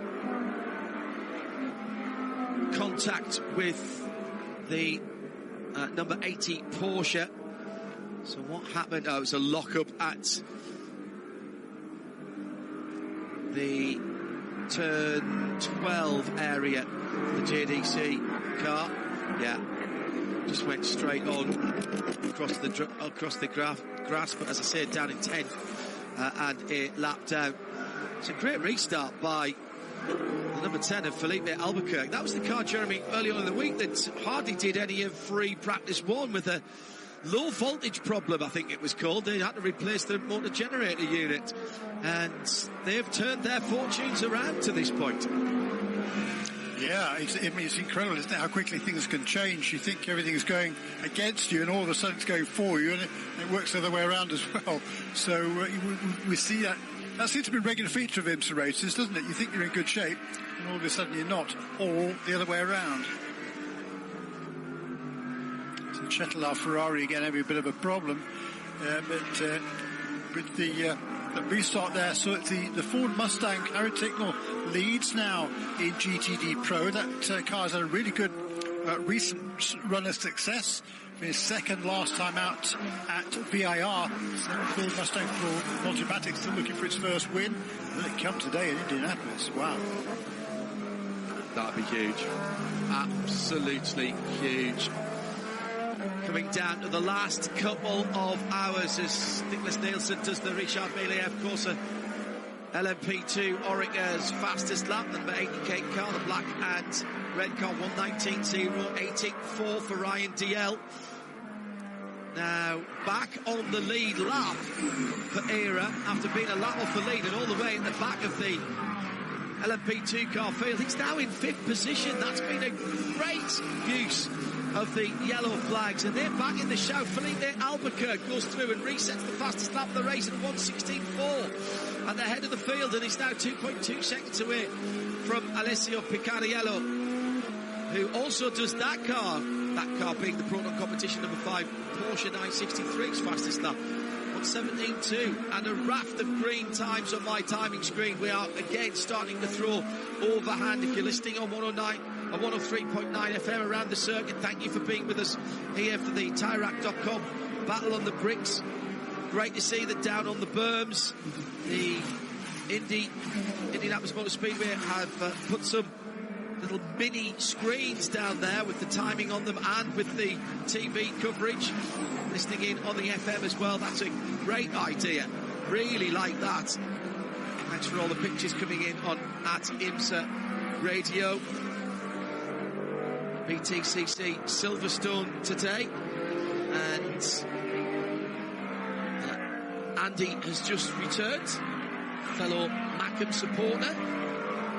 I'll say this for him, canny result yesterday against the Borough, and he's strapped in now for the last 2 hours of IMSA. I drove past Silverstone twice today, and I saw the event boards was out, but there was absolutely no traffic at all and no sign of an event going on. I realised it was British touring cars there today. Mine, I didn't have time to drop in fairness. TDS Racing, number 11, Orica. That is another fastest lap for Mikkel Jensen. He owns the fastest race lap here already from last year. Yep. And there's a bunch of drivers setting fastest laps. The last time around, Philip Albuquerque in the lead of the race set a new race fastest lap of 1:16.46. On this lap, Alessio Picariello in second position, Renger van der Zande in third, Nick Tandy in fourth, all set their best laps of the race as well, albeit half a second slower than Albuquerque's best. What it says to me, Jeremy, is that this is getting very, very real very quickly, and if it stays dry, nobody has any tyre problems. They didn't really have any tyre problems before, but they've used a lot of wet, so everyone has got brand new Michelin slicks in GTP to run all the way to the end. The way that the yellows have played out, I suspect it's an easy 2 stops from here for the teams as we just click over the 4-hour mark here at Indianapolis Motor Speedway on 103.9 FM at the track and around the world on RS2, as well as YouTube and the video player on at IMSA on imsaradio.com. So I think the drivers have been given license here, Jeremy, to go full rich, full bore and see where they end up when they get to the next pit stop. Yes, I agree. And we're coming up now with, as you say, just under 2 hours remaining. So very shortly now, the GTP cars could make their final pit stop and still get to the end of this race, probably inside the next certainly inside the next 10 minutes. Yeah, around about 10 minutes.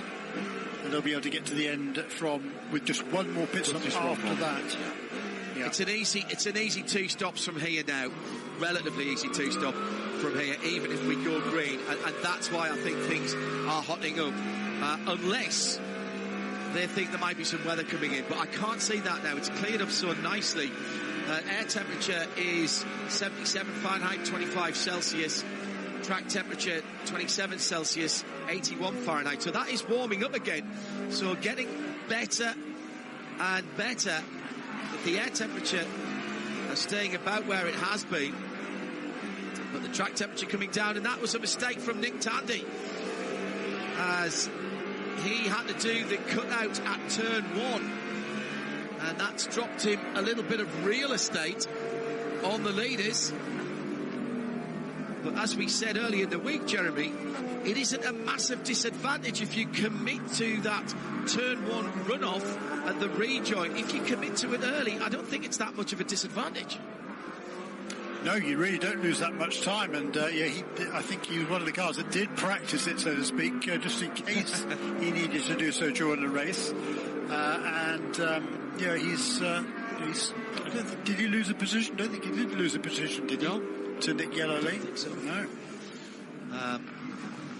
To see the next time he comes round, there is the number 25 car. Leader goes across the line now. Here comes Alessio Picariello to cross the line. Ah, yes, he did. Yeah, he did, but not by much. He's only half a second behind as they go down into turn 1, and the 2 Nicks, Yellowly and Tandy, then battling together as they go down to the first corner with Dane Cameron in the other Penske Porsche, the other Porsche Penske Motorsport car, just another second further back. That nice and tight for 4th, 5th and 6th position there.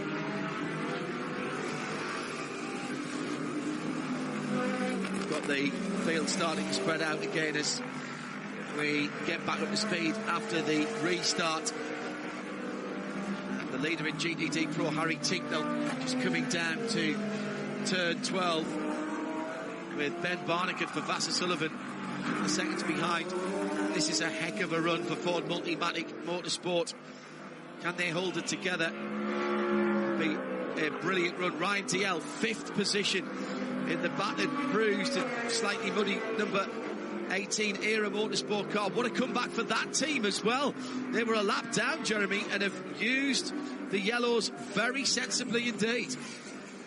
Yeah, got themselves back into contention, and there's the top 9 cars now in GTD Pro, top 10 cars in GTD Pro, all still on the lead lap. So it's absolutely game on there. The only car that isn't, that's not had a problem, is the Risi Competizione Ferrari, which wasn't able to get its lap back and remains trapped 1 lap down behind a couple of GT cars. There's a replay of that. Is that a replay? Yeah, I guess so. I think Tandy's taking the escape road. And in GTD non-pro, by the way, Elliott Skier has taken the lead from Andy Lally. So it's number 120 car that now leads in GTD. Andy Lally holding off David Arrigon in that Risi Ferrari GTD Pro car. And then Kenton Cook right with him as well. Just looking at the official sunset time for Speedway Indiana, 7:42 and 53 seconds this evening. So we'll not go into darkness because we're finished at 20 minutes before 6. We had almost darkness earlier on, Adam, to be honest, when the clouds were there. I'll come back to that in a moment. We've got battles on the front straight, and it is the battle for 3rd position. Renger van der Zande is being hassled by a BMW and a Porsche. Porsche in the shape of Nick Yellowly got his nose ahead, but then had nowhere to go because the Magnus Aston was right in front of him, but he's going to push through. And here comes Nick Tandy down the inside to turn 3.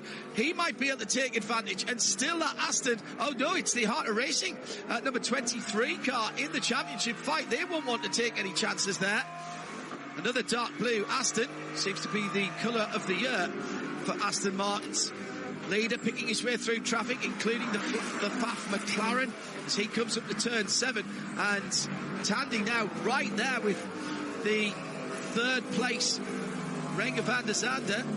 Picardiello, the 2nd place car, just ahead of them. And Philippe Albuquerque has cleared off now almost 4 seconds. 2nd, 3rd, 4th, pretty much together. Which way do you go as you come on to the short chute? Tandy went the low side and Renger van der Zande went the high side. Now to turns 13 and 14. Who gets the best drive?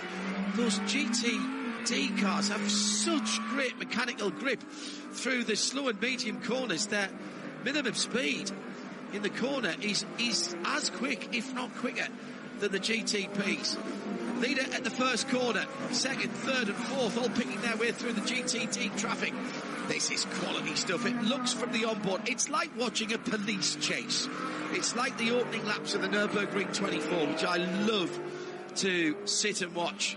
I have to actually commentate on it, so I'd rather sometimes feel like I'd rather just be sitting watching it, trying to take it in. But these clumps of traffic, Jeremy, providing a real challenge for all of the GTP cars as one driver goes one way, one driver goes the other, and there's places to be gained and lost here. This is millimetre perfect stuff as Tandy gets a run down the inside on the gold-fronted 01. It's non-stop action. Nick Tandy will not have been in as much traffic than this since he started his racing career, which was on the short ovals, and he was driving mini stocks. Yeah, just going past the GTD leader there, or 2nd place in GTD, Andy Lally, and it's the concentration required here. Nick Tandy was very sensible there going into turn 9. He could have kind of pushed the issue on the Cadillac in front of him. Wisely decided not to. Got a problem at the exit of turn number 9, and that was the Pfaff McLaren off the side of the road. Looked like the lights were off,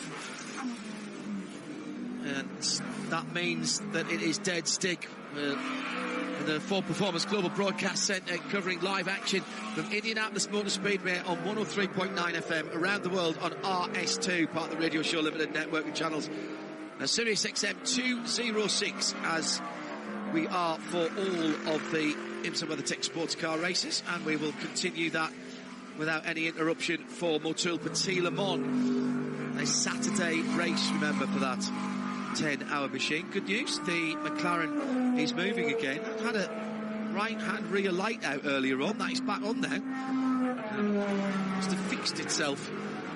How clever. Hello to Luke Dowell. Thank you for your kind words. And the battles. I'm going to have to watch this race on the YouTube archive again, Jeremy, because the battles all the way down the field. Unfortunately, you can replay the timing archive as well. Which the battles all the way down the field are incredible. All 4 classes are absolutely hammer and tongs. Can you replay the timing?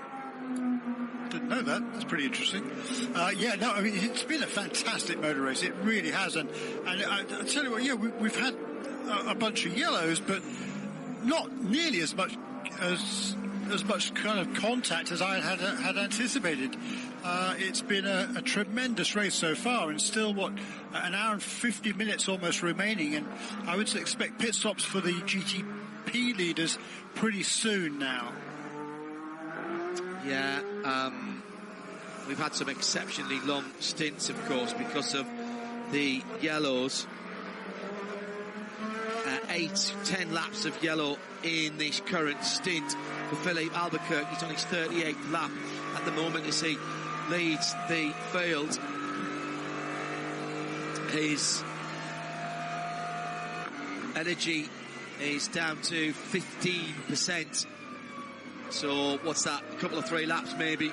Alessio Picardiello can stay out a little bit longer in the Proton competition. Mustang sampling Porsche in second. as we're on lap 142 at the moment. We're setting a distance record here, of course. Just clicking over at the lap 143. We haven't had a WeatherTech 6-hour race here before. Never had an IMSA 6-hour race here before the current iteration. A 4-hour race for Michelin Pilot Challenge here last year. That was a cracker as well, I remember. The Chetlar Ferrari taking an unusually high at 10, 12 and 13. He's going to come round to turn 10, rather. He went all the way off to the end of the pit lane, the normal IndyCar pit lane here, and managed to not find the wall on the outside. So the Chetlar car, which has been involved in one or two little bruising scraps, Ferraris have seemed to find each other and trouble on the circuit. Antonio Fuoco behind the wheel of that blue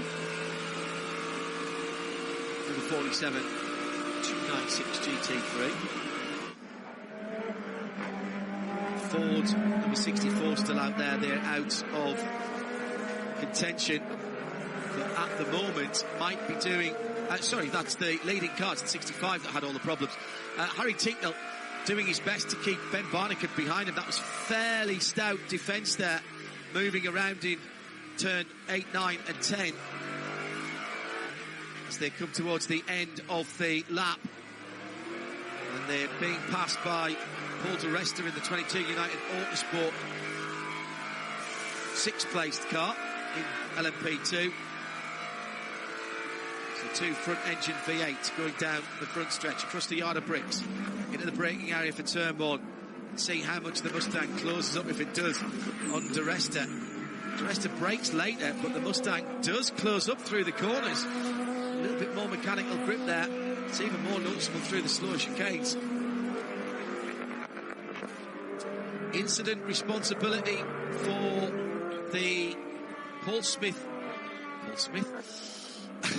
for the BMW number 1 Paul Miller racing car of Madison Snow, and that was for the incident responsibility on the accidents and side-by-side contact earlier on with Pfaff Motorsport. Ollie Jarvis, number 9, which stuck Ollie down to the bottom end of the top 10. So that'll be a drive through for Madison, who's in the car at the moment. Albuquerque now 5 seconds to the good. Picariello still only a second away from the chasing Cadillac. Acura, Porsche, Cadillac, Porsche, BMW. 7.5 seconds between the top 5, Jeremy. An hour and 45 minutes to go. We're into 2-stop strategy from right now. We're in that window. So now it's about where you feel you can make the best of what you've got to the end of the race. You sort of want to do your last stop first, but what about your penultimate stop? Do you want to do that first as well?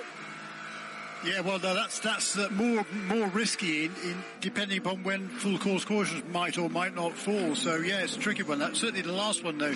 You want to make as soon as you can. Look, I finally had a chance just to look at the Michelin Endurance Cup points that have been posted unofficially on the results website.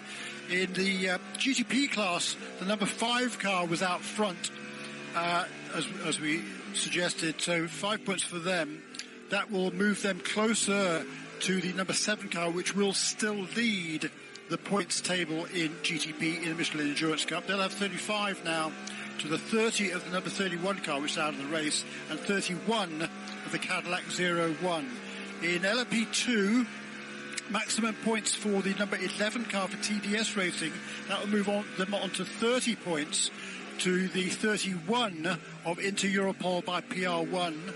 And the 30 for both number 18 Era Motorsport, the Era Motorsport entry as well on 30 points. In GTD Pro, Paul Miller Racing keeping its fantastic string going. They got maximum points at the 3-hour mark. They already led by 2 points. They will now extend that lead to 5 points over the Racing Competizione number 62. So they're looking really good there. Finally, in GTD, maximum points went to Wright Motorsports in car number 20. They're not in contention. But with a second position for Inception Racing in car number 70, they moved to within 1 point of Windward Racing in the Mercedes car number 57. John, let's get that out of the way. Yeah. And more points to be awarded at the end of the race. And then at Petit Le Mans, of course, we split the race into 3 parts, don't we? For that particular race. And we won't find out who's won till right at the end. So, incredible. A moment or two ago, side-by-side contact. Number 5 Porsche from Mustang Sampling and Nick Tandy, and a GT car sitting on the outside as well. It was sort of involved, but no harm, no foul there. Everybody's just leaning on it. These drivers, when they come in after this stint, Shea Adam is going to have a lot of smiling drivers because they must be having a ball. Regardless of what position they are in at the moment, they are fighting each other, and there are lapping cars. I mean, the GTPs at the moment, Jeremy, it must be making 15, 20, 25 overtakes a lap because of how the traffic is, and they're racing for position as well. Oh, big moment, and a slap of the wall for AO's LMP2 car. That was Matt Brabham. And also, Chetelaar were off earlier on. So Matty Brabham just got a little bit wide. Into the pit lane for the leader, and also Proton competition from 3rd. Shea Adam, you've got some business. It will be fuel, tires, and a driver change. At least for the 10, I didn't see another driver up on the wall. Oh, yep, that was a clear indication as the number 5 went by me on the pit lane that Alessio Picariello is going to be getting out because he was unplugging his helmet. That is always a very clear-cut sign. We're going to get some GTD stops here soon, too. As the leader, as he was, came in, hit his marks. Fuel, tires, are they doing the driver change back to Ricky? Not yet. Philippe staying aboard for one more stint as Alessio Picariello is indeed getting out of the car, and I think that's Bent Viscal who is getting into that car. The driver change is on the other side of the car from the wall, but the work that they're doing within that side of the car, the right-hand side, that would be perhaps the drinks bottle change, or if they hadn't, well, no, they would have had to have changed the data stick by this point. There's quite a bit of damage to the left side of that car still. It looks like a shark took a bite out of the number 10. That's the Konica Minolta Acura, just waiting on the fuel, and it should be any second out. There we go. He rolls away, back into the race. Yeah, side-by-side contact because there was damage just in front of the rear left-hand side wheel as well. Now, there be concerns about the radiators and the other cooling, the items of electronics that are in that area. Now, was that a little mistake coming out for Philippe here? I think he might have run the white line at the exit of the pits. Look at the understeer there. The first couple of laps, Jeremy, it's going to be like driving on ice. Yeah, no grip whatsoever through turn 4 for Philippe Albuquerque. Brilliant stop, but a brilliant stint by him, by the way. He pulled out 6 seconds over the rest of the pack there in that Acura. So he's just now going to be really disciplined. There is no grip. He has to cope with that fact and get around it and get his head around it and not get flustered by it. I want to see if he ran the white line coming out. The 0-1 of Renger van der Zanders, just putting him a lap down. He did. I think he did. I think he might have. Race control will be looking at that. Nick Tandy now in second, by the way, is closed up to the back of Renger van der Zander again. These two, as I said, they'll be having an absolute ball at the moment. So the number 10 has gone a lap down to the leaders. Wayne Taylor's Acura, and Jimmy Bruni's just left the pits as well in the Proton competition car. He's dropped off the lead lap. Phil Hansen in the 85 JDC Miller car was already off the lead lap. This is cracking stuff. I feel as we've got a unlapping going on. Phil Hansen side by side with the 24. That's Jesse Krohn, isn't it, with the purple on the front? Yes, it is. And I feel as though the other classes, we've not exactly ignored them. We've been looking at the timing screens. My goodness, there'll be stories all the way through this field. This is going to be, this race, this 6-hour race, this is a season's worth of racing stories in one 6-hour race. It's been incredible. We needed 3 TV programmes to follow this. One set of commentators on GTP, one on LMP2 and one on GTT Pro. Absolutely incredible. And as you said, Jeremy, yeah, we've had a lot of yellow, but a lot of that, of course, was weather-related. And there's been some penalties for contact, but with 56 cars on a 2.5-mile track, under 2.5-mile track, I've been thoroughly impressed. I've always had the greatest of respect for sports car drivers in multi-class racing. I think it's a really hard thing to do. Race your competitors whilst you're going through other people's gaps. And here comes Tandy, goes right, goes left, Tandy goes down the inside. This is for the lead. And Tandy going through traffic using the 44 Magnus Aston Martin racing car to just slow down Renger van der Zande a little bit. Renger made one slight bad decision, and that's all it took. Just had to lift off for a moment. That 44 car will be pitting this lap around for Magnus Racing, and Tandy saw his opportunity. And the man from Bedfordshire in the middle of England, or Felix Tandy's dad, as we have to call him now, seeing as though Felix has won his first championship in English karting. He is back in the lead. The 6th car then for Porsche Penske Motorsport on lap 151, which he's just completed, hits the lead. GTD leader coming into the pit lane, and Shea Adam is watching that stop. And this Flexbox Aston Martin is filthy. There is mud everywhere on the front of the car. Spencer Papelli has taken over from Andy Lally. You definitely stick around for a chat with Andy. New sticker, Michelin tires, windshield tear off, and a whole lot of fuel going into this. Oh, they're even nice enough to clean off the side window for Spence.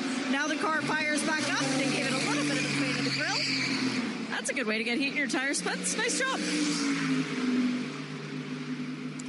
All of these pit stops now, Jeremy, take on an even more important air because of the fact that we've been green for so long. The drivers have been picking away at a 10th here and a couple of 10ths there, and a fumbled wheel nut now, or a driver running long and having to push back onto the fuel hose. That could be absolutely crucial, and the pit crews know that.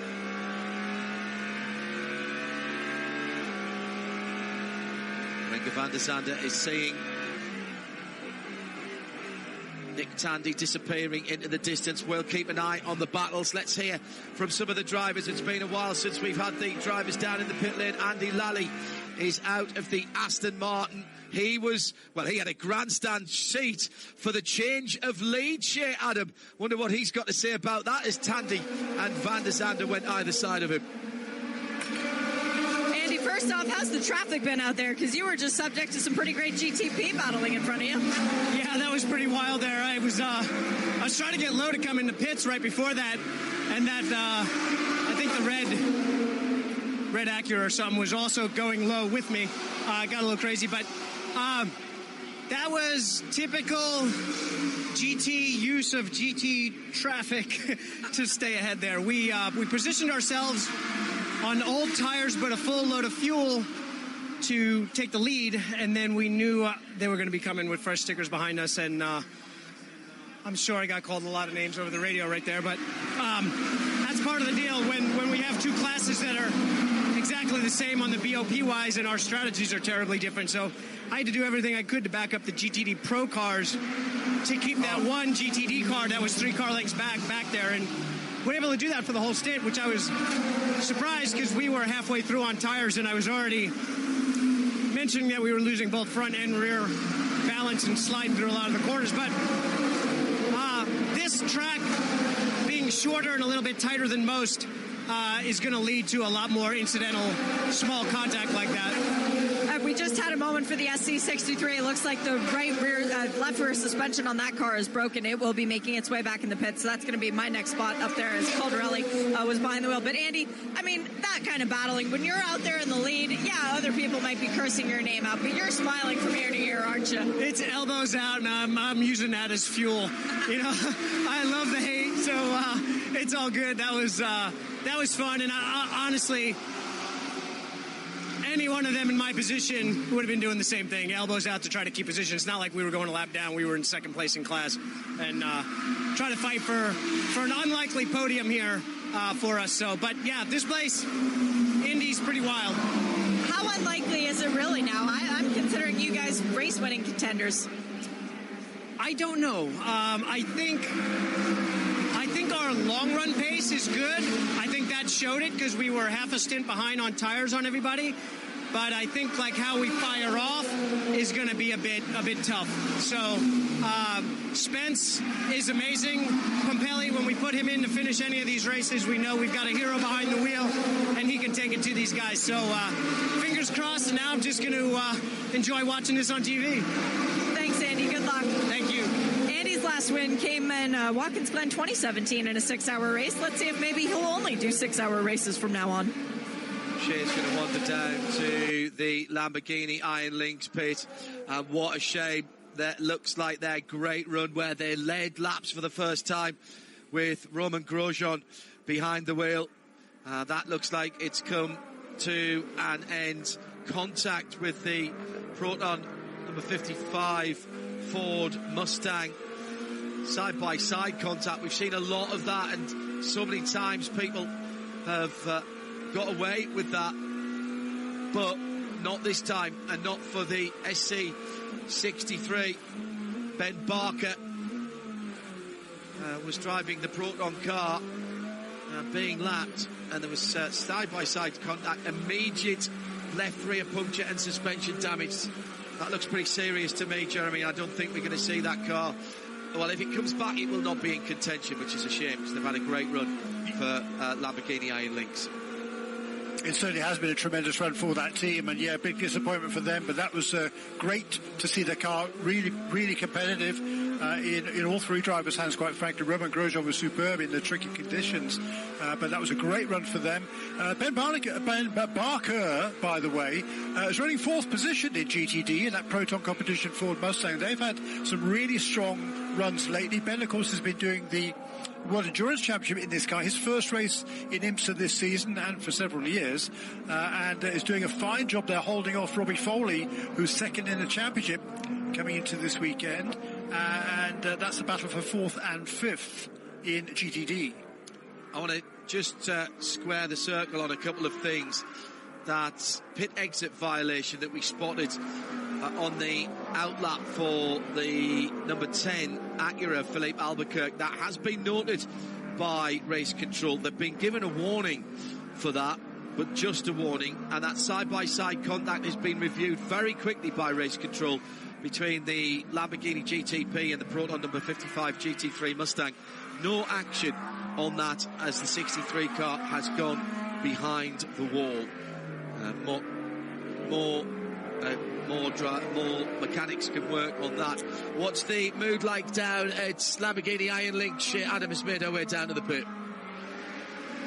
Utter defeat, John. This is game over for this car. It looks like the drive shaft has actually been knocked loose in the left rear. It's been knocked out of alignment, so this car will not be returning to the racetrack. But the mechanics shouldn't hang their heads in shame, and they shouldn't be disappointed over what happened today. So much was learned about this car, the pace, and what they can accomplish. We still have one race to go, let's not forget. Moto Petit Le Mans is only a couple of weeks away. I bet it'll be leading there again. Well, I mean, it's just such a upturn in fortune. But remember, we have to remember, with the Lamborghini, this is a first-year car, Jeremy, and they're battling against all the other manufacturers here that have got a year under their belt. And you know, remember last year we had all of the teams, even the might of Porsche, and and General Motors. Oh, mistake for Renger van der Zande. Keeps the car on the track, but is he going to lose a position to the BMW? Nick Yellerly is right with him and may be able to pounce here. Gets up the inside, gets his nose wiped as they go into turn 4, but I think he might be able to get through. They're really laying it down on the circuit now, and lurking behind is Louis Delatraz. But Nick Yellerly is right there. You can't see him behind the gold front of the Cadillac. Now he tries to go around the outside into turn number 7. That is awesome. Awesome piece of driving from Nick Yellerly. Brilliant stuff. And Delatraz is trying to have a look as well. Going back to my point, Jeremy, as Delatraz is side by side for a moment with the 0-1, and will try and squeeze it again. Can't get through as they lap the Ford Mustang. Lamborghini are in the place that all the other manufacturers were last year, and they're still looking as the number 1, Renger van der Zande, comes into the pits, and I just wonder if he's flat spotted a tyre there. They'll lose nothing by pitting now, because they'll all need to pit one more time before the end of the race. Yeah, if we remember back to last year, all of the manufacturers were trying just to get the cars to the end of the race reliably, not looking for performance, and Lamborghini have come on very, very quickly, and they're only running one car. Yeah, it's been a very impressive run by that Iron Lynx team. Yeah, we're hoping we're going to see that car back again next year. No firm commitment yet, I'm told.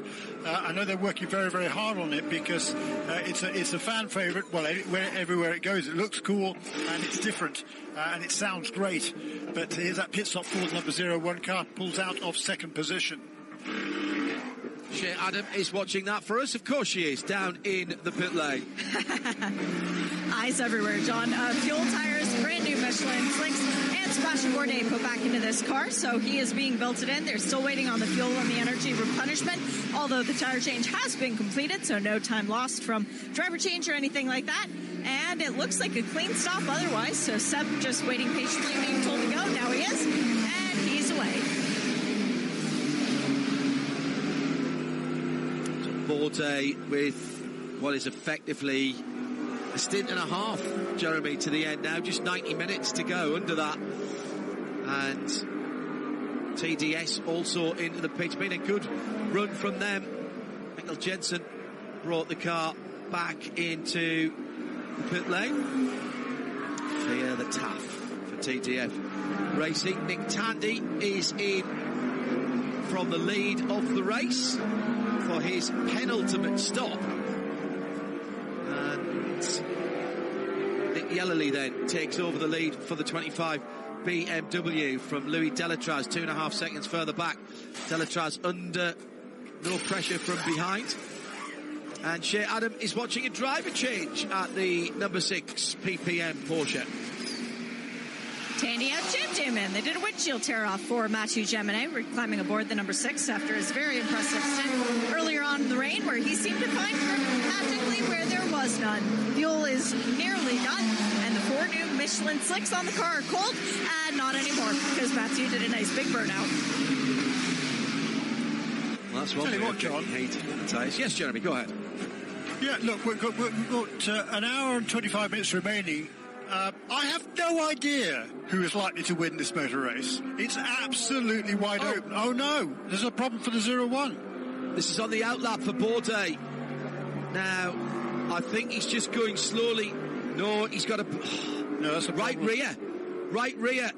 And, yeah, there's very little air in the right rear, and somehow he managed to miss the pit lane entry, so he's going to have to go all the way around. The Cadillac Charge with the 0-1 car has certainly begun to crumble, and he's still driving quite quickly. Yeah, he's lost the rear tyre now, and it's starting to break up the rear bodywork. He'll go through the turn 1 cutout, and how did that happen, and why could he not get into the pit lane? I suspect it happened as he was turning into turn 12, and he just carried on, and looked like he carried on around turn 1 on the speedway, going in the opposite direction. Now, yeah, it was that. I mean, it was the outlap, of course, John. Yeah, exactly right. exactly right. Race control saying it was at turn 13 that he went off the course, so maybe he lost it earlier on. Cause or effect for that right rear, hard to say. We've also got a penalty for the Richard Mille, number 88. That car's had an eventful day as well in LMP2. Nicholas Nielsen left with equipment attached. They'll have to come back around for that car. That'll take them out of the LMP2 contention as the 01 Cadillac is coming round slowly. We had Felipe Nasser came into the pit lane a few moments ago. Shea Adam was watching that, and we've got BMWs into the pits as well. Nick Yellerly comes in from the lead in the number 25 BMW M Hybrid. It was Dane Cameron who brought in the championship leading number 7 for Porsche, and it was Felipe Nasser who took it back out on the track. The 25 is in. This BMW from Rahal is getting its service done. It had the driver change completed. Yellerly out, Connor Di Felipe back in, just waiting on the energy replenishment. Lock up for the number 5 Mustang sampling Jimmy Bruni driven car. So let's see if we can work out what happened to Sebastian Bourdais. Oh, it had gone down. So it went down as he was trying to turn in to turn number 12. Didn't see any contact. Oh, was there a tiny bit of contact there? I don't think so. It looked like... No, there was no contact. It was already gone. The right rear was gone, so the left rear was not on the ground properly, and therefore his braking was compromised. And at that point, Jeremy, I wondered why he hadn't come in the pits. Didn't have a chance to come in the pits because he didn't make turn 12. Yeah, that's exactly right. Really unfortunate for Sebastian Bourdais. I mean, it was his outlap, as I say. So, whether he had a problem elsewhere on a racetrack that we haven't yet picked up, I don't know. But really ought to have a puncture on your outlap. They had changed tyres on that car, I'm pretty Correct. sure. So, yeah. That's a really strange one. And what a heartbreak for that team. Home team, of course, here based in Indianapolis, just up the road here. And this is Shea is there.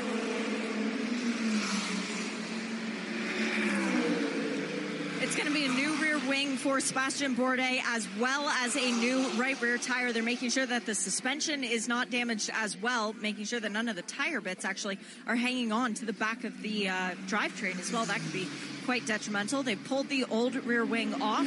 They've set it aside, and they have a new one ready to go, but they're making sure that there are no pieces. There goes a Porsche. There goes a lap. This is heartbreak for Chip Ganassi Racing's organization.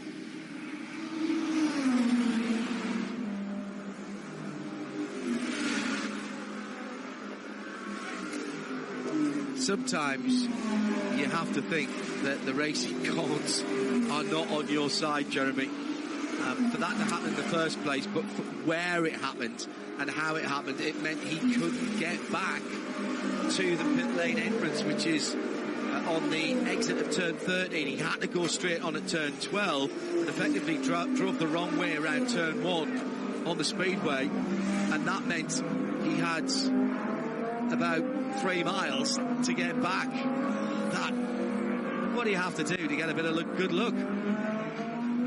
Yeah, that's really unfortunate for that team. They were doing a fabulous job. They were right there in contention. I was just saying at the time, I mean, it's wide open, this motor race. It absolutely is. But there's another car, 2 over the last 10 minutes or so, out of contention. The Lamborghini with its suspension failure after that contact with a GTD car, and now a problem also, of course, for number 01 as well. That's unfortunate.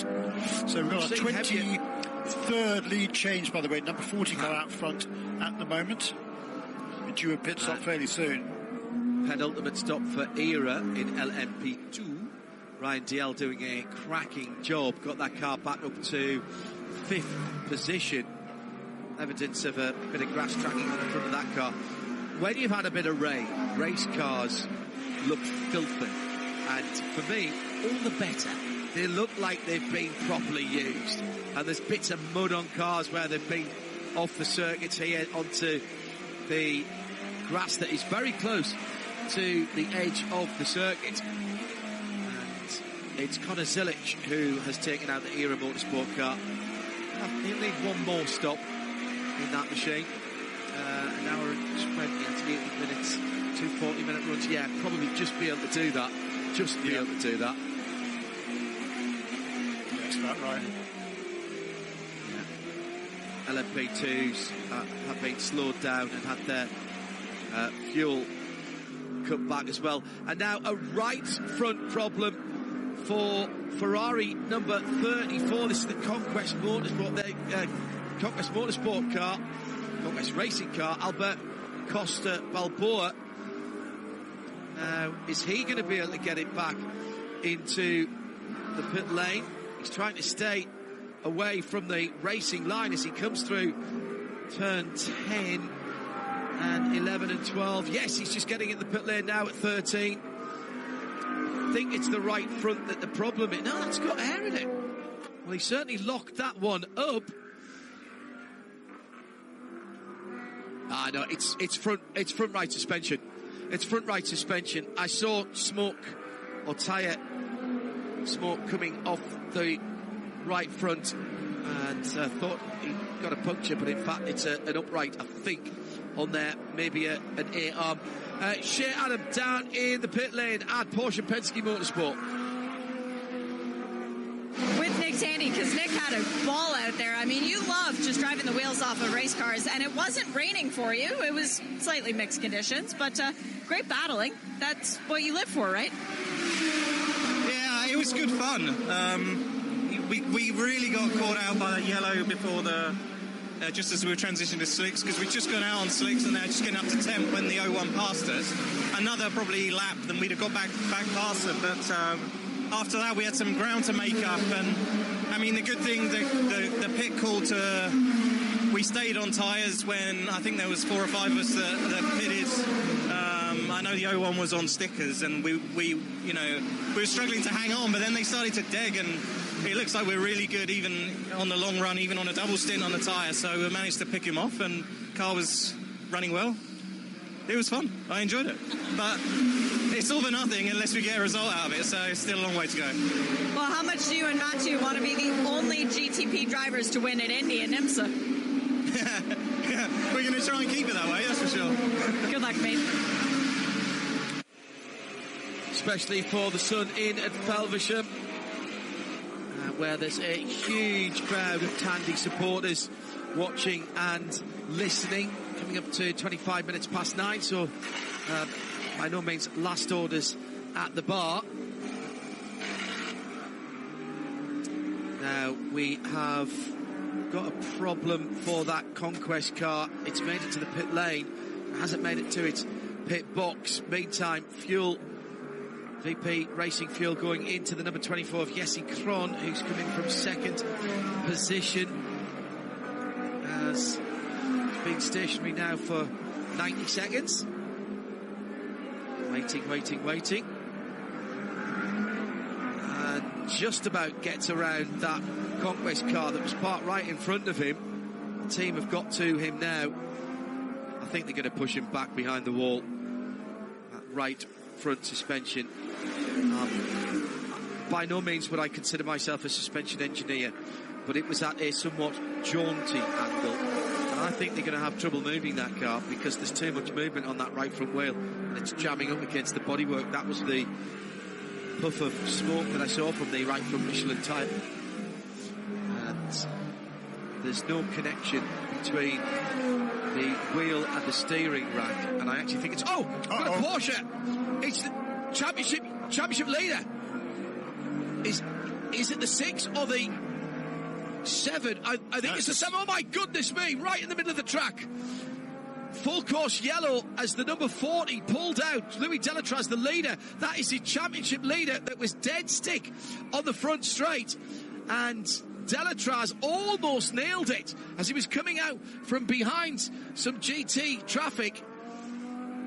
The 7 has restarted Felipe Nasser.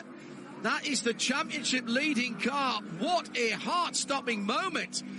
And well done to Race Control. That was one that you couldn't hang about with. My goodness me.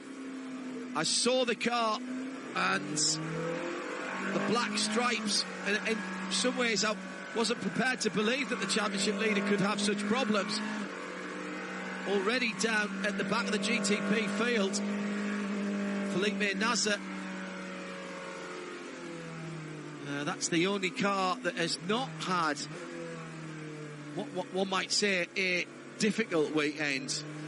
He's leading the championship, of course it is, and that's the number 7 Porsche Penske Motorsport machine. Mathieu Jaminet in second position at the moment. As the points stand, that is going to close things right up between the two Porsche 963s.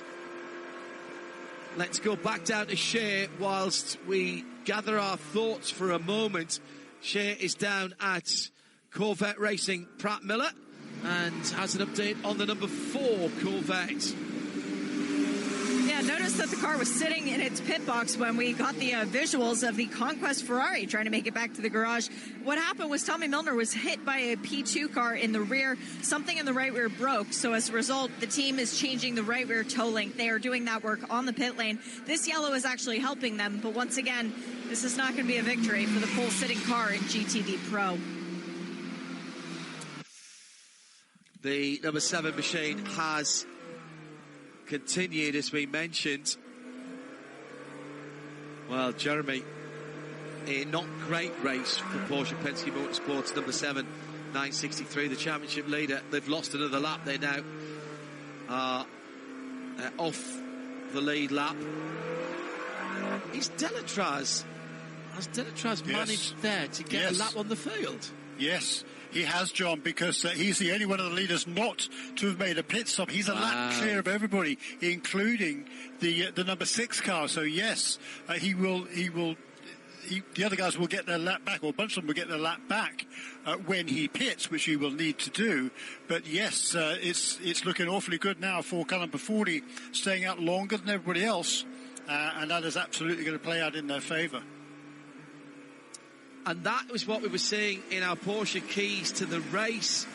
Manage the traffic, get your starts and restarts right. But remember, it's 6 hours. You have to be there. And if you can stretch the fuel, Jeremy, then it just gives you so much more strategic options. That's absolutely dead stick for the number 7. The lights are out and everything. And then with yellow flags waving on the start-finish line and the driver, Felipe Nasr, trying everything he can. I think it was the number 40, Louis Delatraz, coming by and having to go all the way to the pit wall.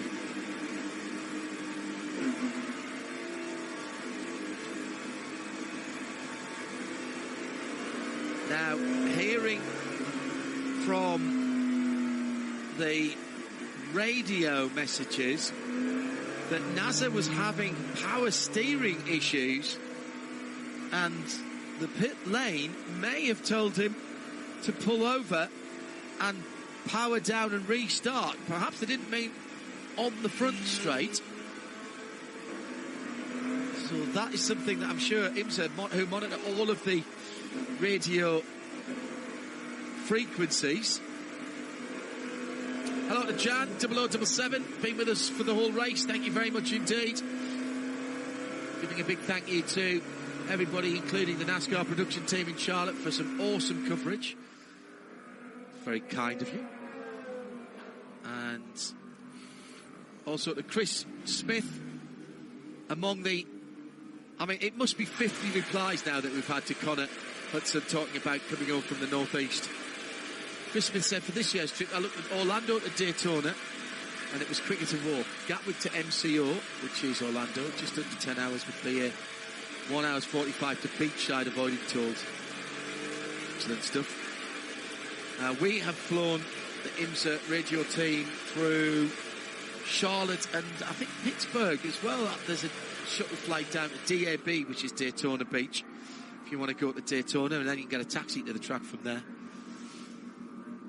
And thank you to everybody who has contributed to Connor's post when we mentioned that, an hour or so ago. And those of you at trackside on 103.9 FM and listening on the PA, well, you've stayed. You've showed endurance as well. The T-shirts are back in evidence. The shorts are back in evidence. The overcoats and the cagoules have gone, as have the umbrellas, and we're into almost the last hour of racing. Thank you for your persistence. We've got the number 2 car, Ben Handley, entering a closed pit, and this is the 4th place car in LMP2.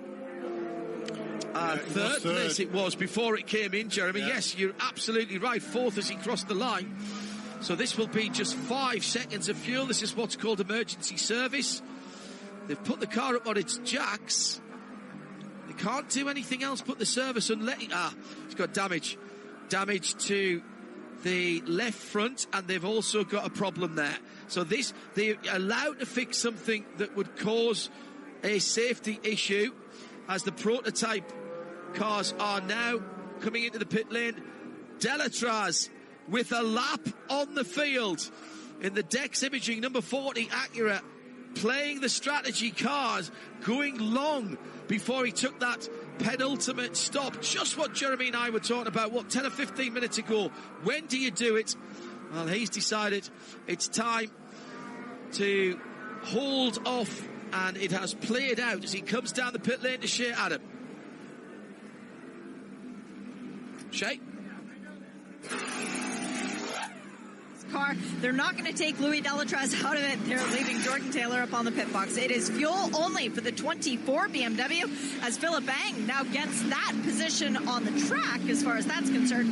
Back from Delatraz. The 2 is back out and moving once again. I'm watching with the weathered eye to see if Philip Bang actually stops at the pit close late. He's still rolling. He's still rolling. There we go, brake lights. All right, he left that kind of late, but that's okay. The 25 BMW also came in for a splash of fuel. Oh, sorry, my apologies. That was the other way around. The 25 BMW came in first, then the 24. Both cars taking only a splash of fuel. There is some right rear damage to that 24 BMW that we need to be aware of. Now, the 85 JDC Miller Motorsport Porsche got out ahead of the Acura of Louis Delatraz because of the transition lane rules. So even though that's not a position on the track, as far as we're concerned with timing and scoring, it is track position, meaning that Delatraz now has another prototype in front of him. That should help the 85 to get back on the lead lap.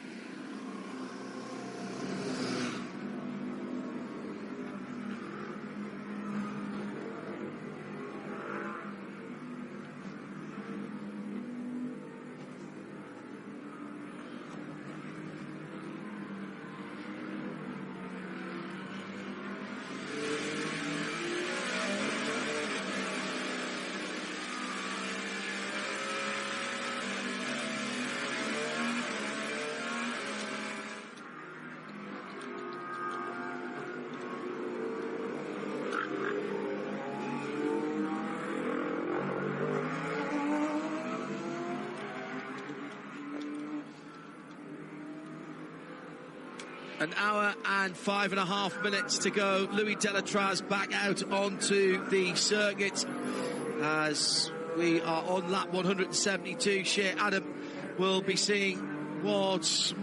This is going to be tight. An hour and 5 minutes. Can you go to the end from here as a GTD car? I'm not sure. It's going to be tight, but they're taking the opportunity so, now. Yes. Yeah, with a bit more yellow, Jeremy. Yeah. Yeah, because it's going to be another 5 minutes at least before we get back to green, so it should be okay, I think, on that. So the Wright Motorsport number 120 getting service. It is fuel only, I think, on that car. They've had a good day all day today. Elliott Skay coming in from the class lead. Dirt on the front of the better placed of the two Ford Mustangs, and Harry Tinknell just tripping over as he got out. I think he's hurt his ankle there as he rolls back over the pit wall, and that car full of dirt on the front. Looks like it's been rallycrossed rather than raced at Indianapolis Motor Speedway. That car leaves as well. And there's going to be a race off pit road, and AO slide out in front. Wow, blocking the way for both the Lexus and the 64 Ford Mustang. That was an incredible lead from the pit lane by the AO Racing number 77, Florian Heinrich in that car. It looked for all the world like he was going to lose a couple of places in the queue, and somehow he came out pretty much sideways. That was incredible. That could be very, very important when we go back to green flag racing, Jeremy Shaw. Yeah, it could be. I mean, everything is critical at this stage, but what a comeback by that number 77 team. The OO Racing Porsche was fastest yesterday in qualifying, but after, in post-qualifying technical inspection, it was found to be too low. Time was thrown away, had to go to start from the back, and it didn't take them long to get towards to the front of the field again, and then they've remained for on and off throughout the race. The 64 car has had a brilliant run, but now they're going to have to come from behind, it looks like. Yeah, super fast stop by number 77. Needed it, Jeremy, in fairness. If they've got championship aspirations, haven't they? And their championship contenders are the Heart of Racing full season GTD car, the 23027, being drafted in to try and help them out. It's not been a banner day for a team that's had so much success for that number 23. And Shea Adam has more news from the pit lane. I've just seen a Mustang go behind the wall, and it is the number 55 Proton competition car. This is the bright blue Mustang, so must have been a result of that side-to-side contact we saw earlier on with one of the prototypes. How unfortunate. Thank you very much indeed, Shea. Just going back to that dead stick moment for the number 7 Porsche that brought out this full course caution. I think, I'm just looking back at some evidence now, I think that the number 10 Wayne Taylor Acura overtook under yellows coming into that incident. Went past, went past at least one car, possibly two, under yellows. Went past the Spike LMP2 car and possibly one of the Ferrari GTD cars as well, under yellows on the start-finish line. I think that's going to be a penalty for, the 40, the 4-0 car, the leading car, Louis Delatraz. Might want to take another look at that down with our tape apes. Well, we said it had been a fairly anonymous and not a great day for the Iron Dames. There's a problem with one of the front wheels. I think the left front had locked up on that, and the Dames car being pushed away. Their return to IMSA competition after that big crash at Watkins Glen. And debtor to Alan Prosser again for firing me some stills as well. Let's go back to Shea Adam down in the pit lane. Shay? I've got Jimmy Bruni in the pits, and he is getting service. Drinks bottle actually passed into him with the straw, so he could have some very fresh, clean, fresh water, cold water, that's the word I was going for. Clean, fresh windshield tear-off was attempted to be torn off the car, but because the refueling was done and the tire change done too quickly, didn't actually get that for Jimmy, so he doesn't have as clear of a view out the front of his windshield as perhaps he would like. Front completely locked up on the Iron Dames Huracan. They've just not been at the races today, Jeremy, have they? Unusually for them. No, it's been a struggle, hasn't it? It's surprising because some of the other Lamborghinis have been running really well in GTD. So, yeah, strange. The class is led, by the way, now by Jan Halen. Good luck getting him out of the way. In the Wright Motorsports Porsche, kind of a 120 leads now in GTD from Kenton Cook in number 32, and then the number 96 for Robbie Foley, and then Spencer Papelli is in the mix as well with number 44 Magnus Racing Aston Martin, and in fifth position is Philip Ellis in the championship, leading in both Michelin Endurance Cup and regular season championship Windward Mercedes car number 57. Shea Adam has more callers in the pit lane. Oh, goodness, it is so tight down here, John, because we have an issue where 3 cars are stacked, line astern. The number 10, Koenig Minolta Acura, came in. That's Philippe Albuquerque who brought it in. Ricky Taylor is going to be taking it to the checkered flag, fuel and tires for him. Right behind them was the 45 Lamborghini, this sister car. They had to come in at a horrible angle, and that was Kyle Marcelli getting wrapped up in someone else's air hose trying to get to his car. And then behind them was the Fat McLaren. They have done fuel and tires. I didn't actually see if there was a driver change, but at the other end of the pit lane, the number 6 Penske Porsche took fuel only, as did the 01 for Sebastian Bourdais. Oh. Well, this is the race, Jeremy, that just keeps giving, is it not? I suppose we better do... Go on, sorry. Well, no, it's been difficult to follow, I must admit, because there's been so much going on. I mean, absolutely non-stop action once we got the rain out of the way. These cars, they got the wave around to come in because they've been trapped in between the safety car and the overall race leader. So they're able to go past the safety car, come into pits, take on service as quickly as possible, make sure they don't lose a lap, and then rejoin. Which is what they're doing. So we're going to have at least several more cars on the lead lap than we would otherwise have had. I was just one. Yeah, and this is exactly what's happening with the Felipe Nasser machine. He dropped 2 laps, unfortunately, so he will get 1 lap back. But he lost the second lap when he was dead stick on the front straight, and Louis Delatraz went past, still waiting to see if that is looked at by race control to definite evidence of an overtake under yellow. I was so shocked to see it at the time because of how close to the pit wall Delatraz had to go to miss the Porsche that was 2/3 of the way over the track. I did see the other cars there, but now that we've seen the footage again, that was A, a close shave, and B, definitely grounds to have a look at that one. We'll leave that to race control as we're about to go back to green flag racing, and it will be the aforementioned Louis Delatraz.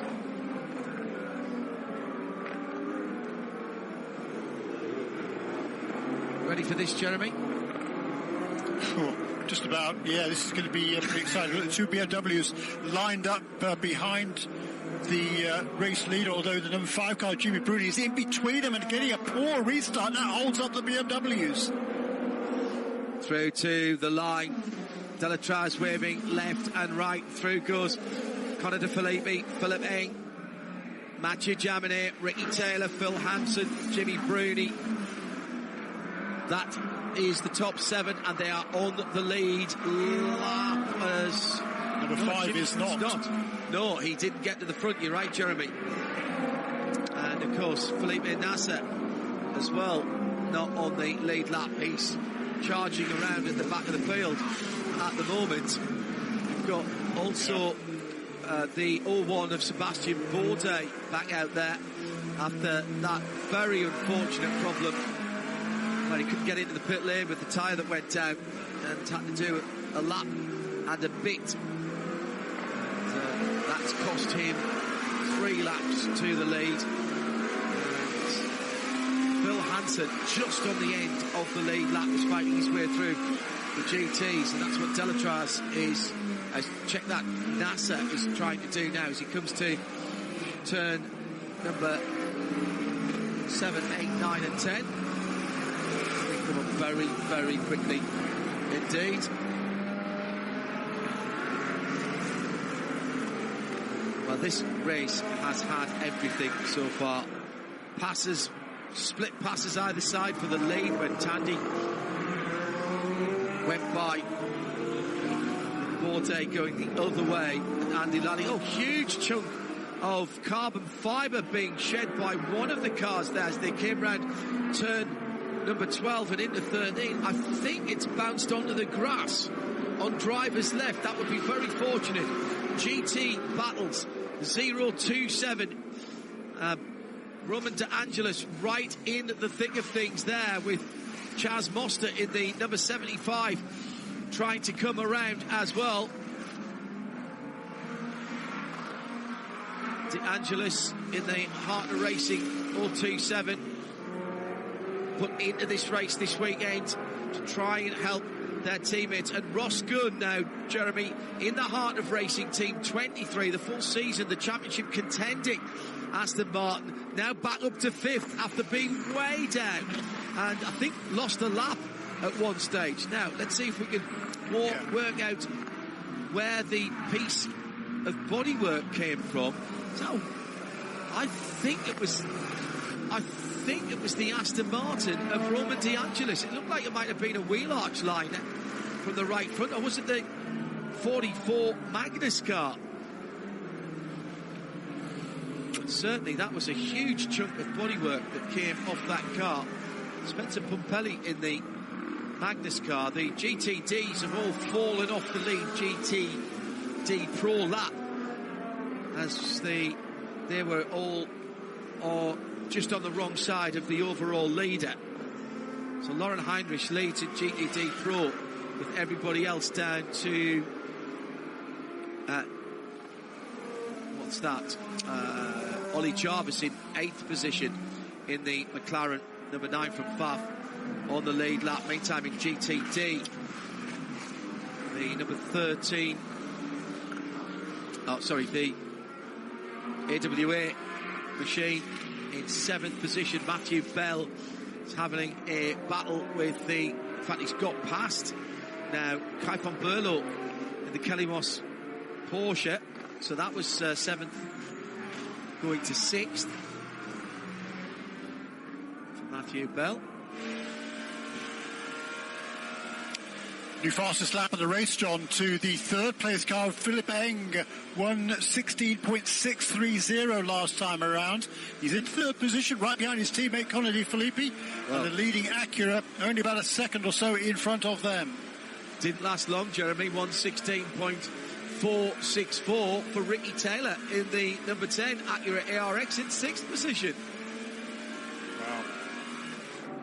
So beginning once again to hop up at the front of the field. Phil Hansen puts that car's fastest lap of the race in a 16.7. Antonio Garcia in 4th in the number 3 Corvette in GTD Pro. That car's fastest lap and the fastest GTD Pro lap. Once again, Jeremy, I think the drivers have been told they are off the leash because they are all going to be okay. Yeah. 50 minutes to go, flat out to the end. The only cars that are going to have to pit are the LMP2s. I think the GTP cars can just about make it. With that little yellow, yeah, I think you're probably right. Yeah, maybe. They might need a bit of help. I mean, traffic is going to help them because they won't be turning the same lap times as they were previously. They can do about 41 laps of all green running. Whoa, this is getting interesting. That's down at turn 1. Car. Yeah. And there's a touch. And round goes the EO machine. And there's a huge gaggle of cars coming through. That was the number 88, which has turned them around. The number 88 being the Nicholas Nelson-driven Richard Mille AF Corsa black and red car. So the purple Spike, the Dragon car, spun coming out of 1 into 2. And that car, in fairness, was right up at the sharp end of the field for Matt Brabham, so he'll not be happy. So the Richard Mille car must have been a lap down. Yes, it was. It was trying to get the lap back there, Jeremy, for Nicholas Nielsen. And he's turfed out the leader of the race in LMP2. Yeah, that's low class. Number 52 car still leads in the class, so he wasn't trying to get his lap back from the leader in the category. It was from a second place car. Matt Bradford comes off worse there. That was a low percentage move there by the number 88 car, completely unnecessary for who is a factory driver, of course, in the World Endurance Championship. Speaking of factory drivers, there's a factory driver aboard the number 96 Turner Motorsport BMW, because that's Robbie Foley. And Patrick Gallagher, I said to you yesterday, if there was any GTD manufacturer that I would want to be, as far as endurance races are concerned, BMW has the best record. You think maybe you can get another win for the Roundel? Yeah, I would love to. Our BMW is really fast. Turner Motorsports brought a fast liquid moly Belhaven Investments BMW M4 GT3. Robbie's doing a good job. The 120 is really quick. We're in a good point spot. We'd like to get another win for BMW, but we're beating the guys we're racing in points right now and just trying to have a solid day. Hopefully we end on the podium. Are you guys actually thinking that? Because I find it very hard to believe that you wouldn't want to give Will Turner a birthday present of a win. Yeah, I mean, listen, we want to win the race. There's no doubt about it. If we can get to the 120s, going pretty quick right now. Hopefully he uses his stuff up, but we'll see. Long way to go. Still 50 minutes. Almost 2 GS races. How's the heart rate, Patrick? Yeah, all good. Good luck. Thank you, Shay. Patrick Gallagher with Shea Adam down in the pit lane. That incident between the two LMP2s under review. Not seen anything for that potential yellow flag pass by the leader, so looks like that one's not being looked at the moment. They may have felt... Look at this. Oh my goodness, battle for the lead. Philip Eng has got past Colin De Filippi, John. Yeah, they've swapped positions, Jeremy, you're spot on, and just coming through to the far side of the racetrack now and heading in to the last couple of corners, now accelerating through and on to the short chute down towards turns 12, 13 and 14.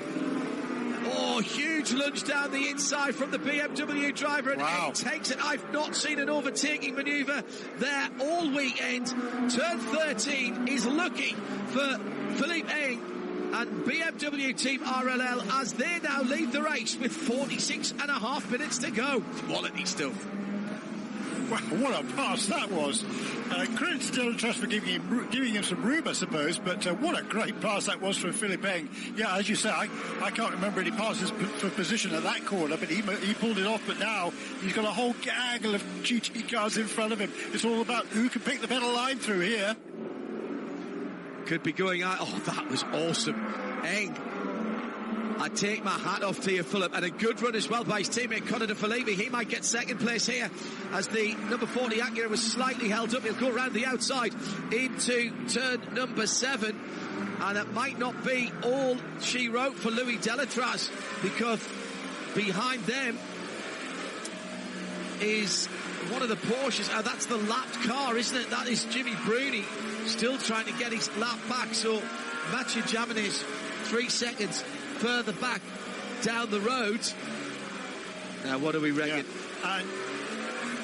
Bruni, by the way, he set the fastest lap of the race a little while ago. Did Jimmy 2 or 3 laps ago? 1:16.229 for the Italians. So really costly.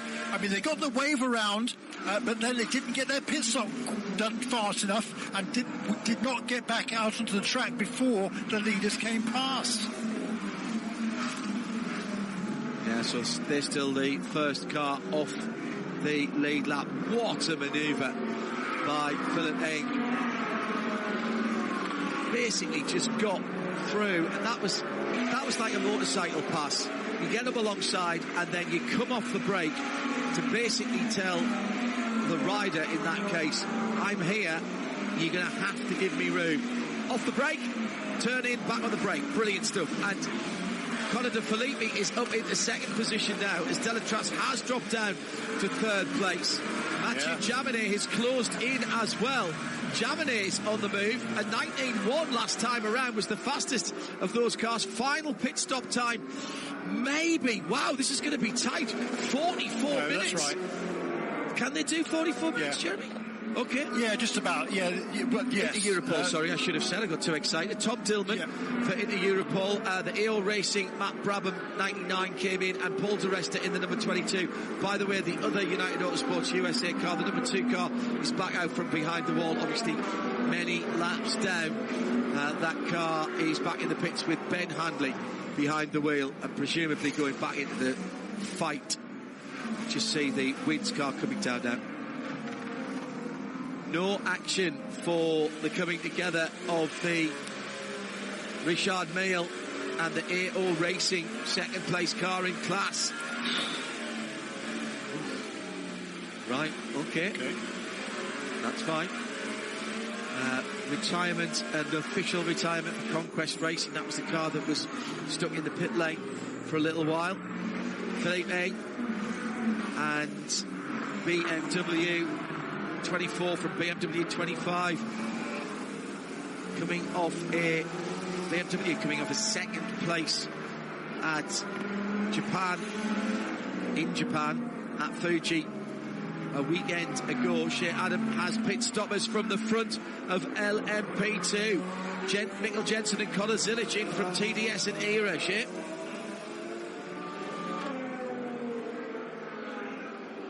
Hello, Shea.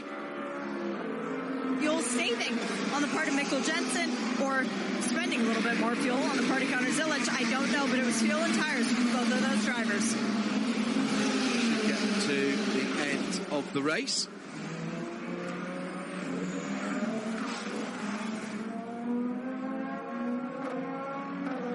In GTD Pro, it's Lauren Heinrich for AO that leads from Mike Rottenfeller. Gap now between Porsche and Ford, 3 seconds. Jack Hawksworth still hanging on in there. A second further back for the number 14 Lexus, Vassar Sullivan. He's got Antonio Garcia in the Corvette number 3 right behind him. And it's 2 seconds back to the two Heart of Racing cars. Ross Gunn from Roman De Angelis. So that championship, Jeremy, is really getting interesting, with the Heart of Racing car down in 5th and the AO Racing car in 1st. That's a big points gap there. Well, yeah, I mean, it was 19 points coming into the weekend. It was looking good for AO yesterday after qualifying until they got to post-race technical inspection. So when they came into the race, just I think it was 9 points separating the AO Racing car, which has led the championship for pretty much the whole season, ahead of the number 23 of Ross Gunn. So, yeah, it's looking really good for number 77 right now to extend their championship lead. Mentioned the Lexus versus Corvette battle. That's on the front straight now with Antonio Garcia trying to go around the outside of Jack Hawksworth. He's got the Mathieu Jaminet Porsche going down the inside as well. Can he use that to his advantage? Not quite. Lexus still holding sway. Here comes Jimmy Bruni. He wants to be through as well. Wants to have half a chance. Oh, big slide by the Lexus coming through turn 4 into 5. These GTP cars carving their way through. Coming together, that's the Dragon Speed Ferrari again. That's the second time they've had contact. That's at turn number 1 for the 56 car, the Evil Knievel. Second time? Shaped machine. At least the second time, Jeremy. It's the second time I've seen them, of course, with another car in close vicinity. I think I'd say it's 6th or 7th time, to be honest. The Ferraris. It's been an eventful race. All the Ferraris in general. Ferraris. At one stage, 3 Ferraris managed to hit each other. Let's not forget. And that was the rhubarb and custard Porsche, the red and yellow car, which is the number 86 of Anders Fjord back in MDK Motorsports. And I think he might get a little tap on the shoulder from race control for that. In LMP2, Paul di Resta incredibly leading now for United Autosports. He got into that car, he was way down, and they've grabbed laps back. I don't think anybody in LMP2 has got it completely right today. In fact, the only people who haven't done anything wrong is TDS, and they've been hanging around the top 3 all race. And into Europol as well, of course, although they haven't had it totally clean. Tom Dillman back in that car at the moment, but I seem to remember seeing that Tom Dillman had gone off, and that was something I had to write in my diary. At the moment, Dillman is... Yeah, fourth position. Not quite sure how, because they lost a lot of time. They were leading at the restart, and I think they were leading before that final round of pit stops. So not quite sure what happened there to number 52. Shea was watching them when they've just come in 2 or 3 laps ago, and I think Shea, if I remember rightly, you said that it appeared that the TDS car needed more fuel than the car that it came in alongside with. It came in from first and second, didn't it? Yes, it needed less fuel than the Era Motorsport machine that came in right behind it. Yeah, the Era car, but not the 52. What happened to the 52? That's the question. That was the car that had been leading. Yeah, Tom Dillman. That car, Tom, they've only been down the pit lane 8 times in this race. Bear in mind, some people did 2 hours and 20 minutes before they did their first stop. So, yeah, Dillman came in at the same time as Paul di Resta. So he's been out there for just 3 laps. So you're right, Jeremy, that is a head scratcher. Race control looking at another incident that we talked to you about a moment or 2 ago. The Anders Fjordbach MDK Motorsports and Tony Vilander, the Dragon Speed. Tony Vilander again. That's a couple of times we've mentioned his name in association with incidents on the track. It's not what you associate with Tony. Well, the earlier one certainly wasn't his fault. No, and I don't think this one wasn't either, actually, because this one he got hit by number 86 car, didn't he, as well? So, yeah, he's been on the receiver. So, welcome back to IMSA, Tony. Yes. Yeah, the Ferraris have been incident magnets today in one way, shape or form. Look at the battle for the lead. Yeah, back down to 0.2 of a second. Jeremy's there coming through traffic. Well, there won't be team orders here. Neither of these cars really in the shout for the championship, and BMW will just want to get a 1-2, won't they, for RLL? Yes, I think so. One hopes so, at least for their sake. We're based just up the road in Zionsville, Indiana. Here's a look at this, a challenge for the lead. Yes, it is. On LMP2 through goes Mikkel Jensen on Paul di Resta.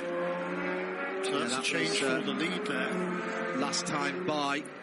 And Paul di Resta got offline and goes off the track at turn number 4. And then jumps the curbs at turn 5 to 6. Big lock up by the Scotsman. Somehow managed to keep his foot in. I'm sure Dad Louis will be tuned in north of the border. Hello to the Paul family. And as Jeremy suggested a moment or 2 ago, it is a drive-through penalty for incident responsibility for Anders Fjordbach in the MDK rhubarb and custard-coloured 86 Porsche from 11th place in GTD. That class still led by Jan Heerlen from Wright Motorsports by now 5 seconds, with Robbie Foley in second. And Kenton Koop for Mercedes-AMG just a couple of seconds further back in 3rd position. Best of the Aston Martins in GTD, Spencer Pumpelly. In a very decent run by Magnus Racing. That 44 car's been there or thereabouts all day today, and is only a second and a half or so away from a podium finish. Yeah, brilliant run for them. And look at these 2 BMWs, but only, a second or so behind him is Louis Delatraz making a bit of a comeback here at number 40 Acura. So it's very much a game on his 35 minutes just under remaining in this race, so plenty of time. And the Porsche's not too far back either of Matthew Jaminet. He had closed that gap down quite a lot. The gap was on lap 180, it was 6 seconds from 3rd to 4th, number 6 car being in 4th position. And it came down to less than 2 just a couple of laps ago. So that's extended again last time around. I'm going to put my nomination in right now for the BDO Knows strategy award in this race. And I'm going to say straight away, I'll come back in a second because we've got more problems for the number 2 United car. Just come out from behind the wall 2 or 3 laps ago, and it's slow on the infield section as it's continuing now from through turn 7. He's on the racing line. I'm going to say that the ERA Motorsport team have done a cracking job. Among a few, to be honest, who've worked the yellows, they were a lap down and they worked it very nicely, but they haven't just got on the lead lap. They've moved themselves into contention with Ryan DL doing Ryan DL things and driving very, very quickly indeed. But they had to get on the lead lap first before they can do that. And right now they're sitting with Connor Zilic in 3rd position. So that's my early nomination for the BDO No Strategy Award. 1 nomination from us for the race, and Jeremy and Shea have a call on that as well. We just got a glimpse, by the way, number 7 car clearly struggling now, way off the pace. The last couple of laps he was passed very easily by an LMP2 car, so a problem there. Meanwhile, in GTD Pro, pulling away now is Lauren Heinrich in the AO Racing Porsche. He had 7.5 seconds last time around, going to complete his 184th lap, and pulling away from Mike Rockefeller in 2nd position. In 3rd still is Jack Hawkes, who's done a super job in the Lexus, and holding off the Chevrolet still on Antonio Garcia. Ross Gunn right in that battle for 3rd position as well. Shea Adam has been our eyes and ears in the pit lane for the, well, I was going to say for the past 5.5 hours, but actually since Wednesday when she arrived, and she was with us on Midweek Motorsport then as well.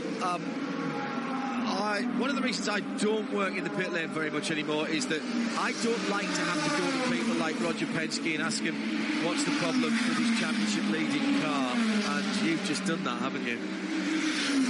I have just gone up to the Penske organization and said Felipe Nasser is losing about 12 to 15 seconds a lap. Why? The answer? Steering. And it's not getting any better. So he has just been passed by Sebastian Bourdais. That will be for position. That's championship points. And now all of their hope lies with the number 6. The other thing that I love to do, John, that you would not enjoy, is asking people if they're actually good on fuel for the end of the race. The answer from BMW was, well, we think we are, but it's close. A little bit of yellow would help. I think everybody, depending on how hard they have to push, would like a little bit of leeway. Thank you, Shea. So that power steering problem that caused the number 7 PPM Porsche Penske Motorsport car to have to stop on the front straight, Felipe Nasser, remember, that has reared its ugly head again. So that is the problem there. Now, I have had to drive a car that has power steering when there was no power steering fluid in it and the pump had stopped working. That was only a Mazda MX-5, albeit it was an Anglesey, which is fairly twisty. It's not impossible, but it is really hard work, and I cannot imagine. I did 55 minutes in that car, and I could barely move when I got out of it because the physical exertion had been that much. I cannot imagine what it's like in a downforce car. Now, it's different. A Radical or something like that doesn't have power steering to start with, then you have to heave the steering wheel, and it's a small steering wheel. But a car that's built with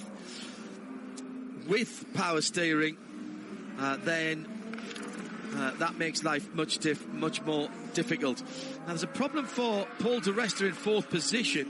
The left front wheel arch and headlamp is flapping around, and it's catching on the left front Michelin tyre. So at speed, when it's being pushed back towards it, there's the appearance of tyre smoke there. Just noticed that on the last lap around whilst we were talking power steering. No doubt Shea Adam can smell the distinctive aroma of burning Michelin rubber. Now, news from race control that Ollie Jarvis in 8th place in GTD Pro for Pfaff Motorsport is going to have to go into the pit lane. I think this is tyre pressures failure to adhere to tyre operation, that normally means tyre pressure, so they'll have to change tyres with 29 minutes to go, and that will take them out of contention. I'm told by Blurfield that modern steering racks do not have a fear ratio that makes it easy to turn with no hydraulic or electric assistance.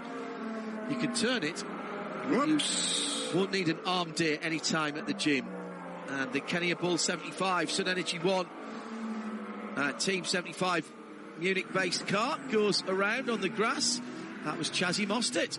7th position for the Antipodean superstar. GTD Pro, that is. Paul di Resta into the pit lane for that flapping front fender. That will drop that United Autosports car right out of contention. They were fighting very hard indeed. That's a tap by the leader, was it? Oh, that was close. On the Kenya Bull. Yep, it was. Yeah, that was the erstwhile leader, Louis Delatraz. I don't think he's going to get away with that one. He just pulled straight in to one of the brightest coloured cars on the circuit. Oh, now, how do you see that, Jeremy Shaw?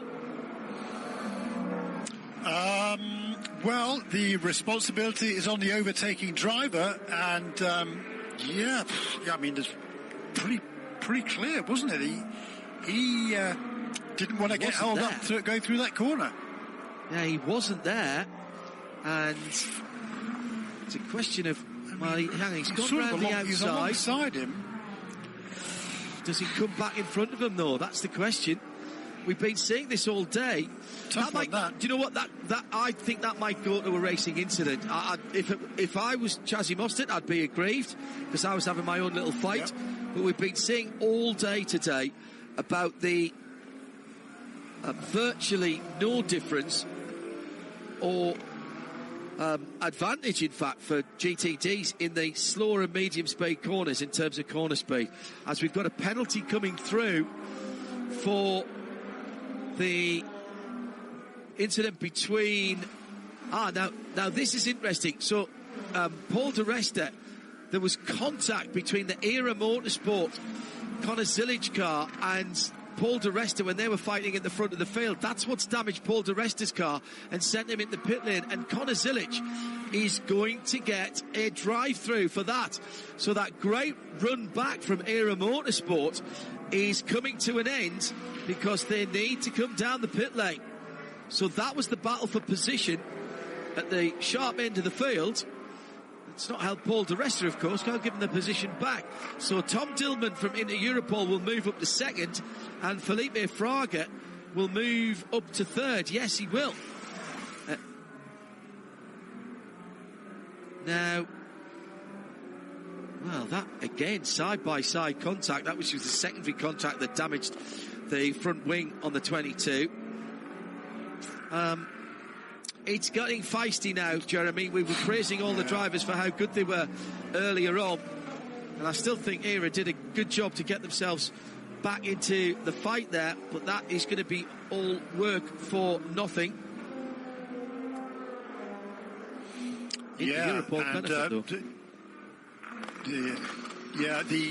That incident involving cars 40 and 75 is under review, John. Yeah, by race it has to be. Has to be. Yeah. That was Delatraz and Chaz Mostert in the Sun Energy 1 car. That has to be looked at. 25 minutes to go. And I'm going to remind my co-commentators about our BDO No Strategy Award, one nomination from the 56 cars that started this race. I'm going to remind you, watching and listening, that the checkered flag might end the race, but it only starts our conversation. We're back with Michelin post-race tech on exclusively on RS2, part of the Radio Show Limited network of channels, via imsaradio.com. And this is the show that the agenda is driven by you. So start now, use the hashtag Michelin PRT and get your submissions. Yes, go ahead, Jeremy. Can I make a nomination? Oh, you can, yes, for BDO, yeah. I can. For me, it'd be Philip Eng, very early in a race. Remember, wasn't he the first guy to go onto slicks? Yeah, good point. Yeah, BMW Team RLL, number 24. Look who's winning the race. Well, yes, yeah, very good. Or leading the race, I should say. Yeah. 200 laps completed. BMWs carving their way through traffic. Do you know, if you've ever done any of the platform games, Need for Speed or Gran Turismo, and you're coming up doing your licenses, and you have these ridiculous challenges where you've got 4 laps to pass 26 cars. That's how you drive in that, and that's how Eng and Conor de Felipe are driving at the moment, and they are inch perfect. Absolutely inch perfect. Shea Adam has a nomination for BDO Nose Strategy. Where's your vote going, Shea? I would like to present to the courts the number 77 AO Racing Porsche, because they started dead last in this field. They're leading their class, and how did they get there? Pit stops. Yeah, good strategy. Spot on. And that's so important with the pressure of the championship as well. Delatraz is going to have to come down through pit lane. Incident responsibility with Chaz Mostert. Yeah, so he's doing that right now, I think. Yeah, he's going to pit from third position. Also in the pits, Felipe Fraga for Riley making his final pit stop for the number 74. 2 BMWs leading at the moment, and here on pit lane, here's the number 40. I think, I'll be honest with you, I think he got away with overtaking under yellow earlier on when Felipe Nasser was stopped on the front on the front straight, and that was when they got the lap on the field as well. Let's not forget they were charging because they hadn't stopped, and maybe that's a bit of racing karma, I'm not sure. So, well, that takes another guy out of contention for the win, unless something really bizarre happens, because that's going to drop him a long way back. He's actually, yeah, I think he's going to lose more than that one position. He's a long way ahead of Phil Hansen in number 85 JDC Miller Motorsports, so it should be a good run for them, by the way, today. They got their lap back and running on the lead lap in the 5th position. Phil Hansen at the moment, he's just holding off Ricky Taylor, so it's been a very good run for JDC Miller Motorsports. But the two BMWs right now, the last couple of laps have been stretching away. They pulled out half a second on the last lap over the Porsche that's now up into 3rd place. Of course, that's Matthew Jaminet. That is, I mean, the number 7 Porsche sitting down in 7th place in GTP. He won't fall any further than that, Nasser, even with the problems that they've got. That's why that car's still driving around. They don't have to be rolling to be classified. The Lamborghini is out, so they can't overtake them, and so is the Whelen Cadillac. So they could actually park that car and not be any worse off for championship points at the end of the race. It is going to close things up, though, with the Porsche Penske Motorsport number 6 car being the better scoring of the two. They'll take 3rd place points at the moment. At the very least, it's only 2.5 seconds behind those 2 BMWs. This is not over yet, Jeremy, with 20.5 minutes to go. It is not, absolutely not. No, indeed. 1 minute 18.7 last time around for our race leader, Philip Eng. Just coming through to complete his 203rd lap with his sister car right behind him there. And and the gap over the 3rd place car, to update, just under 3 seconds. So a little bit quicker that last time by Matthew Jaminet in the Porsche, but only by 1/10 of a second. Now, are we going to get a bit of formation driving now by the BMWs? Andreas Roos, the man behind M Sport, and the M Series, has been telling us on the Japan weekend that he was very happy with where things were going with WRT in the WEC in their first year with the car and felt that the information backwards and forwards between the two teams was really driving both of them on. Second place finish in the World Championship last weekend, and at the moment they are 1 and 2 here at the TireRack.com battle on the bricks at Indianapolis Motor Speedway.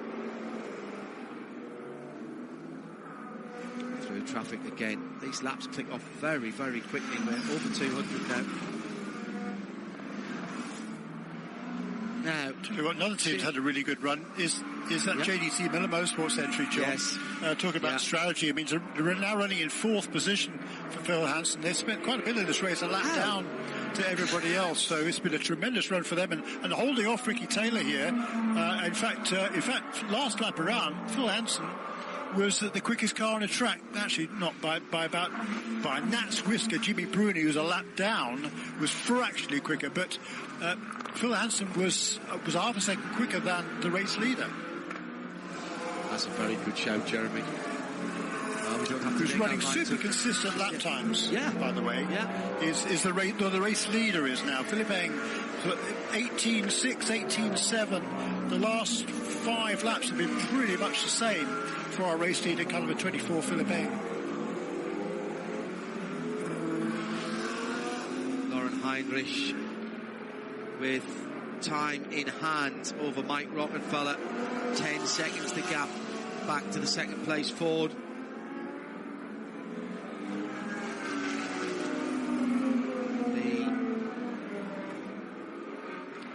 That has been a good run for these guys. Qualified on pole, lost pole for a ride height infraction, and that put them to the very back, didn't it? And the very back is a long way back. They needed the Hubble Space Telescope to see the green flag from where they started. Yeah, that car's been fast all week, and now they're showing that ride height infraction wasn't really consequential in terms of its speed. Of course, it was in terms of its starting position, but presuming it doesn't have the same problem after the race, it's been a great day for that AO Racing team, and looking to extend their championship lead, of course. 18.7 for our race leader, Philippe Eng. It's beautiful. Chamonix not able to close in, just on 2 seconds behind the 2 BMWs.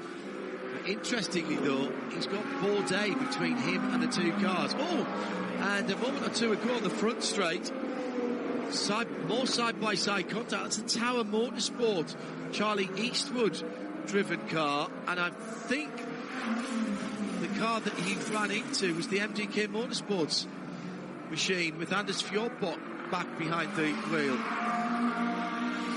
That deranged the front of the Porsche.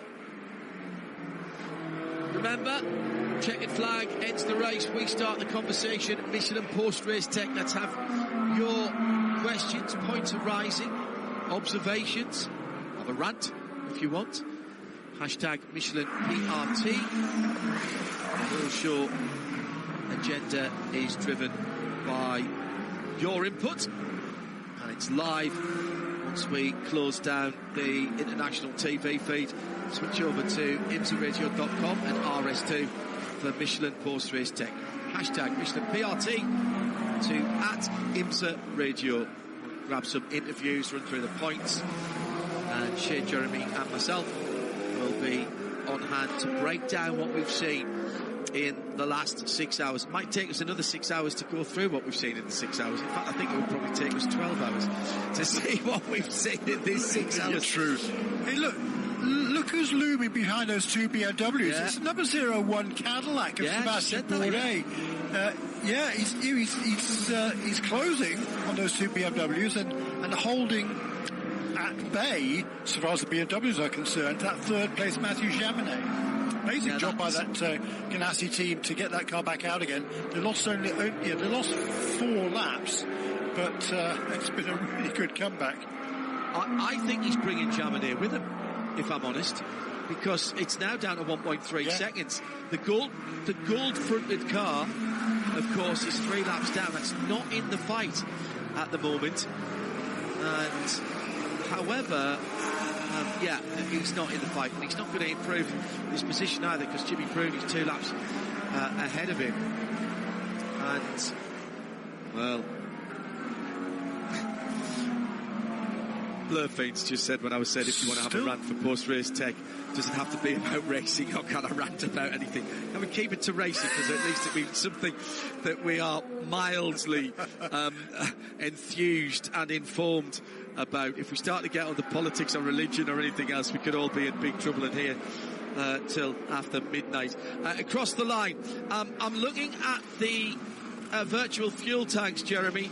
The BMWs were a little bit worried when Shea spoke to them, but if they're worried, everybody's worried, because the whole of the GTP field, having stopped at the same time, roughly speaking, give or take a lap, have 25% of their energy left. They've got 13 minutes to go, which the computer says is probably 8 laps, possibly 7. And that would make Philip Eng's stint a 45-lap stint, which he has done before with about the same amount of yellow flag that we had at the start of this one, being 5 laps.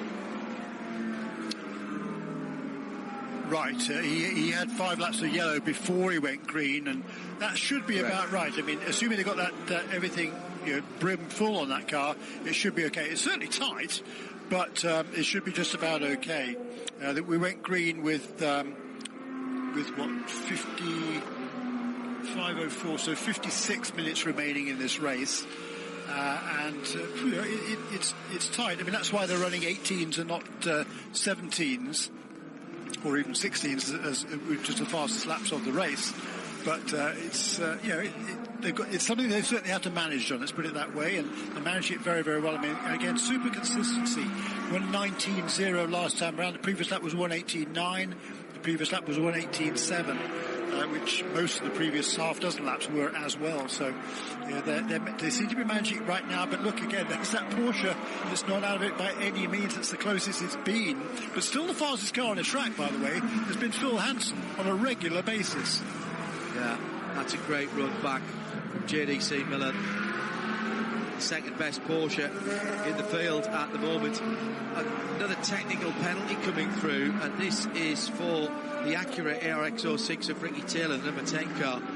Those two cars, 10 and 40, sitting in 5th and 6th position, the two WTR with Andretti machines.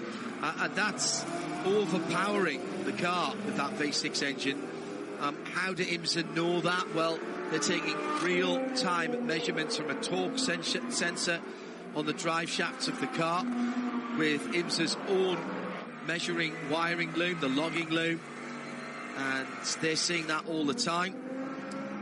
And so they can see when they go above the maximum amount, that they measure it in kilowatts, the maximum amount of kilowatts that is going to the back wheel. It doesn't matter what's going on at the engine and how much you lose through the gearbox and through other thermal losses. It's what turns the drive shaft that matters. So that is a warning at the moment for that number 10 car. Oh, once again, look at that. Side by side, John. Going past Ollie Jarvis, and down the inside, the number 24, Philip Eng, had the position, keeps the position, but only just. And Ollie Jarvis got a front seat view. BMW's to the left of him, BMW to the right of him in the McLaren. That slowed them down, Jeremy. Had to go off. One of them had to go off the racetrack to maintain that position. Philip Eng, I don't think he's going to get penalised for it, as I hope he isn't at this stage in the race. But it was certainly a heart in the moment there for all of those three. But look, there's Sebastian Bourdais right behind him. And unfortunately for Matthew Jaminet, he's got held up in a little bit of traffic there, so that's cost him a fair bit of ground. Now, if you're the two BMWs here, you need to let Bourdais go, because you don't want him mixing it up when you've got that Porsche just behind you. I think... No.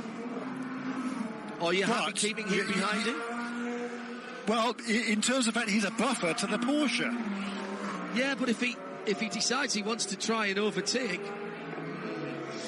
I mean, I know absolutely. I mean, that's a great point, John. I mean, Bourdais hasn't got close enough to think about trying to make a pass just yet. But if it comes down to that, yes, a very, very valid point. No question about it. Spencer Pumpelly in the 44 Magnus car has had to pull in from a great run in GTD. And the 44 Magnus Aston will need a splash to get to the end of the race. 9 minutes remaining. The BMWs go past Jan Halen in the Wright Motorsports GTD leader. That's the green Porsche with the yellow stripe. That colour scheme, who would have thought that would have worked so well on a Porsche? But it does. The yellow stripes just over to the left-hand side of centre. Absolutely quality. Now, where is Chamonix? 2 seconds away now from the 2 leading BMWs. Or GTD traffic, and this time it's the battle for 5th, 4th and 3rd in GTD that they have caught up with. And you know that these guys, yes, they will be looking in their mirrors, but they are running their own race at the moment. So this is danger time for the 2 BMWs. And the gold-fronted Cadillac is there. And here comes the Porsche. The Porsche coming through on Sebastian Bourdais. Bourdais was held up, can't get through. So Chamonix, but they're all much closer now. Chamonix, who lost time in traffic now, has had a little bit of help from that battling GTD Pro battle. Still led by Lauren Heinrich by about 12 seconds, with Mike Rockefeller just a second up the road for this Hawks with Gun Garcia scrap. It really is. Chamonix needs to be through here, and he's not quite been able to do it. Now he's going to go around the outside of the number 14 of Jack Hawksworth in the Vassar Sullivan car and get the run down the front straight. My goodness, those GTP cars, they might not corner it as well as the cars that they replace because they're a bit heavier, but they punch out of the corners like nothing on earth. Assistance from the hybrid system. Leaders going through turn number 3, and still number 7 Porsche struggling on with Felipe Nasr. Oh, that sounds sick now. Oh no, he's just I think he was just letting his teammate through, was he? No, he's round the back of the track. Tower Motorsports in Charlie Eastwood with 6 minutes to go.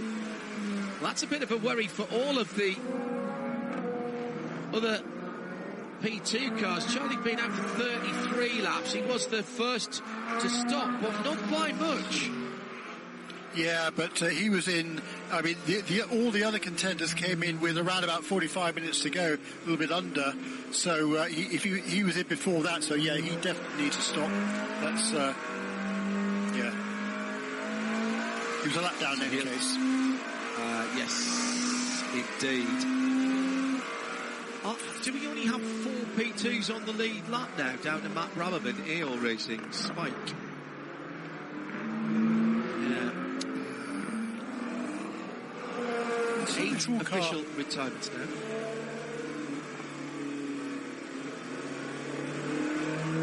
I really, really feel for Felipe Nasr in number 7 car.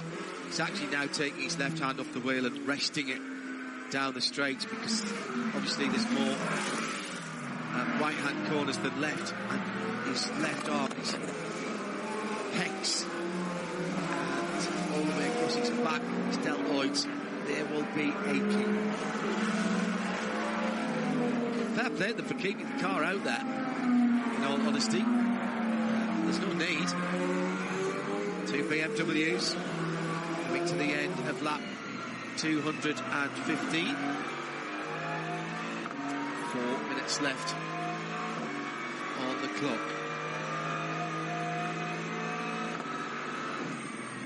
been at the races at the front of the field.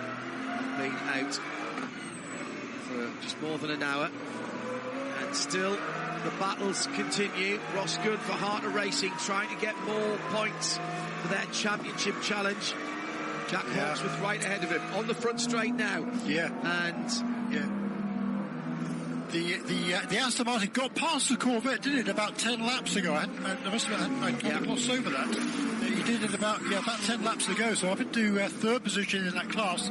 But Jack Hawksworth's just doing a manful job there to hold the Aston Martin at bay. First of all, it was the Corvette filling his mirrors. Now it's the Aston Martin. Looks to the inside at turn 4. It was a touch. I think there was a little touch. Heinrich from Rottenfeller, and then this battle, Hawksworth and Gunn for third on the podium. Harter Racing team will be desperately wanting him to make this pass. Defensive from Hawksworth into turn number 7, and a lock up from the Harter Racing Aston, and through goes the Corvette.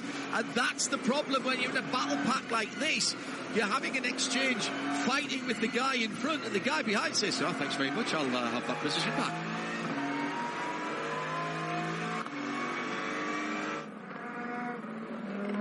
3 minutes to go, Jeremy.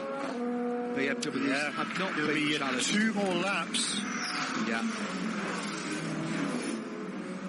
I think it'll be white flag next time by. I would say tight, actually. Indeed tight, definitely. Yeah.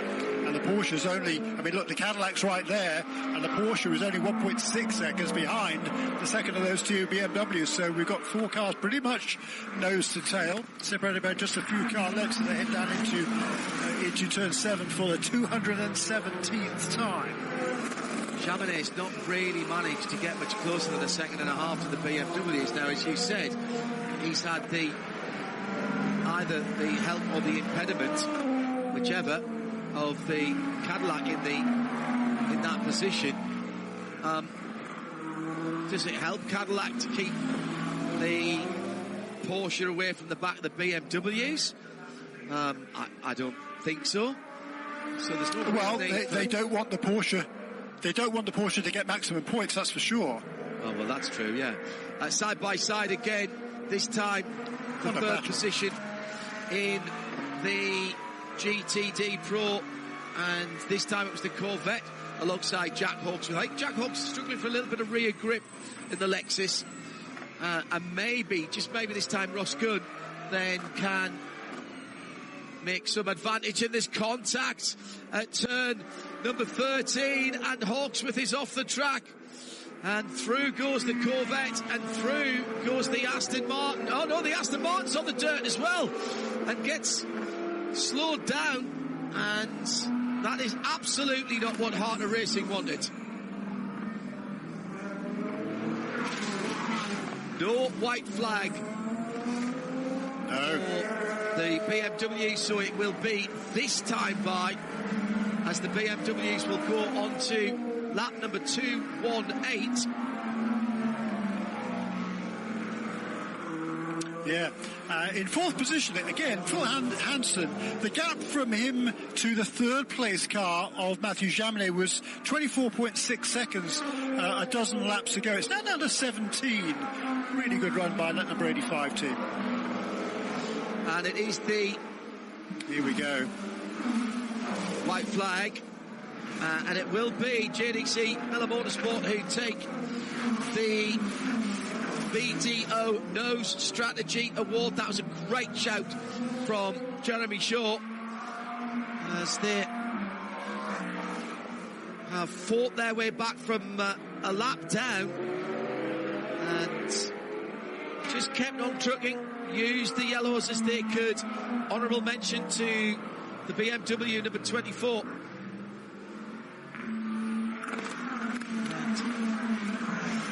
Across the line, then behind this battle there's all kinds going on, which we'll pick up in the other classes in a moment. But the 2 BMWs have now split, and Conor De Philippi has dropped away from his teammate. It is going to be Philippe Eng who angers home a famous victory. This will be the first time that the BMW has taken the checkered flag to win. They were scored as the winner, of course, at Watkins Glen when the Porsche didn't pass post-race tech. But BMW, Team RLL, are victorious at the Battle on the Bricks. And it's not just a first position, it's a first and second. What a 7 days for BMW and their M Hybrid V8. Second last weekend in the World Championship at Fuji and 1-2 today. Across the line for Mikkel Jensen, they win TDS. And it'll be Lauren Heinrich who brings home AO Racing and the 77 Porsche. That's a great championship run. Let's go down to Shea Adam with the overall winners of the TireRack.com Battle on the Bricks. Well, Jesse Krohn, the last time you were on the top step of the podium, it was Daytona 2020. It's been a minute since you've won a race, and now you've done it at another great super speedway. What's it like to be a winner at Indy? I don't know. This is just unbelievable. This is my 11th year with BMW, and looking back the journey I've had with them, now I can say I've won with every single car they ever put me in. This has to be one of the biggest wins of my career. I can't believe I first of all am here to begin with, and that we're winning with the guys. It's unbelievable after the day we had today. Congratulations. Thank you.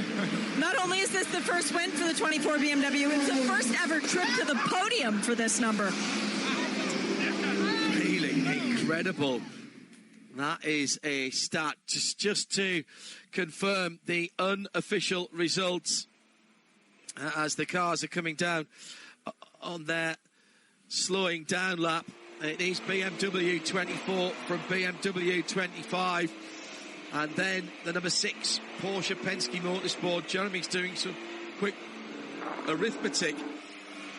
But that's going to close things up at the top of the championship between the two PPM cars, with Phil Hansen anchoring the JDC Miller car home to a really stout 4th position and taking the BDO No Strategy Award for getting themselves back on the lead lap and giving them the opportunity to have that good result. The best of the Acuras was Louis Delatraz, to a late race penalty, down in 5th position in the number 40, with Jordan Taylor, his brother Ricky and Philippe Albuquerque behind them in the number 10 car. And then Jimmy Bruni and the Proton competition. LMP2, TDS from Inter Europol and ERA, and GTD Pro AO Racing from Ford Multimatic number 64. Good result for the Mustang. And Corvette in 3rd. Porsche, Ford, Chevrolet, Lexus, Aston Martin, with Harter Racing Team salvaging some points for the 23 car. And in GTD, Wright Motorsport from Turner Motorsport and Mercedes AMG GT3. Let's go down to Shea Adam, who has another class winner down on the pit lane. All right, Michael Christensen, the last time you won a race, it was also Daytona. So what is it about these big tracks that seems to make you perform better? I don't know, but the team did a great job all week. We were a little bit unfortunate in the qualifying, but everyone kept their head cool and stuck to the plan, and executed very well today, and ultimately winning the race. That was great for us. Bring on Petit, right? Yeah, it's putting us in a good position for the championship, and that's what we like to have it, and hopefully we can just have a good performance there too. What was the key today? Because you guys started at the back of the pack. Well, we knew that we had a good car, but also we knew that the weather is going to play a role today. So it was just about keeping the head cool and taking the right steps towards getting towards the front, and just stay cool and take the right decisions. Awesome job. Congrats. Thank you. Well, Shea Adam hunts for a couple of other victims, and before we go to post-race tech and leave you on 103.9 FM on the PA, let's give you the championship standings. Jeremy Shaw, what does the arithmetic do? BMW 1-2, Porsche number 6 in 3rd position, and the championship leading Porsche down in 9th position. I suspect it's been a bit of a change in the gaps at the very least. That's an awfully good question, and I must admit I haven't got to that yet. I was actually just doing the MEC. I should have done the overall championship, but it's certainly going to tighten things up considerably with problems for the leading car and the second place car. I think Dane Cameron and Felipe Nasr are probably going to hold on to the lead. Let me do that in a moment. My apologies on that one, John. No problems, Jeremy. Too much excitement towards the end of the race. Much merriment down. Go on, Jeremy. I can tell you that 14-point lead by my unofficial reckoning now for the number 7 car over the number 6, 26.30 to 26.16. Wow. So it couldn't get much tighter than that, could it? So it's all going to go down to Motul Petit Le Mans as we thought it would. Bit of a traffic jam on the entry to pit lane, and our winners in GTD Pro, Lauren Heinrich, is parked up there behind the number 57 of Windward Racing. We've got the winning BMW, the 24 car, on the checkers in victory lane. And, well, as I said, what a week for BMW. What we'll do is we'll hand back on 103.9 FM and the PA here to allow Chris to do the formalities for you. It will wind things up on the international TV broadcast as well. Before we do that, let me say thank you very much indeed to all our hard-working technical team at the track at Concord, North Carolina, and, of course, Rob and Tim up in our control room in London over in the UK. Jeremy Shaw was with me, John Hindhaugh, in the Ford Performance Global Broadcast Centre, and clocking up the steps and the miles as our eyes and ears in the pit lane was Shea Adam. Eve Hewitt is our responsible adult, without whom we're not allowed to do anything because, frankly, we can't get any insurance. We've got a showdown for pretty much everything at Motul Petit Le Mans coming up in October. Make sure you join us then. My final big thanks to Aaron, who has been the voice of reason and information in my ear. And as ever, the tape apes, the replay team up at Concord, North Carolina, and our brilliant camera operators who have gone through everything trackside this weekend. For the moment from us, from Indianapolis Motor Speedway, as far as the international TV is concerned, we're going to say goodbye to you now. Tune to RS2 at imsaradio.com for Michelin post-race tech coming up after a short break.